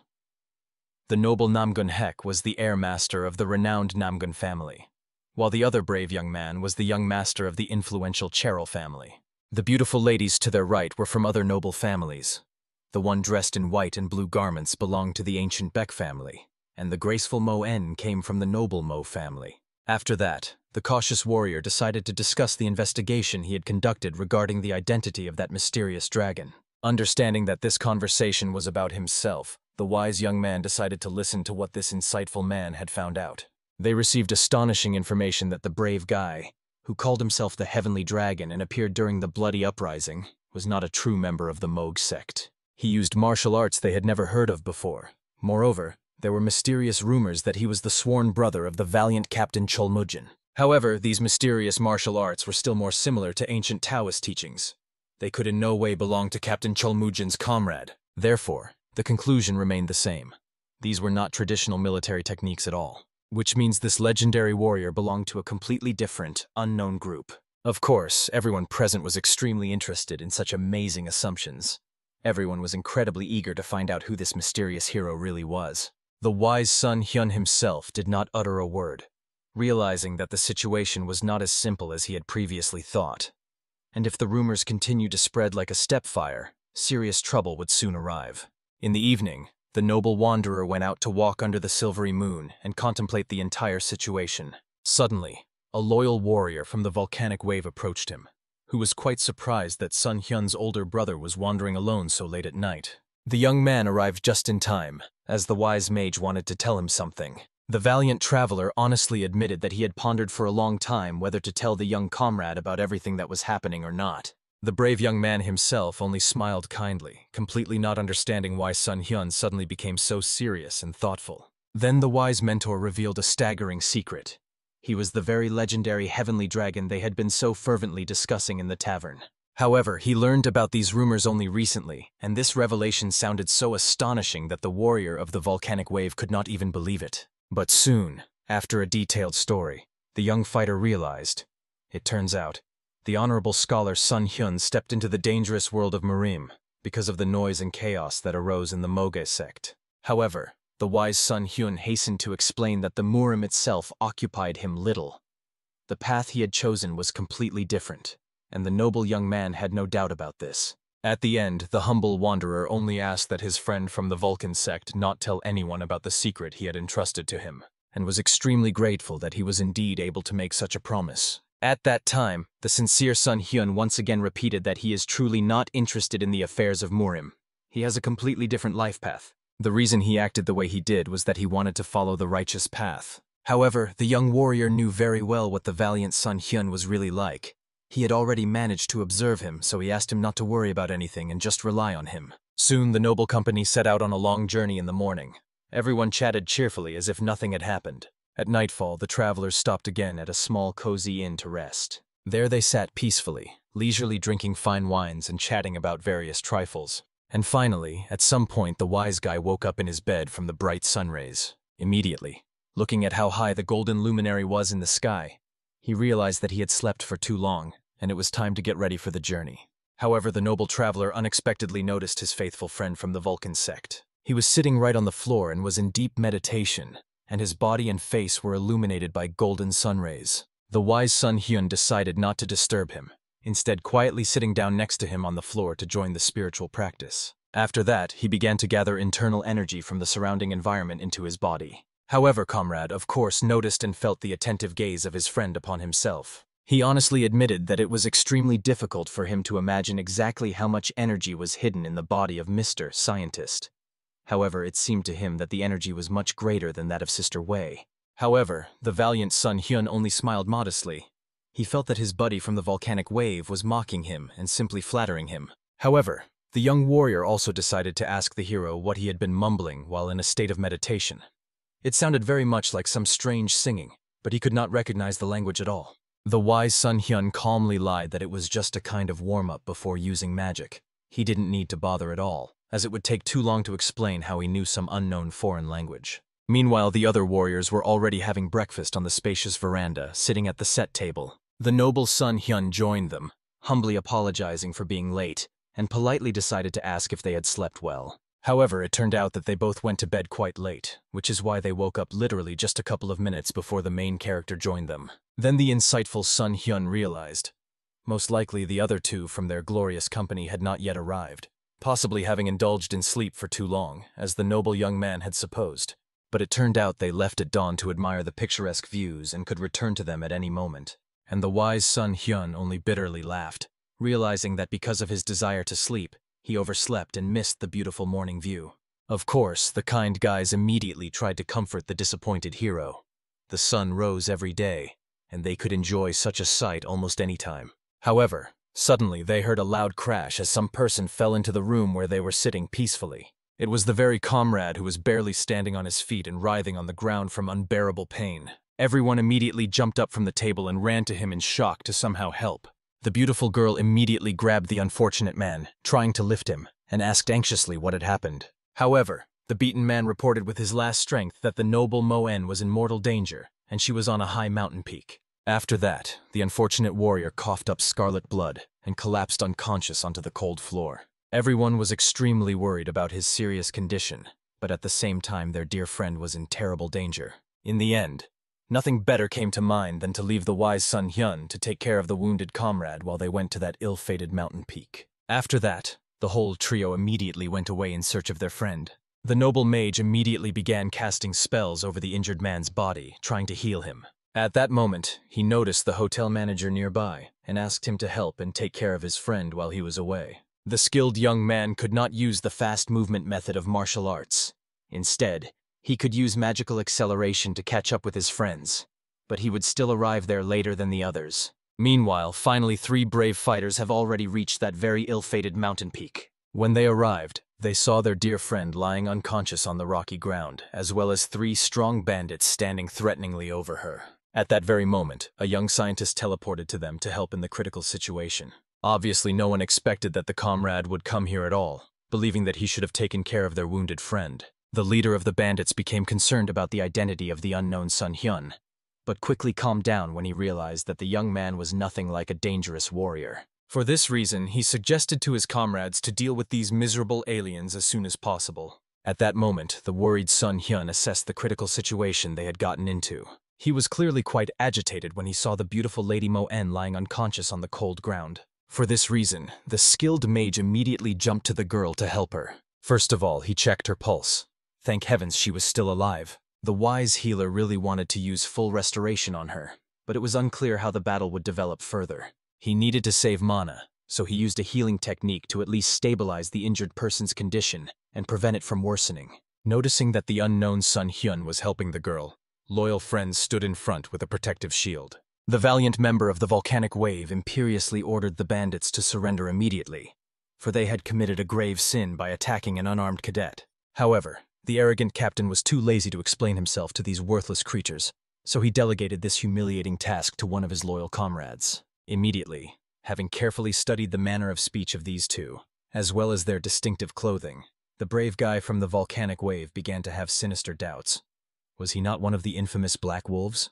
The cruel bandit himself explained that the father of the noble Moina killed their second brother 20 long years ago. They came here to repay the bloody debt. The villains were supposed to finish off the innocent girl and go to the Mo family estate for a complete reckoning. Of course, no one could believe that these scoundrels were going to take revenge, even though 20 whole years had passed since that tragic incident. This meant that the situation was much worse than they expected, and everything would be far from as simple as it seemed. At this critical moment, the valiant warriors telepathically connected to discuss battle strategy. An experienced member of the volcanic wave asked the noble brother and sister to take care of the left scoundrel. Obviously, they wisely noted that although there were 3 enemy fighters, even if 2 of them took on the left bandit, the remaining 2 would not stand still. However, the brave warrior was already preparing to take on a duel with one more opponent. After that, the brave young man asked the wise son Hyun to take on the battle with the scoundrel in the middle. For the noble Namgun Hek, it was like some ridiculous joke. How could one ask a peaceful scholar to fight against a bandit captain? However, the guy from the volcanic sect was extremely serious. But there was no time for explanations, so he asked to trust him at least for a moment. The arrogant captain, watching how the trio stood motionless, only sneered contemptuously, understanding that they were extremely afraid to attack. He mockingly asked them to at least try to survive, to amuse the bandits before his inevitable death. At this fateful moment, the valiant son Hyun approached the enemy fighters. Magical energy literally poured out of him in powerful waves of blue, spreading throughout the area like a heavenly glow. Everyone present was insanely surprised, feeling such a huge wave of energy. Even the cruel bandits did not understand what this mysterious guy was doing. However, it at least became clear to them that experienced fighters stood before them, so the villains immediately prepared their deadly weapons. At that moment, looking around at his comrades, the perceptive son Hyun understood. Although they were among the renowned 5 dragons of Murim, it would be extremely difficult for them to stand against the sinister Black Wolves. The heroes had serious problems. They needed to act as quickly as possible. Therefore, the wise mage telepathically connected with the entire trio, explaining that he would transfer his energy to them. He made it clear how to accept her into his body, and all that remained was to hope that no conflict would arise and they would be able to accept her. At once, the skilled sorcerer rewarded these fighters with a significant increase in their strength and agility. And indeed, the warriors immediately felt that their bodies were filled with energy, as if they took a careless step, they would push off the ground and soar into the sky. At that moment, the Black Wolves were convinced. This very simple scientist definitely knew some strange tricks. But the villains believed that this would definitely be insufficient to defeat them. After that, the entire trio, on the captain's command, rushed into a fierce battle to deal with these daring cadets. The first 2 immediately rushed to deal with the 2 assistants who were protecting the captain. The valiant son Hyun himself, without waiting for the attack, struck with a blade of wind that struck the enemy with incredible speed. He recoiled in fright. He managed to avoid injury, but he lost concentration and almost fell onto the rocky ground. The skillful young man had already soared into the air and prepared another fireball for the attack. The enraged mercenary understood that he could not escape this devastating attack, so he thought of nothing better than to throw his blades. And in the end, because of the powerful explosion, the main character noticed with a delay that a deadly weapon was flying towards him. By this moment, it was already a meter away from his very face. At the last moment, he managed to use the flickering technique. Of course, the enemy was surprised that this simpleton scientist found it easy to do. At that moment, the wise mage had already appeared directly behind the villain. It remained only to guess how the valiant son Hyun managed to defend himself so skillfully. He looked like a novice martial arts master. Moreover, he fought strangely, as if he had some unknown technique of elemental control. At that moment, the problems were not only with the skillful son Hyun. His comrades were also engaged in a serious battle. A brave warrior from the volcanic wave fought against a real giant strongman. Even withstanding one of his axe attacks was not easy. However, the young fighter felt the power tingling in his hands, gained through years of battle experience and with the help of the hero's blessed spell. This meant that his sword would be invincible. The brazen mercenary was already expecting the boy to scream in fear and run away, so he decided to show him how a real fight should be conducted, not these pathetic childish techniques. The brave young man attacked the enemy using the first technique of his sect, a strike called Blooming Plum. At once, beautiful plum flowers flew towards the enemy, which upon contact with the body became deadly weapons. However, the mighty man easily repelled all the blooming plums, and his attack power also increased. Therefore, although the guy from the volcanic wave was looking for a way to defeat this strong man, he was precisely the person who had perfectly mastered his martial art, as he managed to cope with the skill of his sect. The mocking fighter thanked the young man from Murim for such a beautiful performance with flowers, but it was time to end the fight. He decided to do it using the technique Offering to the Bloody Demon. The brave young man had to hold back this attack, gritting his teeth. It seemed he could not endure another direct clash. He had a skill that he had not fully mastered, but he had no other choice. Therefore, the valiant warrior used the art, Flowers of Happiness of the Four Swords, Plum Explosion. However, the experienced fighter still chopped down all the flowers flying towards him and intended to shorten the distance in this way to strike the young man with a single blow. He tried to defend himself by using Plum Cut against the opponent.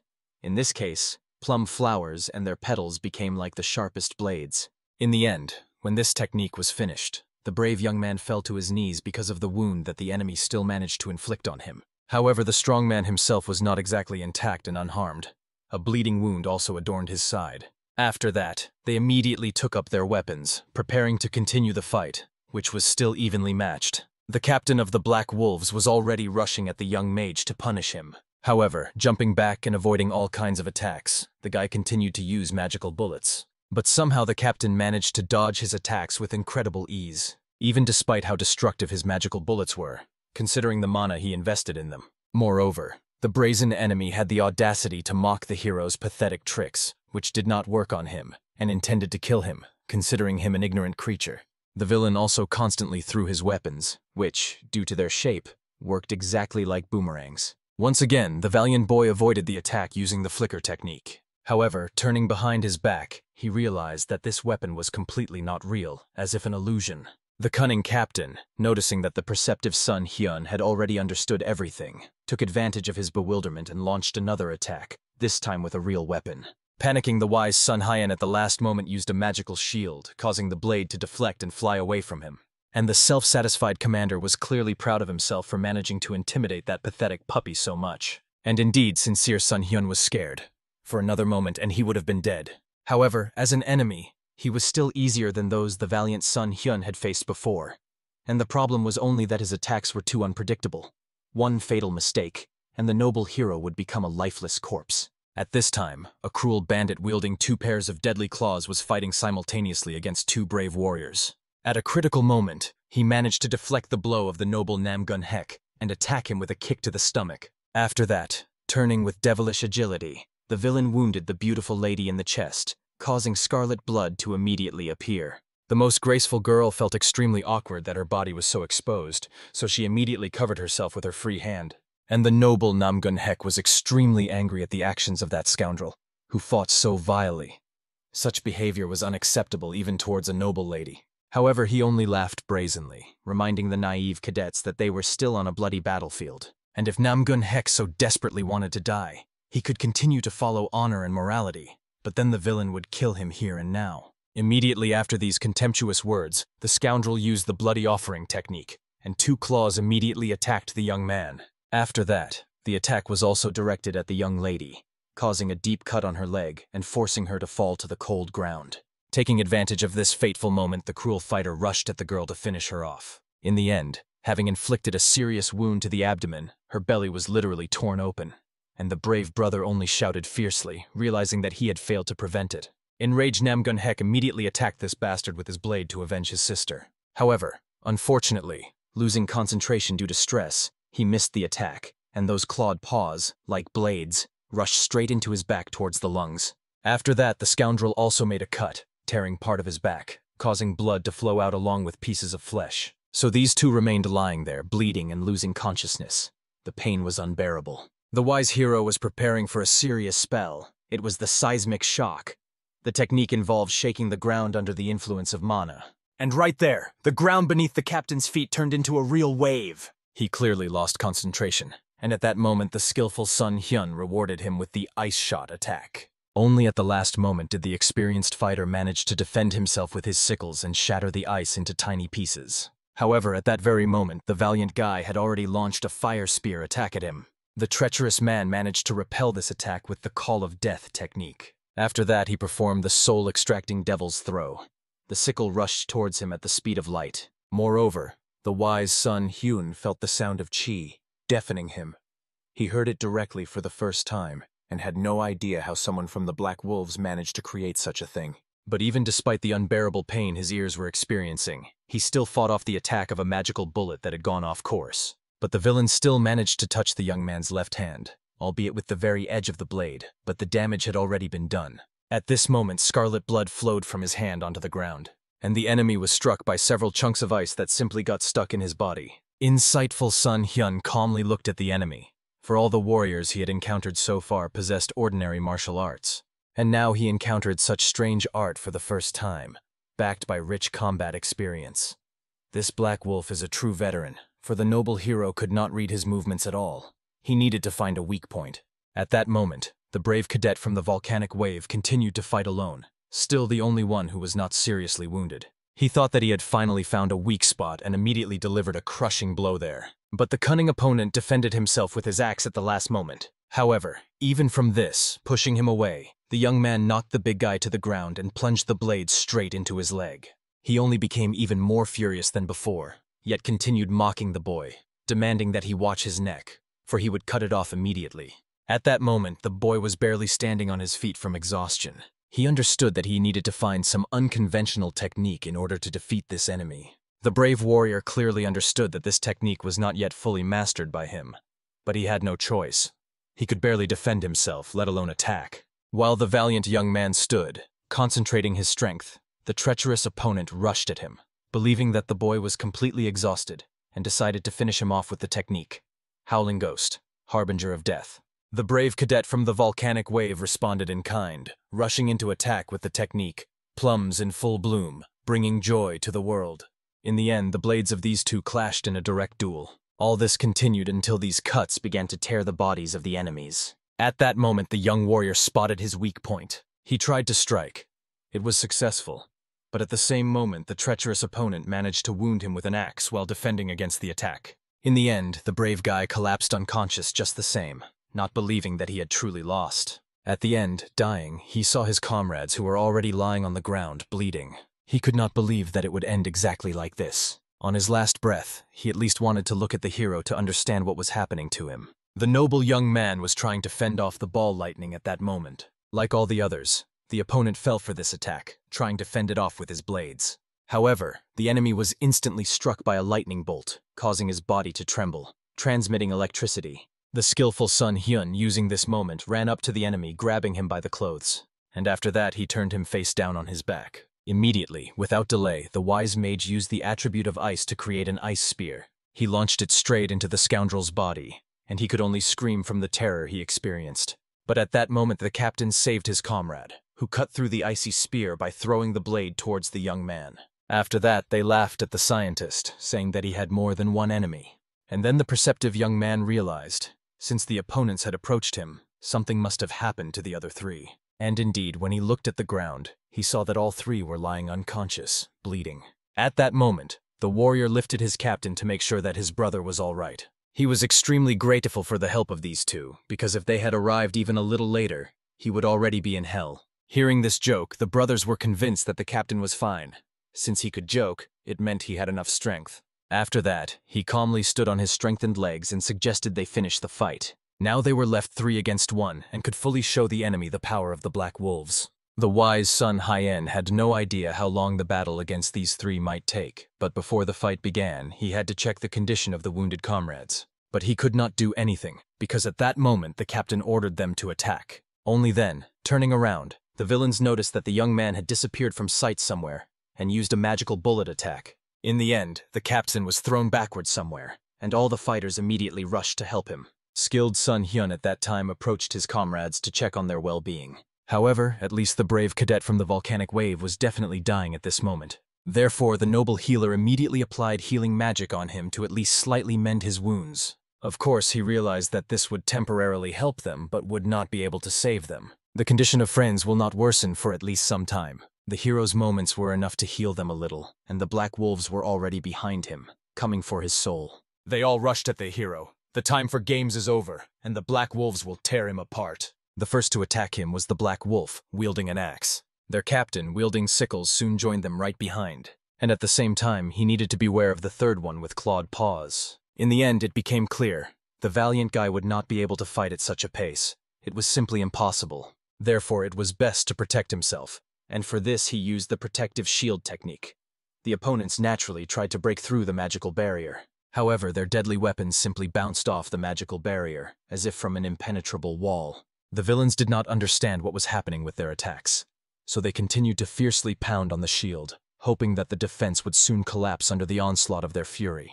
At this fateful moment, taking cover behind the protective shield, the wise young man used the destructive technique Storm, a great force of wind that destroys all enemies. And immediately, when the magical shield dissipated like morning mist, incredible forces of wind burst out with a deafening roar. The hurricane-like stream was literally blowing these 3 black wolves off the rocky cliff. The main task for the scoundrels now was to hold on desperately to avoid falling into the bottomless abyss. The skilled Sun Hyun was amazed. These mercenaries were truly extremely strong and experienced fighters. They could even hold their ground against such a devastating storm clinging to the rocky ledges. However, the wise mage decided to add a couple more tricks, as they contemptuously called them. For example, a scorching fireball. In the end, truly merging with the hurricane wind into a deadly fiery tornado, the enemies failed to protect themselves from this devastating attack, causing them to tumble backward over sharp stones. The desperate bandits had no other choice. They needed to deal with that cursed youth as soon as possible.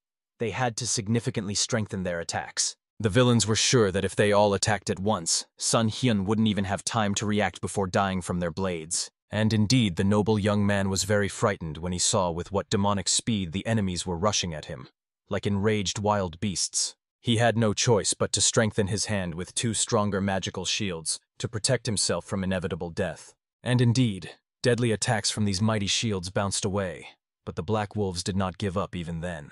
They needed to finish off this boy, and then deal with the wounded trio in the morning, who were now helplessly lying on the cold ground, bleeding. At this critical moment, the leader used the sinister technique, Bloody Wheel of the Devil, spinning in a circle with his sickle like a hellish whirlwind. His comrade used the terrifying technique, Wandering Spirit screaming in bewilderment, Devil's Soul Cut. And finally, the one with the axe decided to use Harbinger of Death, offering to the devil, Howling Spirit. The valiant hero desperately needed all his superhuman agility to avoid all 3 deadly attacks at once. One aimed at his stomach, leaving a deep wound, while the others targeted his arms, trying to maim him forever. Insightful Sun Hyun clearly saw that this trio had put their last strength into this desperate attack. Therefore, he needed to do exactly the same and finish them once and for all. For this, the skillful mage used a repelling force. Because the enemies were close enough, they were immediately thrown away from the guy with incredible power, like chips in the wind. He immediately dispelled the defense and created the Fire Field, a destructive technique where blazing fire spread across the ground like living lava. And then the opponents had to desperately jump up as their feet were really burning badly. They could catch fire, including their clothes, turning the villains into living torches. And now the time has come for the final decisive strike. With the power of pure mana, the brave young man called upon the mighty telekinesis. In the end, the whole trio hung in the air like puppets on invisible strings, unable to move, let alone land on solid ground. The skilled Sun Hyun himself exerted considerable effort to keep them suspended at all.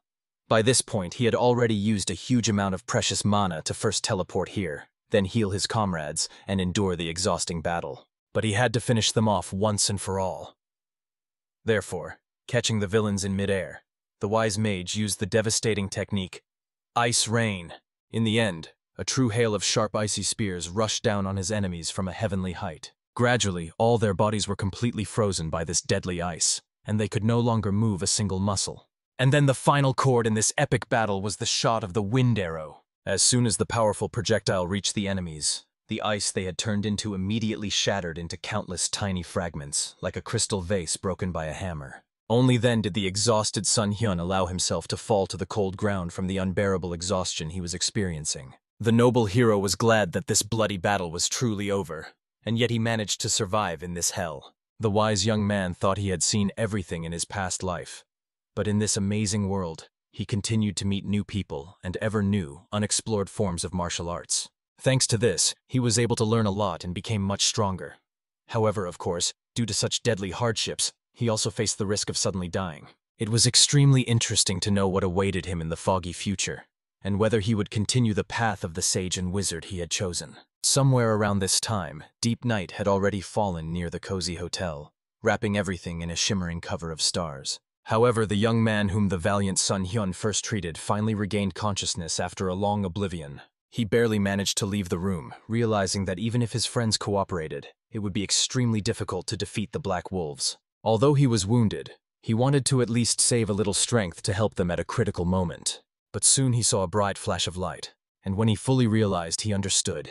These were his friends whom the hero had teleported with him. They were all extremely wounded and exhausted to the limit, yet they were also alive. He could not even believe that they had survived such a hellish battle against legendary killers. The skilled Sun Hyun promised the man that he would definitely explain everything to him, but asked to immediately call the best doctor. In the end, despite painful wounds, the nobleman seemed healthier than all the living as he rushed off in search of a skilled healer. The wise healer worked magic on the wounded until dawn, using all his knowledge and remedies. When he finished the hard work, everyone was already wrapped in snow-white bandages and smeared with all kinds of healing ointments. Brave men endured wounds a little more easily, which is why they recovered faster than their sisters. But indeed, only one day had passed, and they were already sitting, as if nothing had happened, at the spacious table, only good-naturedly laughing at how they had all been beaten, and rejoicing that they had managed to heal so quickly.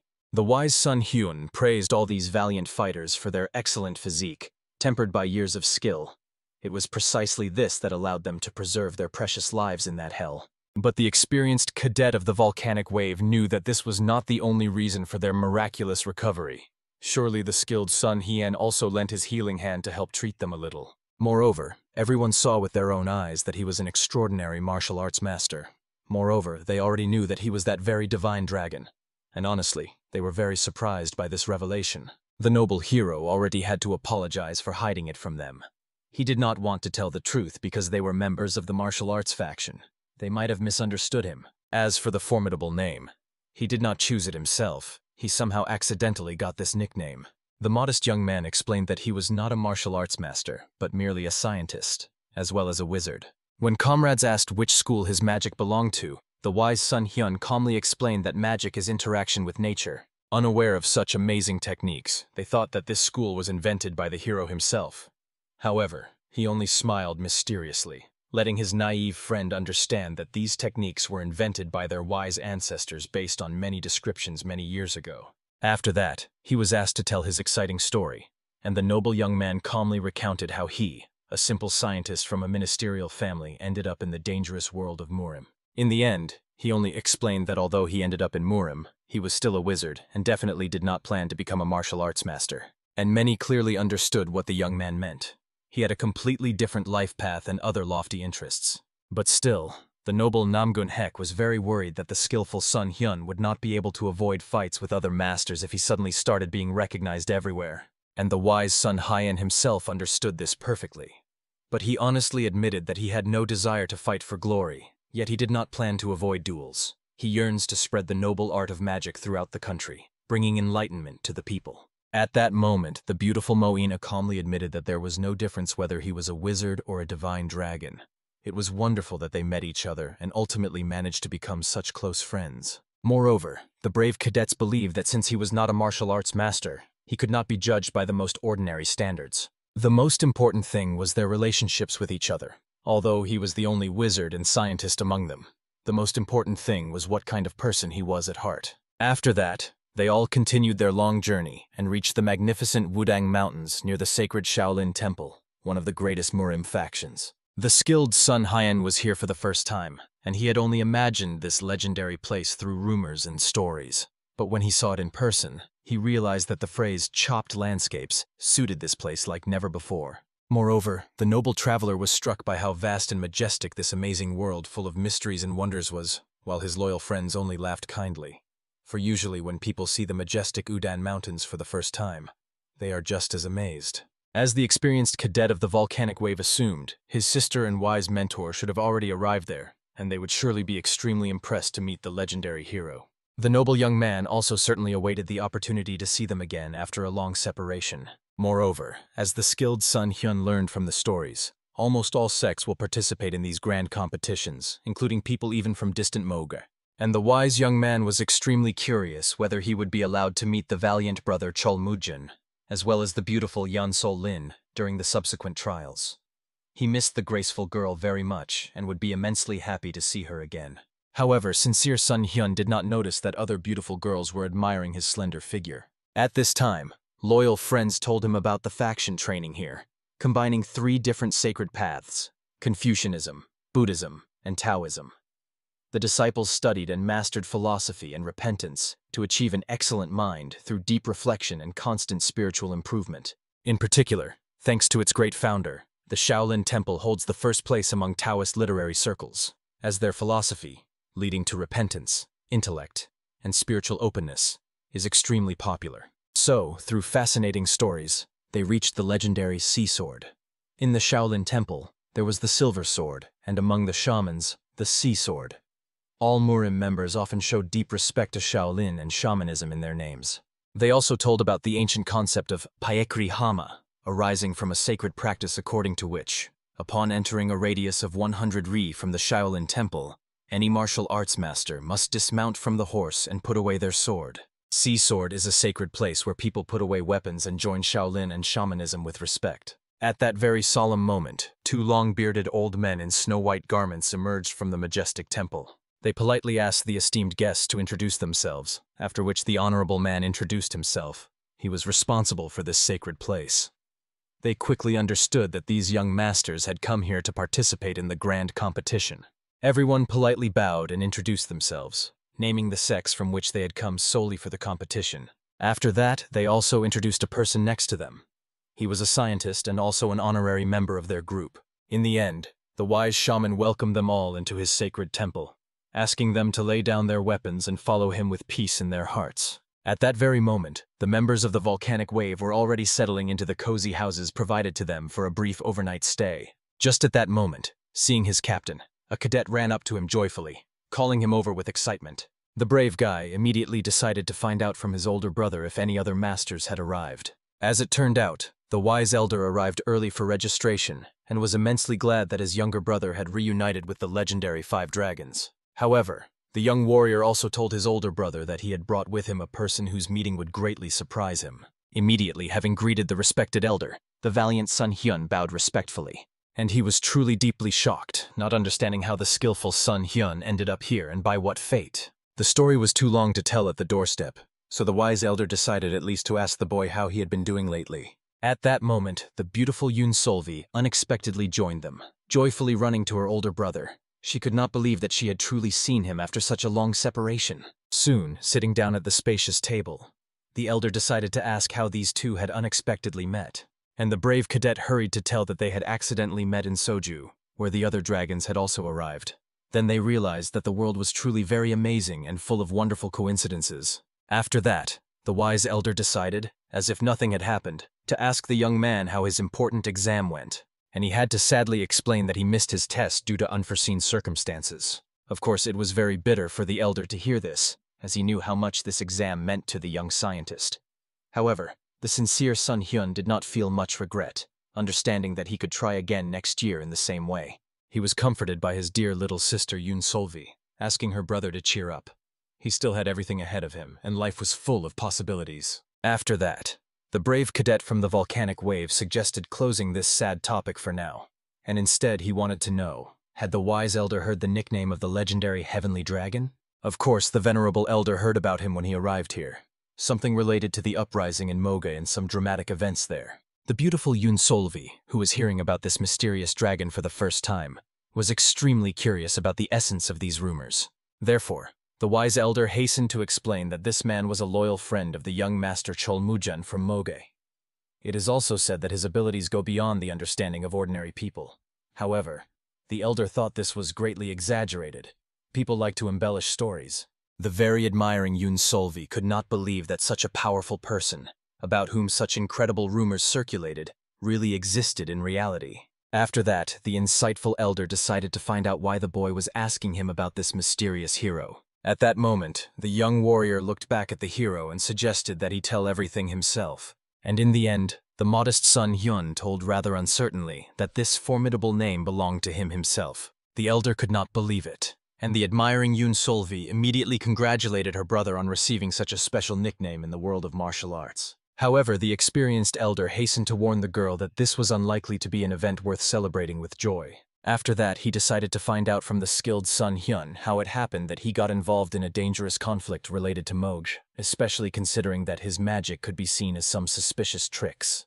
But the noble young man made it clear that he did not care at all what nickname he bore in this world. He was still a wizard, not a martial artist, and he judged a person not by faction but only by character and actions. But even so, the wise elder was very worried about the young man, because the martial arts factions and Moj do not get along well with each other. Therefore, the skilled Sun Hyun could be mistaken for a person from Moge and attacked indiscriminately. However, the younger brother hastened to remind that even if that happens, then they should stand up for their dear comrade Sun Hyun and explain everything to the other martial arts masters. But the elder understood that it was not so simple, and asked to close this dangerous topic for now. But he promised the valiant Sun Hyun that he would help if a similar opportunity arose. The noble young man himself asked the respected captain not to worry about anything, considering that he had done nothing inhumane. He would simply continue with his peaceful affairs. The elder greatly hoped that the young man's thoughts would change and that he would not bring even more serious problems upon himself. After that, they found out about the hero's plans. He was going to head to Cholmujan today. It was about a young lord from Mogue, as well as the future heir of this powerful sect. Of course, the wise elder could not forbid him anything, but asked the young man to act very carefully and wisely so that he would not be misunderstood. And sincere Sun Hyun was extremely grateful for this care, after which he politely rose from the table to leave. Of course, the beautiful Yoon Solvi was very upset that her brother was leaving so early. They had not seen each other for a long time, so she wanted to at least spend some time with him and have a heartfelt talk. However, the wise Sun Hyun reminded that they could meet and take a walk tomorrow. No one is rushing them anywhere, and they have plenty of time. The graceful girl demanded that the young man promise that he would definitely come, and then they would go to the city together. After this solemn promise, the skillful Sun Hyun politely bowed, said goodbye to everyone, and disappeared into the night. In his thoughts, the wise elder understood that Sun Hyenu needed to behave extremely cautiously in this dangerous world. However, the younger brother reminded him that everyone was well aware of the hero's character and wisdom. There was no need to worry about him, and this was indeed true. They knew that this young man was a good person with a pure heart, but others might think that he was the kind who would use all sorts of suspicious tricks in competitions. Then the young man suggested warning everyone that such an unforeseen situation might arise and simply publicly standing up for him. But the wise elder, due to age and experience, understood that this was not a situation they could recklessly interfere in. They had to think and act for the benefit of their faction. And immediately the guy felt guilty for having suggested it at all. In the end, all members of the volcanic wave could only hope that the brave guy would be extremely careful and not make foolish mistakes in this unpredictable world. Meanwhile, at this time, the beautiful girls from the legendary 5 dragons finally secluded themselves at home and rested after a long journey. Suddenly, a close friend came to the elegant Mo Yen to discuss important matters with her, and noticed that she was lost in thought about something. A friend noticed even earlier that she had a very pale face, and she was constantly sighing quietly, as if she were sick from lovesickness. Of course, the embarrassed lady tried to justify herself to her friend, saying she was simply tired from the journey and needed to rest. But the insightful friend clearly saw that the girl apparently liked this mysterious wizard brother. A perceptive friend asked her not to lie, at least in front of her, as it was obvious that the girl felt bad due to worries about his true feelings and thoughts about her. Upon learning that she was indeed right, the caring little sister promised that she would definitely help find out everything, so she asked her friend not to worry unnecessarily. At this time, the skillful Sun Hyun had already met the beautiful young Sol Lin, peacefully wandering through the corridors illuminated by moonlight. Immediately, upon seeing the graceful girl, the noble Sun Hyun modestly decided to inquire how the dear lady was feeling. However, she immediately threw herself into Sun Hyun's arms, unable to believe her own eyes that she was really seeing him after such a long separation. After that, the graceful beauty tearfully confessed that she had missed him very much, and these tender feelings were mutual between the two of them. However, in this romantic moment, they all heard the displeased voice of Cholmujan, who was scolding his sister, who was hugging someone unknown. Immediately, the frightened girl recoiled away from Sun Hyun, not understanding why her brother was so furious. And only at that moment did the valiant Cholmujan notice that she was spending time with the hero. However, the smile immediately disappeared from his face. He was very sad that his sworn brother first visited Yan Sol Lin, and not him.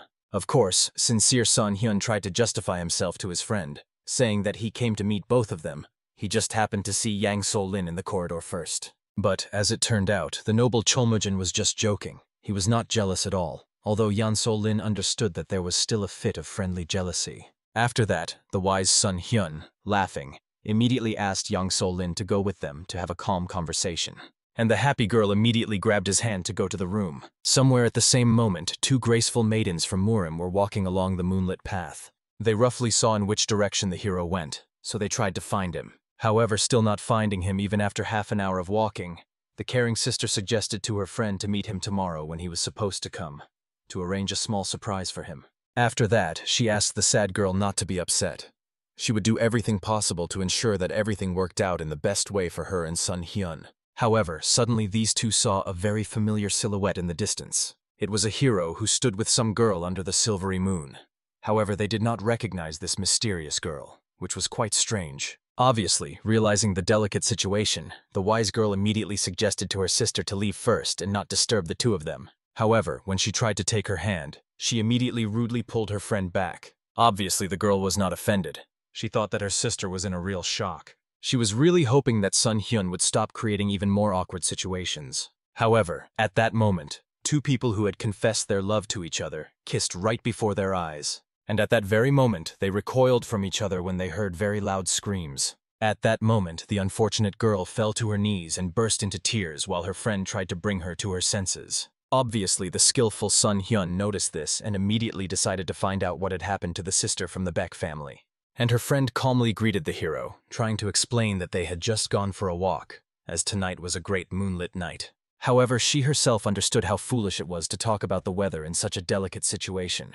At that moment, the beautiful Yeon Sol Lin decided to ask the hero who these girls were, and how Sun Hyun even knew them. He promised to explain everything, after which he approached the girls to find out why they were walking around at such a late hour. Of course, the embarrassed girl tried to somehow justify herself, and also asked her little sister to finally get up and leave. However, she only got up angrily and, looking at the hero, wanted to know how he dared to treat her that way. After that, having created a very ambiguous situation, she immediately disappeared away. And obviously, the faithful friend ran after her so that she would not do anything foolish in such a situation. Sincere Sun Hyun understood what had happened and thought that perhaps the girl was even suffering from lovesickness. But turning around, he saw Yeon Sol Lin's reaction to such an ambiguous situation. Obviously, she believed that Sun Hyun had betrayed her.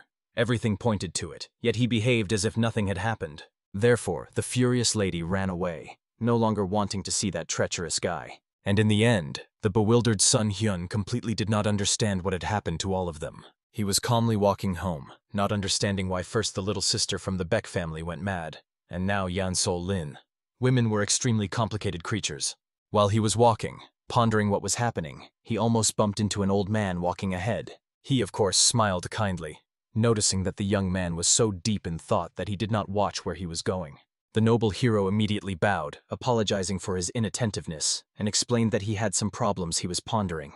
At that moment, the wise old man greeted him, and looking at him, the insightful Sun Hyun realized that his spiritual energy felt different from that of the people he had met before. It felt as if he had stepped beyond the limits of mortals, yet he was not a master of martial arts. And the venerable old man clearly noticed the excessive attentiveness with which the young man was examining him. In the end, he honestly admitted that he felt the spiritual energy of the old man, which was different from that of other people he knew. And the young master was right. Unlike others, he did not practice martial arts. It was quite strange considering that the man was a shaman. Therefore, seeing the misunderstanding, the sage hastened to explain that most shamans study martial arts, but he does not. He practiced a unique technique for the Shaolin Temple, realizing that it seemed to be fate itself to meet in such a remote place in the dead of night. The kind old man offered the young man to take a walk with him and have some tea. Soon they were sitting in the humble dwelling of this old man. The tea was really very tasty, and the hero was extremely grateful.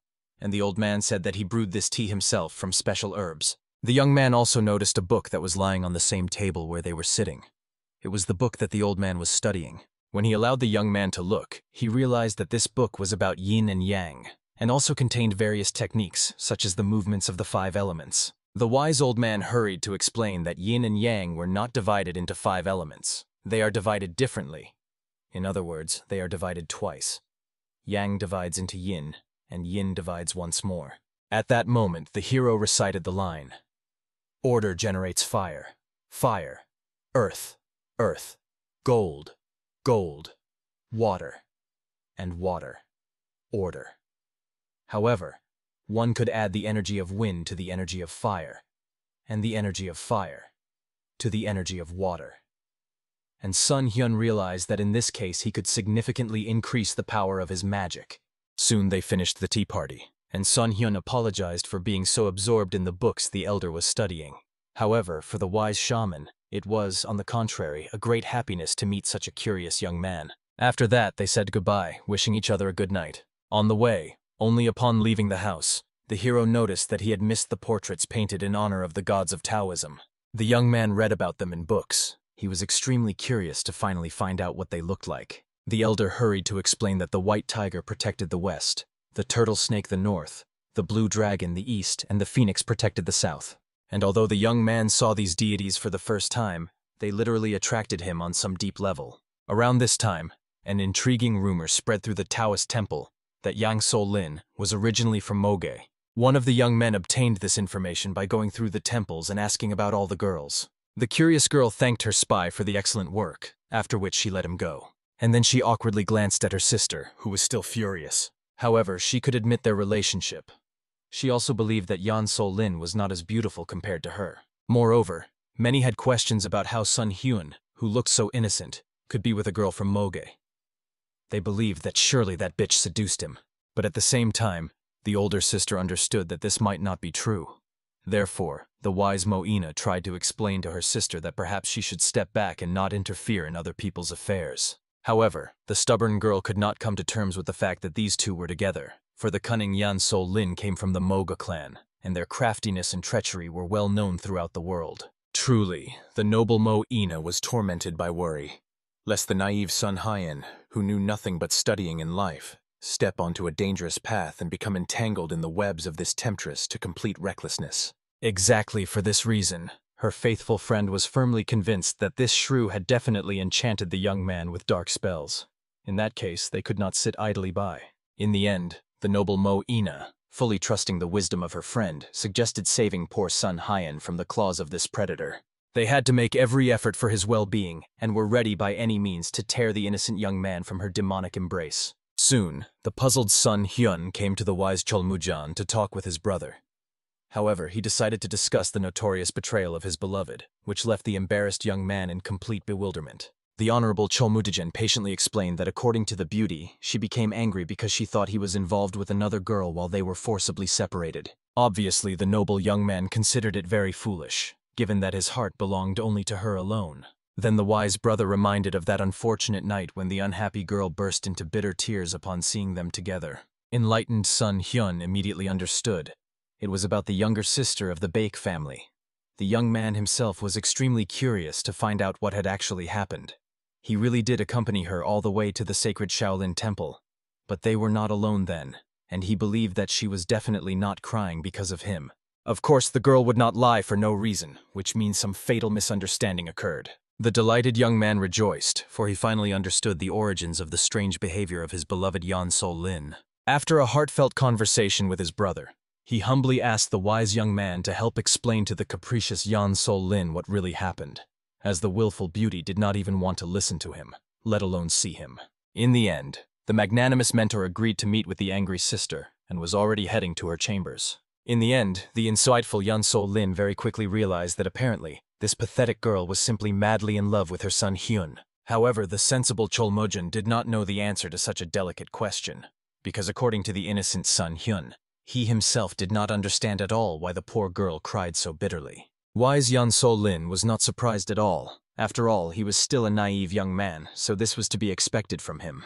But the insightful beauty perfectly understood the truth with the help of female intuition.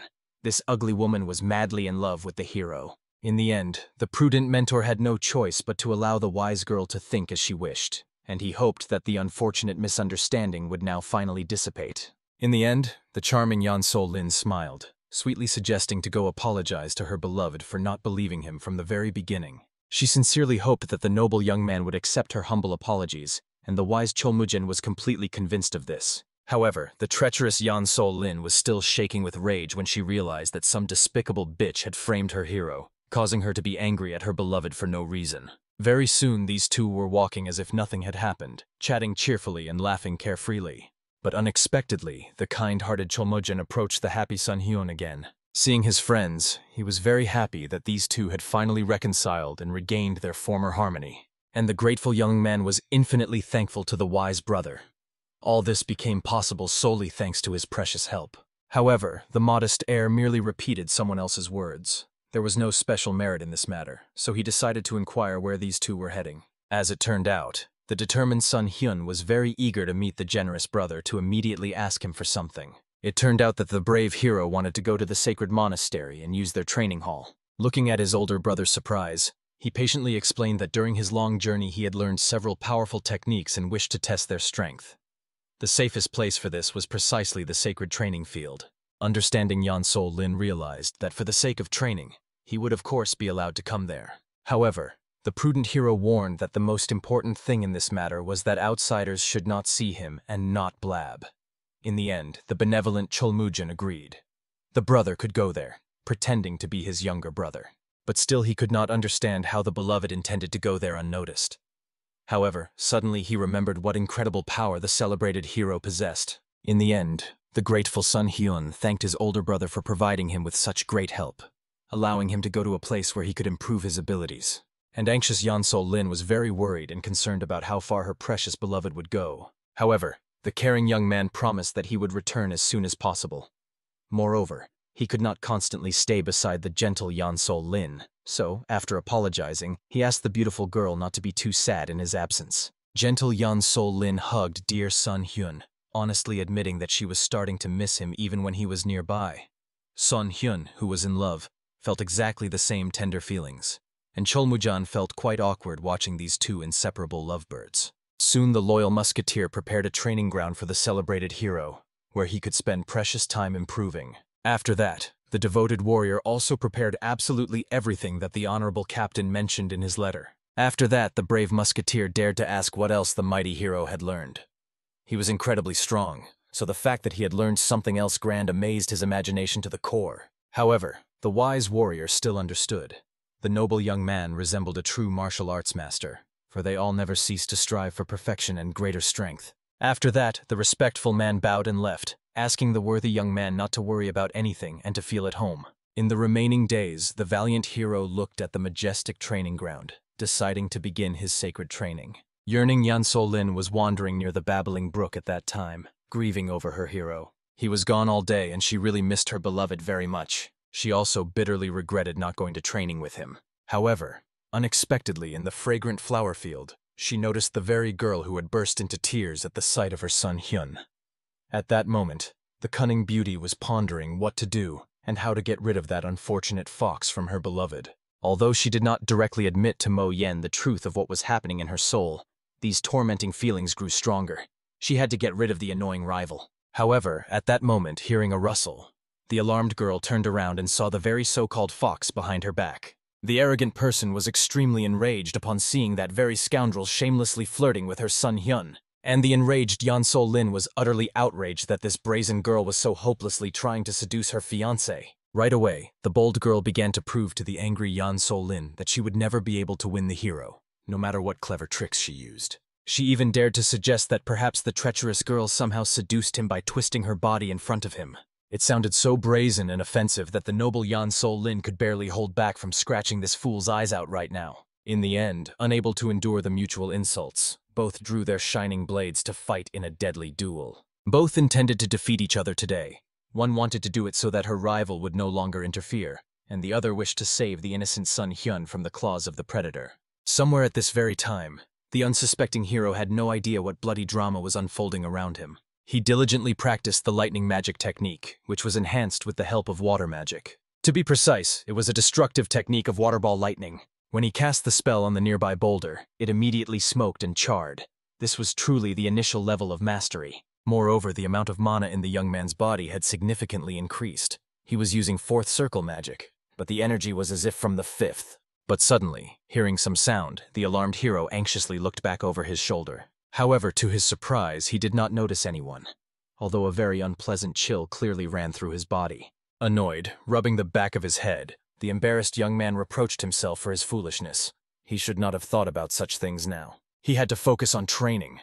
Therefore, the determined hero tried to concentrate on magic in order to continue the sacred refinement. At that moment, the angry Yan Sol Lin understood that the only thing restraining her hands was that she could not kill that vile rival, no matter how much she hated her. If she could finish her off, she would have done it long ago without hesitation.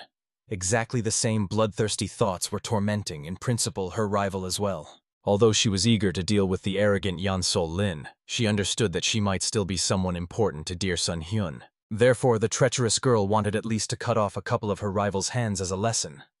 But still, both warriors could admit that the duel with each other was fundamentally different from other battles. At the very least, the powerful Yan So-lin was exceptionally strong. Being the daughter of the formidable leader Moa, she mastered martial arts perfectly. But even the treacherous Yan So-lin had to admit that the skills of the despicable rival were surprisingly good. She needed to be extremely careful with her. When the daring opponent managed to knock the beauty to the ground, she immediately jumped to her feet and decisively swung her sparkling blade. In the end, it all ended with the ruthless girl cutting off a whole third of the luxurious hair of the noble Yan So-lin. The enraged beauty was furious that this inadequate creature dared to cut the hair that her beloved liked so much. The treacherous rival wanted to cut them even more so that the arrogant Yan So-lin would finally stop liking the precious Sun Hyun. At that moment, the passing worried Cholmujin heard the loud clash of blades. He immediately noticed two furious girls and started running, not understanding what was happening. Just as well, the worried Moen rushed here, unaware of what her reckless sister was doing. In the end, both warriors, having heard the voices of their loved ones, had to stop the deadly fight in an instant. The anxious mentor wanted to know what happened to his sister Yan So-lin. However, she authoritatively ordered her brother to step back and not interfere in her affairs. But he only became angry at his stubborn little sister and immediately took away her dangerous blade. The treacherous rival began to complain to her sister that the despicable Yan So-lin was to blame for everything. She had unleashed this bloody fight. After that, she explained that it was this shrew from the Moge family who distracted her dear Sun Hyun. At that moment, the ashamed Cholmujin respectfully apologized to the girls for the unworthy rudeness of his younger sister. And the angry Moen roughly demanded that the nobleman teach the cheeky girl how to behave properly. However, the wise young man noticed that the arrogant Moen was speaking too rudely, like a person who had absolutely not understood the situation. However, she did not think that she should behave any differently, considering that the whole world was well aware of the bad reputation of the treacherous Moga family. The honorable Cholmujan was so enraged by such audacity that he shouted right in the beauty's face, almost deafening her. After that, he demanded that the insolent girl take back her offensive words, as she was completely wrong. But proud Moina could not admit this. She felt that she had behaved completely appropriately, considering who was standing before her. Only at the moment when the girl saw her approaching father did her confidence noticeably diminish. The stern man immediately ordered his daughter to bow and apologize to the person she dared to insult. The embarrassed young lady was puzzled. Why did her father demand such humiliation from her? However, he only looked at her disapprovingly, urging his daughter on. In the end, the stubborn beauty had nothing left but to bow and offer her humble apologies. The wise heir also strictly ordered his arrogant sister to do the same. In the end, the proud girl had no choice. She had to bow to this trio and apologize. And indeed, her treacherous opponent felt deep satisfaction, rejoicing in having been able to humiliate the arrogant enemy so thoroughly. But suddenly her strict teacher arrived, who ordered her student to bow and apologize. After that, the mentors also apologized to each other, and to the noble Cholmujan for not being able to properly raise their protégés. The wise father also repented for allowing such a glaring neglect in raising his daughter. Of course, the sensible Cholmujan understood that what had happened was partly his fault. After that, the wise mentors waited until Cholmujan and his sister left that unfortunate place far away from the estate. Only then did the angry teacher scold her student, not understanding how she dared to behave like that, as if she had completely forgotten her place. The ashamed girl immediately began to apologize, admitting that she was completely wrong before the mentor. However, she reminded the stubborn pupil that she should not forget which actions will lead to which consequences in the future. Soon, the saddened Cholmujin, together with the sorrowful Yan So-lin, returned home, where he asked his sister to explain everything. However, she made it clear that it was the opponent who first dared to attack her. Now the treacherous beauty was completely convinced. That cursed devil definitely had passionate feelings for her son Hyun. To find out the truth, she needed to fight the rival. The wise heir tried to explain to his stubborn little sister that even if this girl really claimed something, the noble Yan So-lin should not have gone that far. However, she became even angrier, demanding that her brother not dare to continue this conversation at all. She swore that as soon as she met the scoundrel next time, she would cut all the hair off her head so that she would look like a bald old hag. Meanwhile, the diligent hero finally finished his sacred training. 3 days flew by very quickly. He achieved the desired result and could now fully test his abilities. That is exactly why the valiant warrior came to the huge, massive rocky gates, which solemnly opened before him. In the end, emerging from seclusion, the noble young man, without much thought, immediately teleported to the sacred Shaolin temple. He hadn't seen the precious Yan So-lin for 3 days and would never have thought he could miss her so much. Yes, although he was quite mature at heart, he could do nothing about his trembling feelings for this beautiful maiden. However, unexpectedly, approaching a familiar place, he noticed the younger sister of the Beck family. Of course, the hero definitely did not expect that, after such a long absence, to see this girl during a simple walk. However, at that moment, the naive young man did not notice that the girl's hair had become much shorter. He thought that maybe someone could have harmed the poor girl, so he decided to comfort her. For this, the kind hero praised her appearance, saying that this haircut suits her very well. He noticed how in an instant the shy girl became embarrassed and was covered with a gentle blush. However, the naive young man did not notice what was hidden behind that facial expression, and simply sincerely believed that his kind words had helped the girl. After that, he hurried to the residence of the noble Moj clan. However, as soon as the love-struck hero entered, he immediately saw that dear Yan Sol-lin was crying bitterly. She immediately threw herself into the arms of her beloved, rejoicing that he had finally come. And then, looking back at his brother, the puzzled Sun Hyun decided to find out what had happened to the beautiful girl. Embarrassed, Cholmujun awkwardly explained that the beauty decided to get a haircut,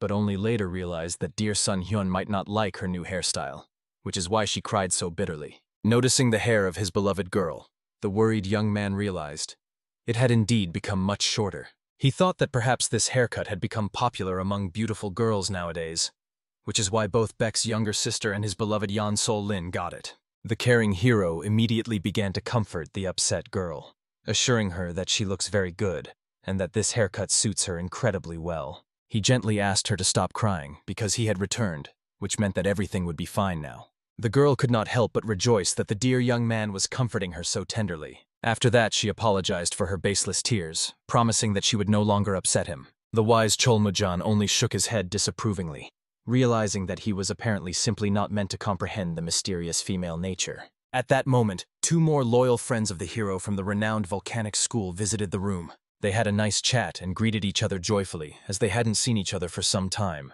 However, suddenly behind the comrades, the surprised Sun Hyun noticed two more people unknown to him. Of course, the well-mannered young man immediately apologized for not introducing his companions, after which he solemnly introduced the senior member of the 5 volcanic swords and the junior member of the 5 volcanic swords. After that, the noble young men politely introduced themselves, exchanging their glorious names. Only then did they admit that they had heard amazing stories about the valiant Sun Hyun many times from Sister Wei, and Sun Hyun himself could only hope that she had not said anything bad about him. As it turned out, the thing was that, while listening to these thrilling stories, they were personally on the battlefield between the hero and the bloody warriors. Therefore, it was possible to hope that her story was not too exaggerated. Moreover, all the members of the famous 5 dragons have also arrived here. Therefore, loyal comrades suggested that the hero must definitely meet with them. Obviously, embarrassed Sun Hyun did not even have time to say anything when he heard footsteps. At that moment, the mischievous heiress of the volcanic school loudly called out to him.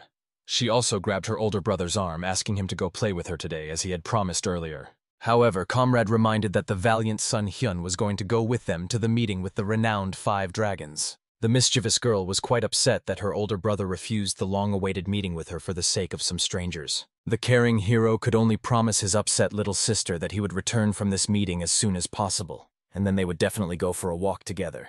But the capricious beauty was already too angry that dear Sun Hyun had changed their sacred plans over such an annoying trifle. Therefore, burning with anger, she left with dignity, showing her deep displeasure. Of course, sensitive Sun Hyun was incredibly sad that he had so insensitively hurt his beloved little sister. However, the wise cadet of the volcanic school asked the hero not to pay much attention to it. She always reacted so stormily to any changes in plans. The stubborn girl herself ran away, fiercely hating the insensitive Sun Hyun in her heart for always mercilessly neglecting her attention. She was eager to teach him a proper lesson.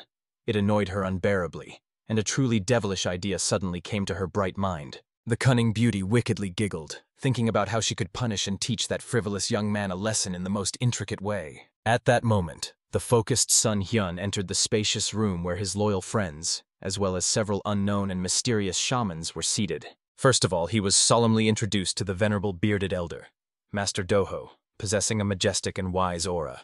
After that, his bald companion sitting nearby with an impassive expression politely introduced himself. When the ceremonial performances were solemnly concluded, the respected father explained to his dear friend that the celebrated Master Doha was the most renowned guardian of sacred justice. His companion was widely known as the mighty titan of the Shaolin Temple, whose strength was legendary throughout all lands. The girl who introduced herself last was a student of a mysterious sect in which for centuries it was precisely the female representatives who held the role of undisputed leaders. At that moment, she disdainfully and arrogantly decided to ask the young stranger which martial arts he had mastered and studied. But the unflappable Sun Hyun calmly and honestly replied that he had not practiced them at all, and was a scholar devoted to the sciences. Then the loyal comrades hurried to explain to the arrogant lady that it was they who insisted on bringing the modest young man here, for the haughty lady needed a truly special and weighty reason to bestow her attention on a person not of her high class. In the end, the sensible young man decided to ask all the respected attendees if they had ever heard of the legendary nickname of the Heavenly Dragon. But in the shamanic clan, this mysterious warrior was also widely known as the Immeasurable Buddha, or by the name of the Eternal Dragon. They had heard many exciting rumors about this mythical man, but only knew that he was a descendant of the Moj family and also seemed to be a close relative of the noble Cholmujin. And of course, everyone immediately gave the hero the right to tell, so that he himself could recount everything in detail. In the end, the embarrassed young man awkwardly rose from his seat and, stammering shyly, explained that he was the very legendary Heavenly Dragon they were talking about. At such a staggering piece of news, everyone present immediately gaped in extreme astonishment, clearly shaken to the core by the revelation they had just heard. And the modest Sun Hyun hastened to explain that although he had inherited this loud name, he did not practice traditional martial arts like all the other warriors. Obviously, the displeased and suspicious lady authoritatively demanded that the mysterious young man explain in detail how he came to receive such an honorable title. It was not easy for him to explain this in simple words. After all, he was a learned man, or to be more precise, a wizard magician. And of course, the curious girl asked with interest, what kind of strange and mysterious class is this, which she had heard about for the first time in her life?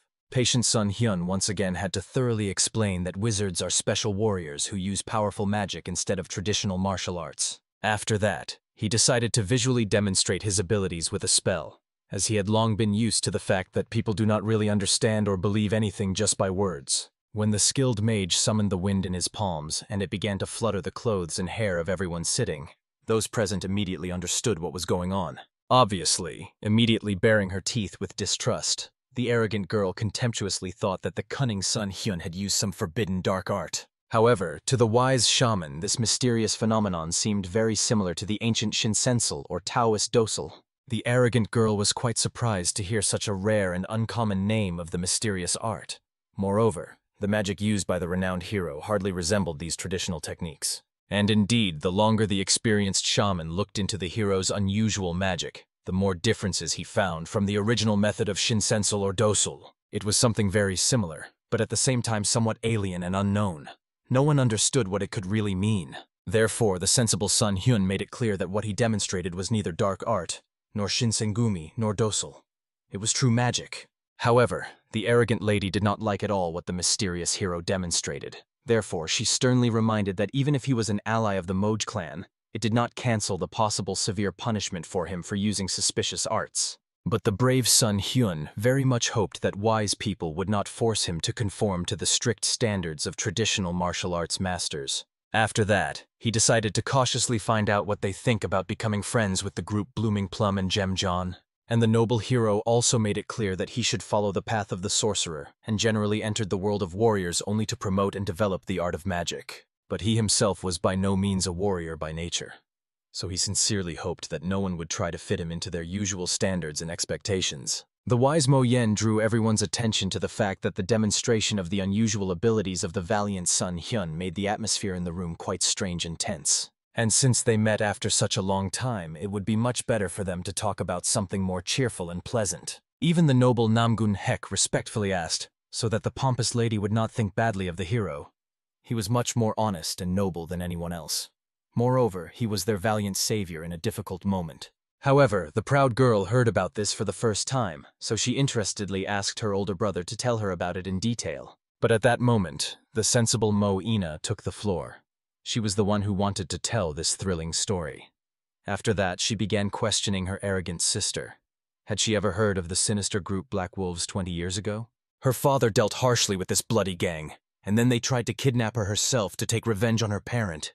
In that difficult time, it was thanks to the valiant Sun Hyun and his powerful help that they were able to safely reach a secure place.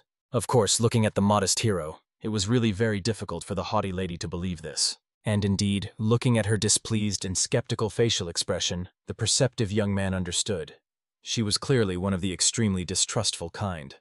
So he would have to take some significant action to earn her precious trust and respect. In this moment, the wise shamans acknowledged that the magic of the valiant Sun Hyun was truly amazing. It resembled their sacred Taoism, but unfortunately they had lost the ancient knowledge of Taoist practice and could not properly compare it to true magic now. And it sounded very regrettable. It was unbearably sad that even the venerable shamans themselves had lost the precious knowledge of Taoism. Moreover, the hero found it very strange that although he clearly said that this art is called magic, the persistent shamans continued to compare it with their lost Taoism. Finally, after the end of this intense meeting, the thoughtful Sun Hyun withdrew, still pondering the seemingly endless malicious resentment among the various political factions of martial arts masters. He never thought he would encounter such hostile and suspicious looks, just because his comrade in arms was a noble Cholmujan. However, suddenly the young man remembered that he had only 2 days left until the Grand Martial Arts Masters competition. The wise hero decided to carefully observe and remember various martial arts that could be suitable for magic, and learn to manage the use of traditional martial arts techniques in his practice. In his deep thoughts, the focused young man did not immediately notice how the shy sister Beck cautiously approached him. She, blushing to the limit, immediately apologized to the hero for the trouble she might have caused. However, the noble young man, looking kindly at his modest friend, politely asked her to tell him what important matter she had come to him about. But she blushed to her ears from just the intense gaze of the young man, and only shyly wished him to have a good rest after a hard day. Immediately after these words, she, terribly embarrassed, immediately ran away as if escaping from pursuit. Looking at this picture, the sensible Mo-En considered her friend nothing more than a pathetic idiot who couldn't even properly admit her own passionate feelings. She even considered doing it on her behalf and tried to find some good and effective way to finally accomplish it. At that moment, for some unknown reason, the girl remembered the majestic Cholmujin. She herself was even frightened, not understanding why this noble young man suddenly became so vividly remembered by her. Moreover, he was from the hostile Moog faction. She considered herself a bit foolish for such strange thoughts and decided to forget about him forever as soon as possible. However, the cunning beauty had no idea that all this time her perceptive brother Namgun-hek was watching her closely. Soon, upon learning the astonishing news, he immediately rushed to his loyal friend to discuss what had happened with the young master from the Moog family. They could not believe that the proud sister Mo-ina could have developed passionate feelings for this noble young man. Indeed, it seemed like a real absurdity. How could the haughty sister like someone like the mysterious Cholmujin? However, the attentive Namgun-hek saw with his own eyes how she thoughtfully muttered the name of the young Master Moog, dreamily looking towards his dwelling. Also, the prudent Namgun-hek decided to discuss the fact that not long ago there was a bloody fight between the cunning Yang So-lin from Moog and Beck's younger sister. As they heard, both furious girls were waving their shining swords and mercilessly cutting each other's luxurious hair. It turned out they were stopped by the wise sister Mo-en, as well as the noble Cholmujin. At that unfortunate moment, some strange, unexpected feelings could have arisen between these two, according to his deep reflections. However, true friends still felt that it was an incredibly unbelievable leap forward that literally could not happen in reality. But the wise Namgun-hek reminded his comrades that men and women often fall in love with each other for the most absurd and unexpected reasons. Based on his rich romantic experience, he could confidently say that these two were quite unusual personalities. In the end, both decided to admit that the words of the insightful comrade might turn out to be true, and began to wonder what they could do in such a delicate situation. Soon all three came close to each other to discuss in every tiny detail the daring plan that came to their mind. Not much time passed before the cadet from the Vulcan school headed to the territory where the representatives of the Moj family lived. Obviously, the strolling Sun Hyun was quite surprised, as he was peacefully walking with his brother when he suddenly saw a young man approaching. And he only politely explained to the hero that he had come to tell him something important. After that, the valiant Sun Hyun solemnly introduced the guest to the noble Cholmujin. The perceptive young man knew perfectly well that this was the very young master, as well as the hero's loyal comrade in arms. He was not a bad person, and perhaps if sincere feelings had developed between the wise Mo-ina and the mysterious Cholmujin, it would have been a wonderful opportunity to resolve the long-standing prejudices and misunderstandings between the warring political factions in the world of warriors. Then perhaps, starting with their blessed generation and beyond, political factions could peacefully interact with each other without unnecessary bloody conflicts. In the end, the polite young man made it clear that he had come to ask for a special favor. He wished for the celebrated hero to attend an important meeting of representatives from various factions, but the participation of the wise captain was also necessary for this event. The noble young man believed it would be incredibly glorious to leave behind ancient prejudices and try to sit down together at last to have an honest conversation. All because the wise cadet was firmly convinced they would not have unnecessary conflicts due to useless misunderstandings if they got to know each other better. And although the valiant son Hyun was not against this wonderful idea, he needed to hear the decision of his sworn brother on this delicate matter. And indeed, the proposal sounded very reasonable. They thought it was a great idea to talk all together in a friendly atmosphere. And then the young cadet of the volcanic school suggested having this important conversation during the grand martial arts competition. As it turned out, Cholmujin was almost always available, so the proposed time satisfied everyone. And so the precious time passed. Finally, the final round in the thrilling battle arrived. All the spectators sat eagerly in the stands, waiting for the names of the cadets to be announced. They were to enter the majestic arena to fight in the decisive battles. The list included one cadet from the School of Blooming Happiness, as well as the invincible Hen Sun, a young lady from the Moog clan, the beautiful Yang Sol Lin, and Chol Mujin, a young master of iron blood from Moga. Suddenly, the name of the warrior of unbreakable will was also announced. Many had heard that this was the legendary person who created their own unique martial arts technique. They belonged to one of the oldest clans. The last participant was the heavenly dragon son Hyun, and everyone immediately began loudly calling him. However, the embarrassed young man did not at all expect that he would be called specifically as a participant, and not as a mere observer, since this was completely outside his modest plans. At about the same time, a real grand scandal broke out in the house of the volcanic school. The angry elder shouted, not believing that the stubborn girl had acted so meanly. He was extremely disappointed with her behavior, not understanding how she could be so irresponsible. These were deadly martial arts competitions, but no one could know in advance when their life would be in danger. The capricious girl tried to justify herself, claiming that she only wanted to see with her own eyes the amazing magic of the so-called brother.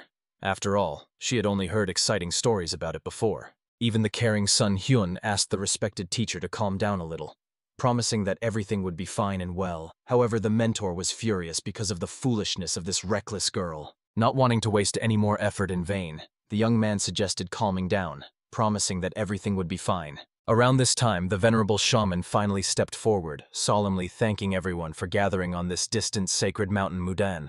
He warmly greeted the noble families and martial arts clans representing various political factions, as well as powerful warriors from around the world, including practicing Moj warriors. After these words, the drums thundered, shaking the heads of the masters. From this solemn moment, he loudly proclaimed the beginning of the great tournament. The first duel was between the celebrated hero and his formidable opponent. This opponent was the Unbreakable! At the moment when the valiant son Hyun was solemnly introduced, the treacherous Yang Sol Lin and her hateful rival immediately exchanged malicious, hate-filled glances. At that moment, the arrogant rival son Hyun sneered contemptuously at him, believing that the boy was conceited and considered himself a real man only because he had reached puberty. He believed that the cheeky boy was simply incredibly lucky to be here among such renowned warriors as they were.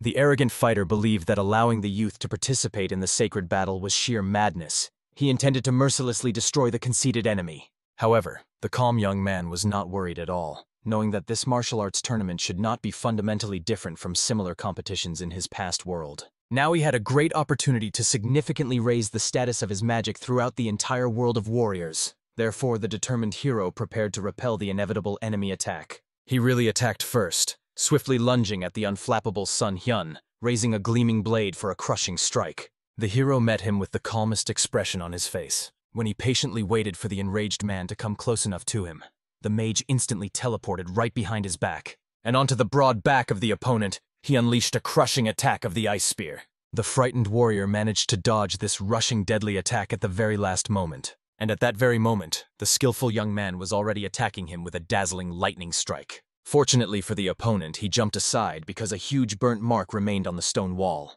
And of course, the stunned man was deeply shocked, for he had never in his life heard of such a type of dark arts. But it could not continue like this any longer.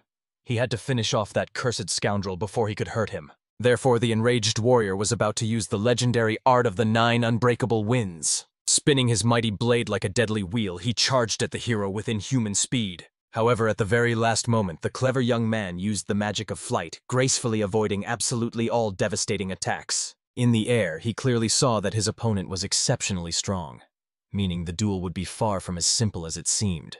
And if so, it was necessary to use the magic recently developed by him with the help of the complex theory of 5 elements. For this, the focused mage immediately joined his hands, and, using the powerful attribute of fire for a fiery explosion, unleashed numerous blazing attacks from the sky onto the enemy. And at that moment, a monstrous explosion occurred, causing massive stones hundreds of meters from the sacred site to shake to their very foundations. In the moment when this dazzling fire went out, all the stunned spectators saw that the entire body of the once unbreakable fighter was covered with the most severe, terrifying burns, after which he lost consciousness, falling flat on the cold ground. At that moment, everyone realized the legendary heavenly dragon Sun Hyun emerged as the victor.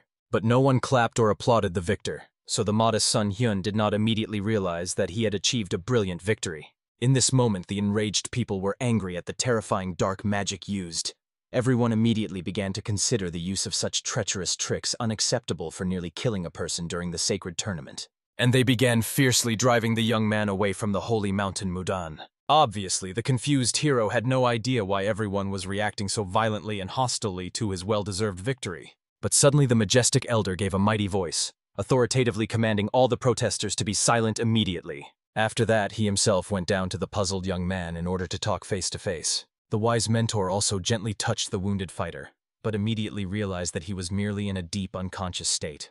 But he did not feel that the young man had any serious internal injuries. Therefore, the just elder loudly declared the well-deserved victory of the valiant Sun Hyun, and also firmly refuted the accusations that he fought with the intention to kill the opponent. But even after these authoritative words, a deadly, awkward silence reigned in the stands. The relieved hero exhaled.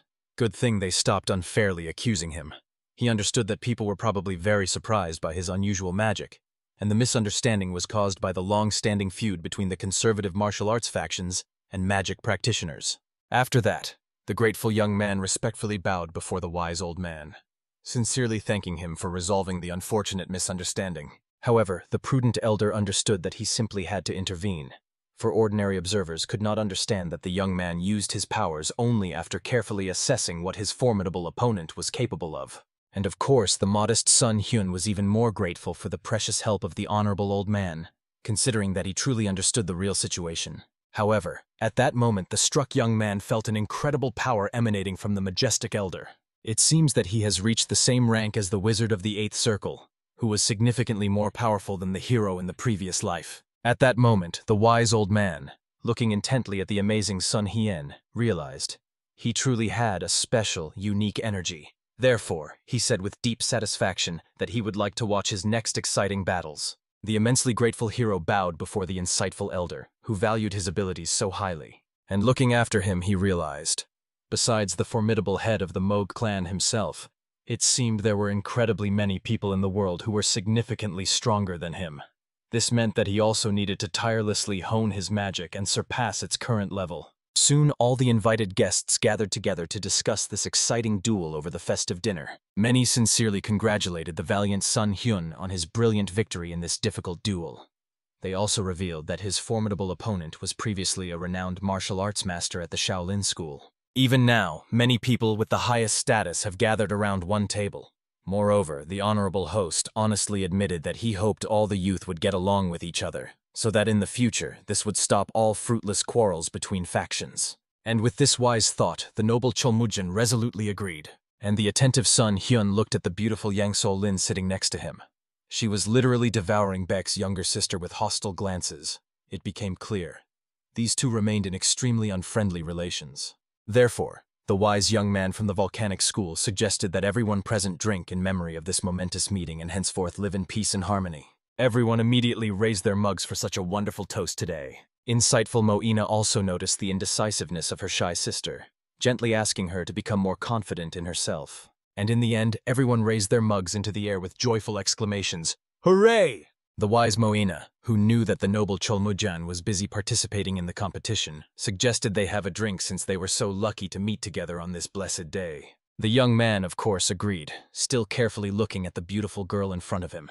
He was sure she still felt unwell because of their previous awkward meeting. However, the intelligent beauty behaved wonderfully and skillfully controlled herself, which revealed her remarkably strong personality. At that moment, the clever Cholmujan decided to consult the wise Mo-en to learn her opinion about the most outstanding participants in this tournament. At that moment, 3 loyal friends exchanged meaningful glances, watching the two and realizing that everything was happening exactly as they had suspected. At that moment, the cadet mentally contacted the valiant Sun Hyun, apologizing for not informing him about everything in advance. He honestly admitted that at today's meeting they wanted to bring the noble Lord Moj and the beautiful sister Mo Inu closer together, and they earnestly asked the hero to help, so that these two would get closer and get along with each other.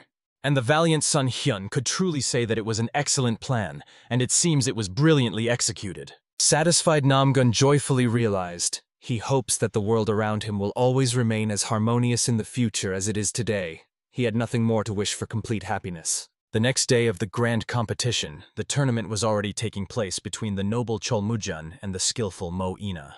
The perceptive girl immediately noticed that it seemed the valiant young man was losing ground, and even thought that perhaps his not trying his hardest was part of the refined politeness of their Moj clan's culture. The brave warrior himself endured shallow but still painful cuts, wondering when this amazing girl would stop driving him crazy.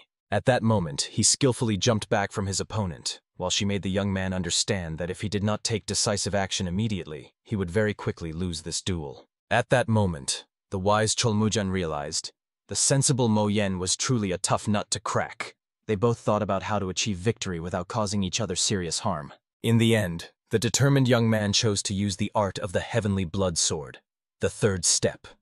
It consisted of a crushing gust of wind that immediately rushed towards the girl. Of course, taken aback by the surprise, she allowed the attack to hit her, causing her to be thrown backward. At that moment, the rushing Cholmujan was already beginning to close the distance between them. The brave girl clearly understood. It was useless to try to escape from this attack in any way. In the end, she had no chance to escape. She simply remained standing in her place with dignity. And the puzzled Cholmujan had no idea why she charged at him head-on without trying to dodge, as it could have ended in fatal injuries. The whole point was that the brave girl really wanted to move forward no matter what. She did not want to run away from challenges forever. In the end, the noble young man veered away at the last moment so as not to hurt the beauty. And at the moment when her blade pierced his body, the brave Mo-en thus achieved victory, and the chivalrous Cholmujan was disqualified from the competition due to a serious injury. The surprised lady had no idea why the noble young man hesitated at the crucial moment, for if he had plunged the blade into her, the victory would surely have been his. However, the wise warrior reminded that they could not fight to the death in combat duels, because that was exactly why everyone had gathered, to ensure the unity of the people in the world of warriors. Even if it were not specifically for Mo Ina, the honest young man would have acted the same way. The shocked lady realized he acted truly courageously. For this reason, she solemnly stood up and decided to forfeit her victory, awarding the triumph in this match to the valiant Cholmujan. Right away, it was loudly announced to the crowd that the winner was the chivalrous Cholmujan, and everyone greeted the noble fighter with enthusiastic applause. At that moment, Mo Ina's father, who was watching attentively, saw how skilled doctors were helping the wounded young man regain consciousness. At that moment, the wise man realized that the young man was a much better person than he had expected, and that meant many things had changed for the better during that time. Soon a faithful Sun Hyun joined the friend to help him. He was very worried that the brave warrior had a serious bleeding. However, his wound was not fatal. He just needed to move less and rest well. Sincerely grateful, Cholmujan was very thankful to the young man for the precious help, despite the fact that Sun Hyun himself was soon to have his own match. However, he calmly explained that healing magic was quite simple and did not take much of his strength. Then the prudent Cholmujan warned his sworn brother that his opponent would be a member of the Yan family, whom even the pirate himself trusts. If the hero succeeds in battle, the inhabitants of the warrior world will surely recognize his magic. And then the young man realized he would have to work even harder in order to achieve his noble goals. Finally, the time for the next intense match has come. The fighters had already exchanged various attacks, but the focused Sun Hyun recognized that the energy level of his formidable opponent was quite high and achieving victory would not be easy. Therefore, the time has come to reveal a new, unprecedented magic, and it was the magic of illusions. In an instant, 4 more heroes appeared before the astonished opponent, surrounding him from all sides. The crowd immediately covered their eyes in shock, not understanding what had just happened. And the enemy himself did not understand where so many people suddenly came from, and even thought that his eyes were doubling. But he quickly understood what was what, and warned the opponent that the tip of his spear could strike even a ghost. So he rushed into battle with a formidable spear. It was his art of spear mastery, rain of 1,000 meteors. In the end, the illusions standing on the ground were struck by sparkling spears. And one of the blows also hit a true hero, which even took his breath away. The confident warrior was already laughing triumphantly, understanding that despite the wonderful tricks of this boy, he could never surpass his spear-handling technique. But at that very moment, the agile young man teleported, appearing right behind the opponent's back. Getting right up close to him, he used the magic of the ice trap. It was a mighty icy sphere with which he instantly froze the warrior's body. Very soon it turned into an icy icicle, which with a dull icy crunch fell onto the cold ground. This is exactly how the skillful mage achieved yet another brilliant victory in this round. However, people once again did not rejoice in the victory of the heavenly dragon. Each time, some became even angrier. At that moment, the crowd even dared to loudly protest against the use of evil forces. That means such a person simply cannot participate in a martial arts tournament. Anxious Yan Sol Lin, watching him from the stands, did not even know how to help her beloved in this difficult situation. The teachers began to confer among themselves, deciding whether to exclude Sun Hyun from the competition, since although he used an unfamiliar martial art, it was still not a dark art. The wise old man believed that the young man was very talented, and because he was in a trusting and friendly relationship with the Blooming Happiness clan and was the sworn brother of the young leader Moj, it did not seem that he was a villain or wished to harm people, so he decided to keep watching him. At that moment, the worried Yan Sol Lin approached the young man to comfort him. However, he fully understood that people had many misunderstandings about his magic, and that was not surprising. Still, after the hero mastered the art of controlling yin-yang and the 5 elements, he could handle mana more effectively, and was ready to reach heights that once seemed unattainable. So he did not care at all about the opinion of the crowd. So, after the competition ended, the hero came to visit Cholmujan, and found that thanks to the treatment, the young man was already in perfect condition. After that, a good friend wished Jan Sol Lin good luck in the upcoming difficult fight, but she promised that she would definitely dedicate her victory to the dear hero.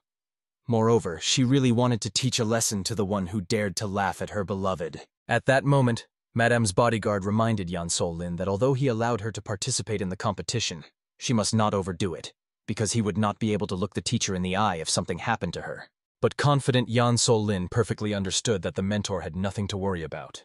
She would simply show her enemies the full power of the Mog sect. Yan Sol Lin herself, smiling quite a bit, understood that the opponent needed to be on guard, for she would no longer allow herself to be fooled. Exactly 2 girls in love with the hero were fighting each other, deciding to finish the game they didn't complete last time during this challenge. And finally, the lady from the Beck family was wounded in the shoulder, after which she responded to Yan Sol Lin with exactly the same strike. However, this time the girl from Moj was injured in the leg, after which both realized that they were not going to give up. Therefore, the determined rivals chose to demonstrate their best attacking maneuvers. The first to charge into battle was the lady from the Beck family with the art of the scorching sword. However, at that moment she realized that something terrible had happened to her. Her throat painfully tightened. After that, she looked at the sword she was holding in her hands and realized that her blade had been poisoned. Worried, Sun Hyun immediately descended from the arena, not understanding what had happened, but wanting to help figure out the rapidly unfolding events. Shortly before this, the shocked Yan Sol Lin dropped her blade in horror, being in such shock that she could not express it in words.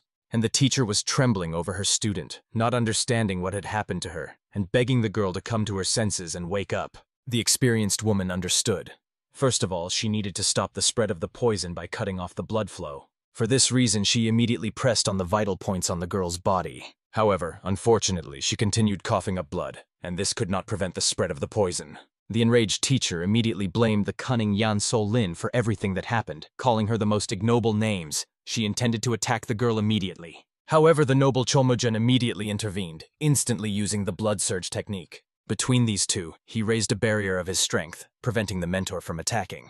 He demanded that the woman come to her senses, realizing that a serious misunderstanding had occurred. After that, he turned to his sister for an explanation of the circumstances.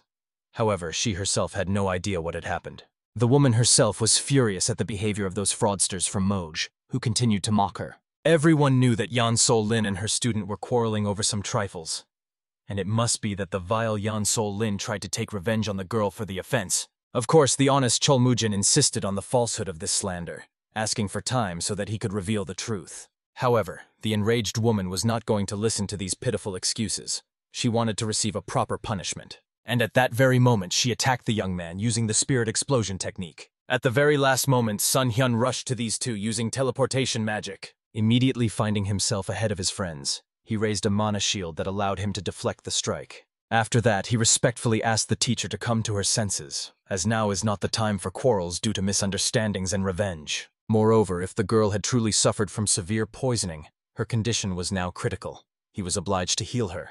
The hero made it clear that his magic was capable of doing this and asked the woman for permission to help. However, the angry woman only ordered the hero to immediately shut his mouth, for she could not trust him.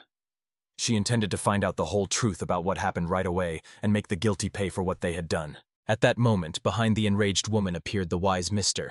Mo, who insistently claimed that the young man was still right in his words. After that, he also drew the sword used in the attack to find out the truth about the origin of the poison. But now he needed to start by treating the victim. Even the sensible Mo Ina insisted that the teacher entrust the task of seeking the truth to her wise father and allow the girl to be saved. The valiant Sun Hyun saved them many times. The young man could definitely be trusted with this important task. In the end, the woman burning with righteous anger still yielded to the opinion of other respected people. However, she immediately warned threateningly that if the result turned out to be disastrous, the hero would instantly die by her hands. Soon they moved to a secluded room. Focused Sun Hyun leaned over the girl's body to work his magic on her mortal body. He gradually removed all the deadly poison from her body. And soon he needed to move to the blade to see what this sword could tell him. But now, when he was healing the girl, the hero saw that there was much more poison in her body than he had assumed. This amount of poison would have been enough to kill everyone in the room. The girl was in extremely critical condition, so he was worried that treatment alone would not help her. But still, using his powerful magic, he began a gradual detoxification. Seeing the pure energy flowing from his body, the astonished lady could not believe that the young man's energy was so crystal clear. It purified from poison just by touching the body. This definitely could not be any dark art. At that moment, the boy's body itself suffered from incredible tension. He began coughing up blood. Frightened Mo Yen rushed to him to understand what had happened to the so-called brother. The experienced teacher herself clearly saw that the young man had used up all his precious energy during the multiple battles. In such an exhausted state, he would not be able to complete the complex healing. In the end, she had no other choice. She decided to help the young man. However, not to save him, but for the sake of the injured girl. She made Sun Hyun understand that she believes his energy is pure, just like his noble heart. If he does not accept her power, he will simply fall into a deep coma. Touching his back with her palms, the wise woman gradually transferred energy into his body. And indeed, the young man now had a huge amount of mana, which literally rushed through his meridians along with his blood. With this amount of energy, he will definitely be able to expel all this deadly poison. After that, the skilled mage used one of the new techniques called Limited Wish. His wish was granted and his body transitioned from its current poisoned state to a past healthy one. Very soon, when the complex treatment was finished, the bright light around the young man instantly went out. After that, the young man himself, as if lifeless, immediately collapsed onto the cold floor unconscious. Worried Mo Yen, looking at the girl, saw that he had still managed to completely remove the poison. She looked healthier than anyone alive, and as if she were simply sleeping peacefully. The woman ordered to immediately bring the exhausted Sun Hyun to bed for recovery. Somewhere around this time, the wise elder was dealing with the outraged circumstances. They could not believe that poison was used in the sacred martial arts tournament. The angry people believed that the dark factions had openly challenged the entire world of warriors, and that meant it was a worthy reason to finally put an end to all the groups from the Moj clan. But at that moment, the authoritative head of the Mo clan entered the room. He studied the sword together with the head of the volcanic school and professional potion makers. However, they all came to one astonishing conclusion. There were no traces of poison on this blade at all. Of course, the two puzzled men immediately froze in confusion, not understanding what Chief Mo was hinting at.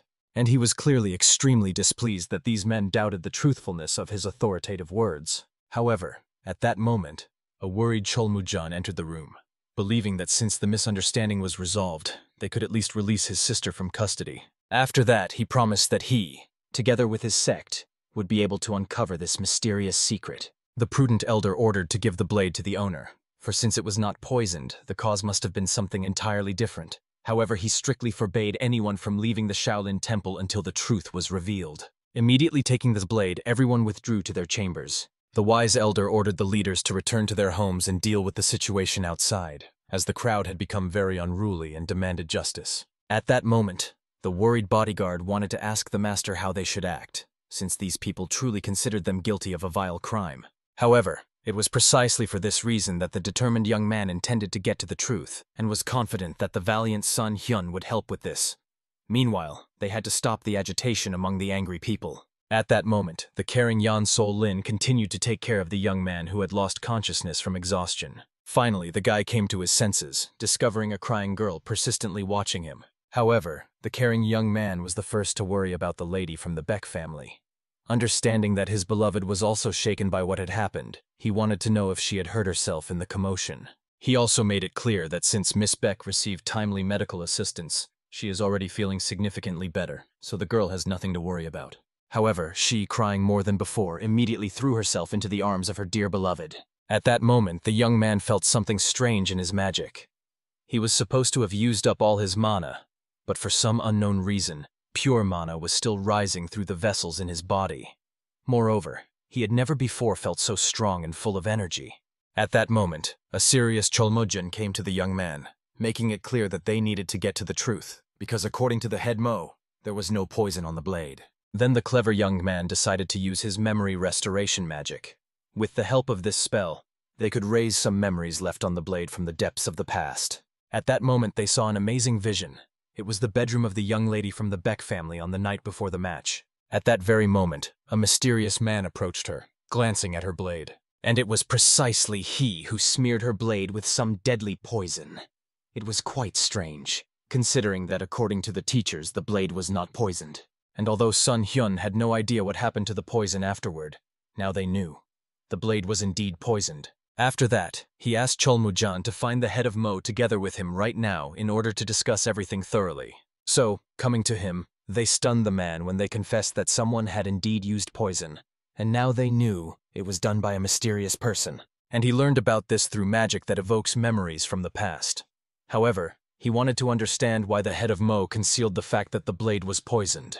The reason was that the wise man had heard a lot about the hero. And above all, he would like to avoid a bloody conflict between the political factions and the Moge family. The modest young man bowed respectfully, feeling guilty for not being able to stop it earlier, as he did not notice the poison on the blade in time. At that moment, the leader calmly explained to the young men that Sun Hyun's speech, as well as the incident, had created tension between the factions. Until they could identify the true culprit, they should not speak about the poison to the general public.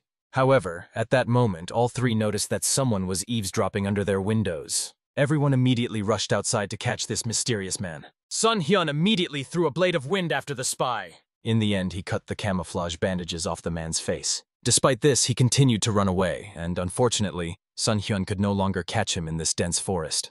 However, this circumstance was extremely important, considering that this person was eavesdropping on their secret conversation. However, at that moment, the perceptive Mo-En realized that there was no need to pursue him further. After all, she already knew this man very well. He was one of the shaman's disciples. Around this time, he returned to his master to report everything he had heard. He made it clear that what the mentor had assumed turned out to be true after all. They were indeed going to Mo's residence. And he also heard that the head Mo told the truth about the fact that the sword was poisoned. In the end, the cunning old man realized that he and the faction leaders would have to deal with this delicate situation on their own, but no one else should find out about it. Immediately after that, he sent the student away, and the student only smirked confidently at the doors, understanding the confusion he had caused. Soon the news that there was indeed poison on the sword, and Patriarch Mo hid the truth spread across all the lands, and everyone also began to doubt that it was exactly Sun Hyun who healed the girl. In principle, it was logical, since such treachery was expected from the people of the Moge clan. Moreover, everyone was very concerned about the fate of the martial arts tournament. They eagerly awaited the decision the faction representatives would make in this complicated situation. At this fateful moment, many of those present realized the bitter truth. The martial arts competition, intended to resolve long-standing disputes, only worsened the conflict. Like a spark in a powder keg, the tournament ignited a flame of enmity that could no longer be extinguished by its own means. Unable to withstand the intensity of passions, the cadet of the volcanic wave, together with his mentor, immediately rushed to the assembly hall. They needed to warn the elders. The situation was heating up to the limit, threatening to turn into a real disaster. However, upon arrival, they encountered a genuine hurricane of indignation. The quarrel raged at full force. The heads of noble families blazed with righteous anger, accusing Patriarch Mo of wiping Yan Sol Lin off the face of the earth and lying to them all. The noble man did not hide it. Yes, he indeed deceived those gathered, but his only motive was to avoid unnecessary quarrels. Moreover, the patriarch was firmly convinced that the young maiden was framed, and the true villain was a completely different person.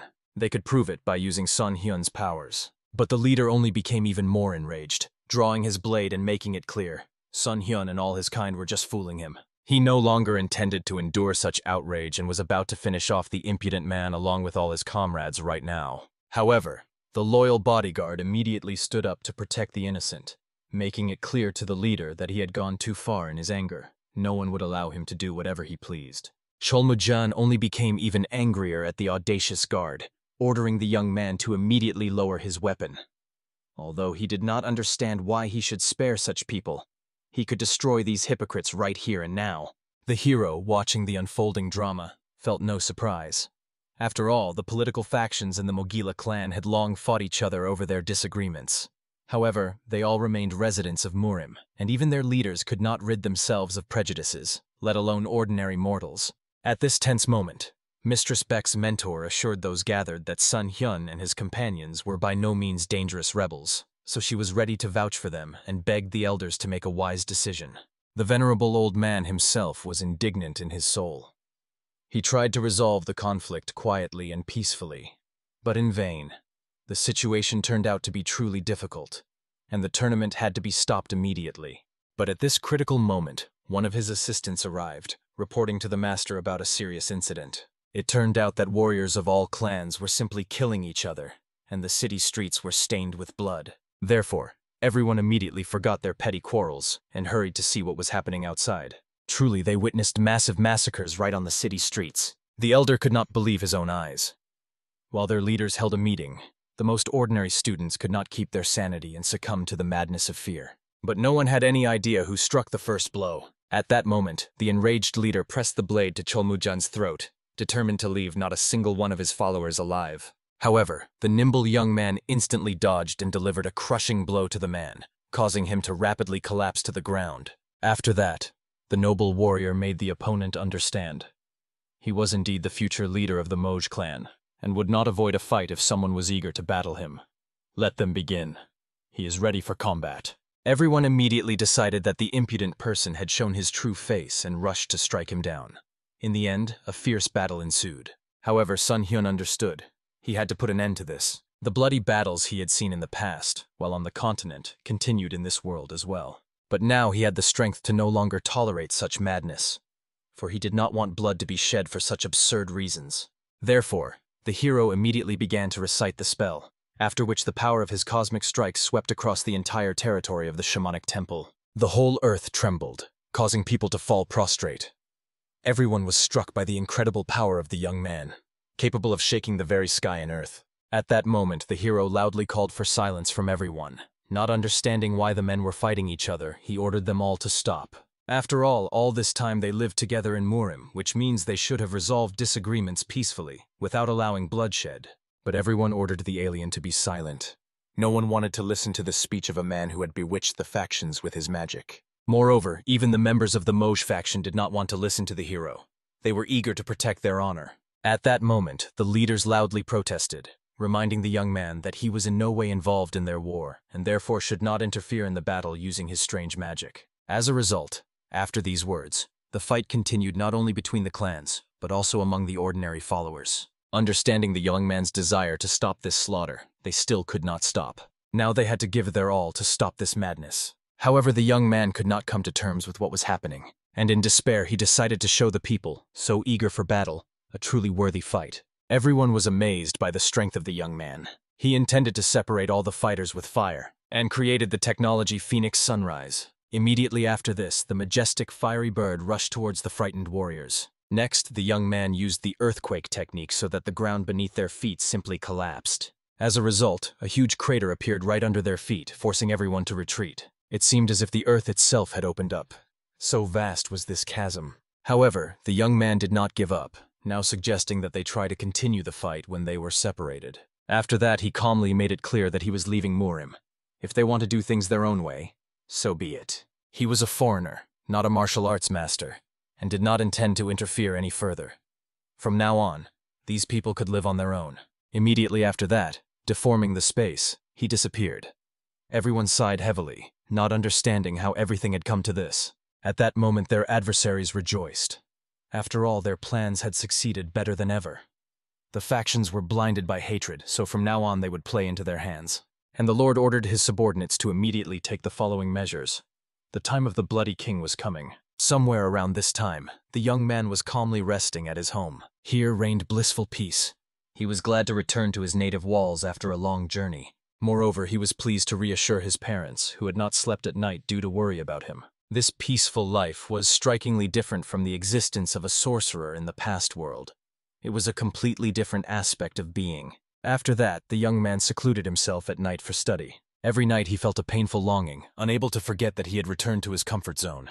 However, the people he met in Murim were strong personalities who helped him become better. Moreover, he remembered those dangerous and mysterious adventures, as well as the meeting with his brother, who treated him to wine. And of course, Yan Sol-lin, his beloved, who surely missed him. It has already been a month since he left them without even saying goodbye. He did not want to return to Murim for even a second, but still wished to hear the voice of Yan Sol-lin.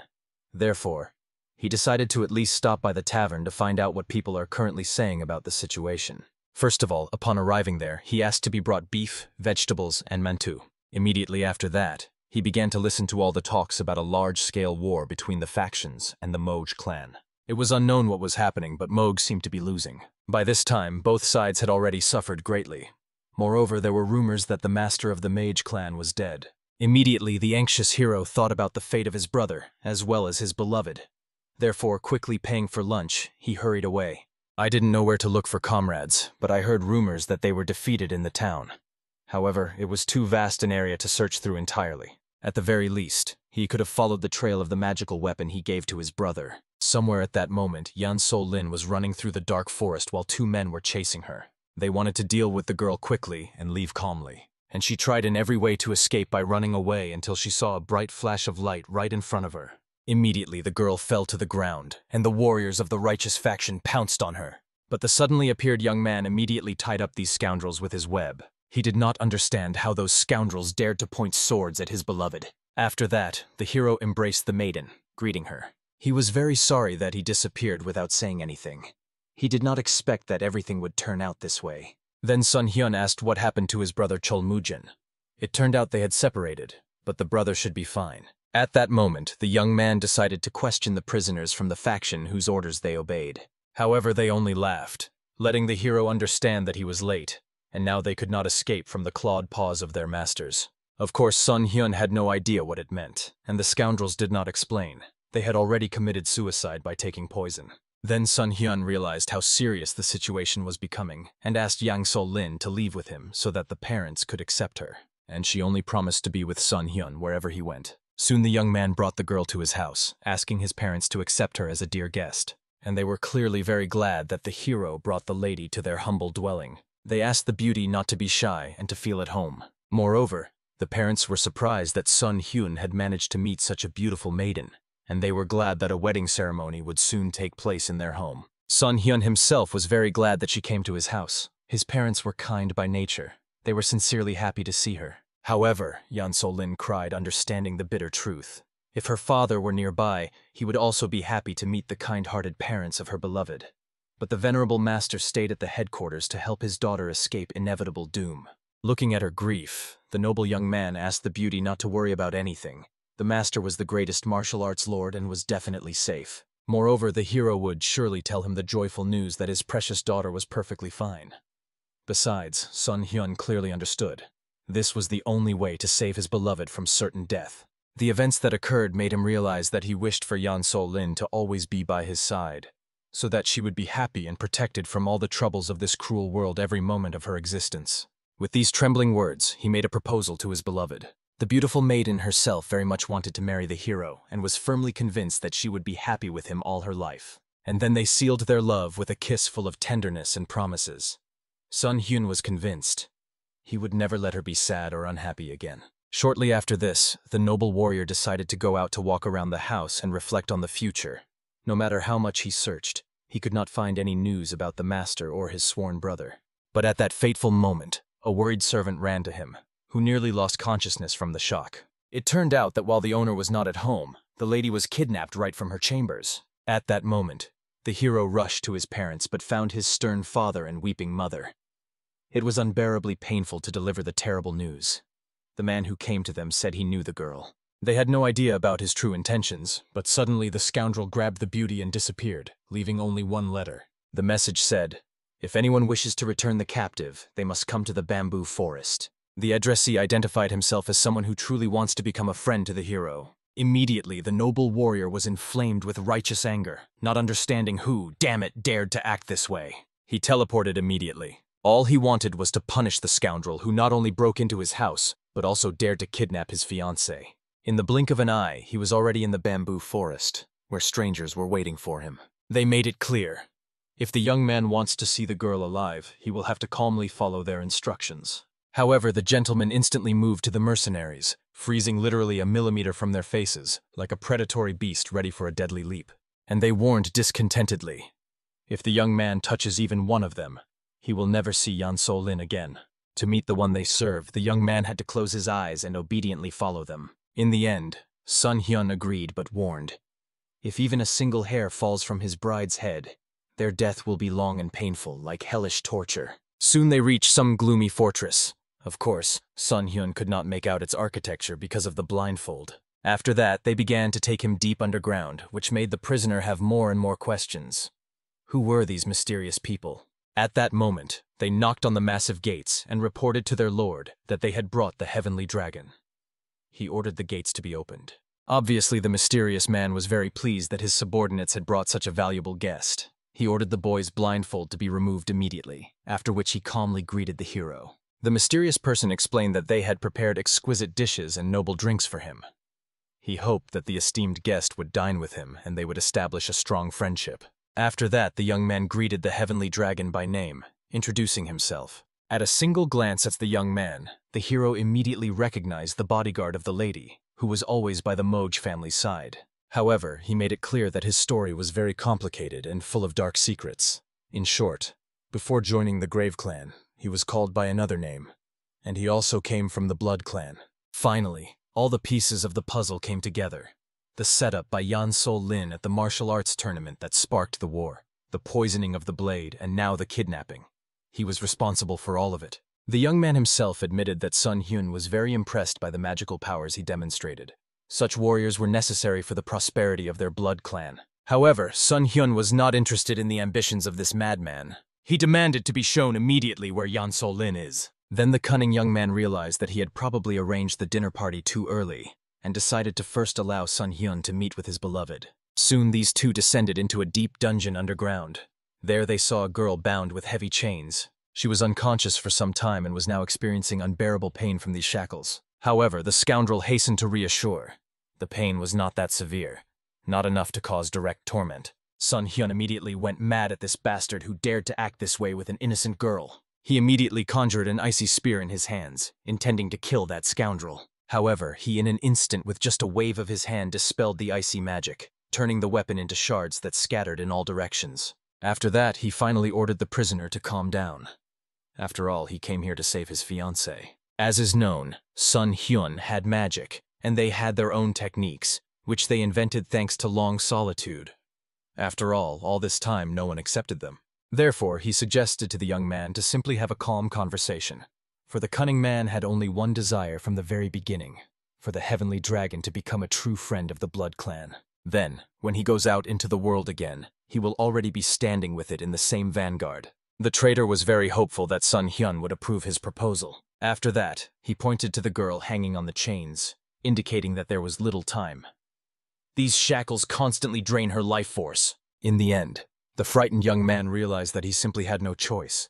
He had to obey in order to save his beloved, and it seems the treacherous warrior was very glad about this decision. After all, he himself did not want to kill the lady he had previously served faithfully. After that, he promised to arrange a cozy place for the two of them. They could stay within the walls of his abode as long as they wanted. Only then was the young man finally able to free his beloved from the chains. She understood that probably, all this time she had been in great pain and fear while waiting for him to come for her. However, the hero swore, all the pain that the traitor caused his beloved, he would cause him twice as much. Revenge would be sweet and just. Around this time, The villain was informed that the preparation of the two best ingredients was successful. However, the assistant understood that this was not his merit. He was merely faithfully following the master's plan. Also, the Bloody King learned that the person he was most interested in, the Heavenly Dragon, was already in their fortress. That meant they could act as they wished. The ruler himself explained that it is necessary to make sure they are using the hero for their own purposes and will force him to help their blood cult. It was truly joyful news, for the ruler wanted to see the whole world fall at his feet. Therefore, he very much hoped that the assistant would not make a single mistake, and he swore on his life that he would do everything flawlessly. At this time, the hero used the internal technique changing the past, returning his beloved's body to a state when she still felt well. However, no matter what he did, his magic did not help.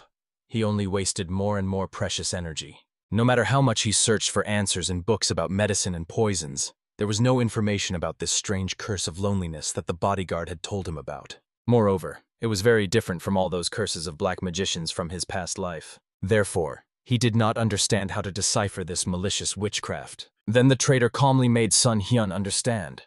Only he alone can lift this curse. Therefore, the hero should simply abandon all these futile efforts. On the day the young man destroys the outdated spirit and martial arts power with his magic, he will come here to heal the curse placed on Yang Sol Lin. However, the prisoner had no idea why he was being dragged into all of this at all. If the cunning man wanted to stage a coup in Murim led by the Blood Clan, they should have had enough skills for it themselves. But the traitor clearly understood. Few people can defeat the masters of Murim with their own strength. Moreover, only the hero's magic will make their soldiers much stronger.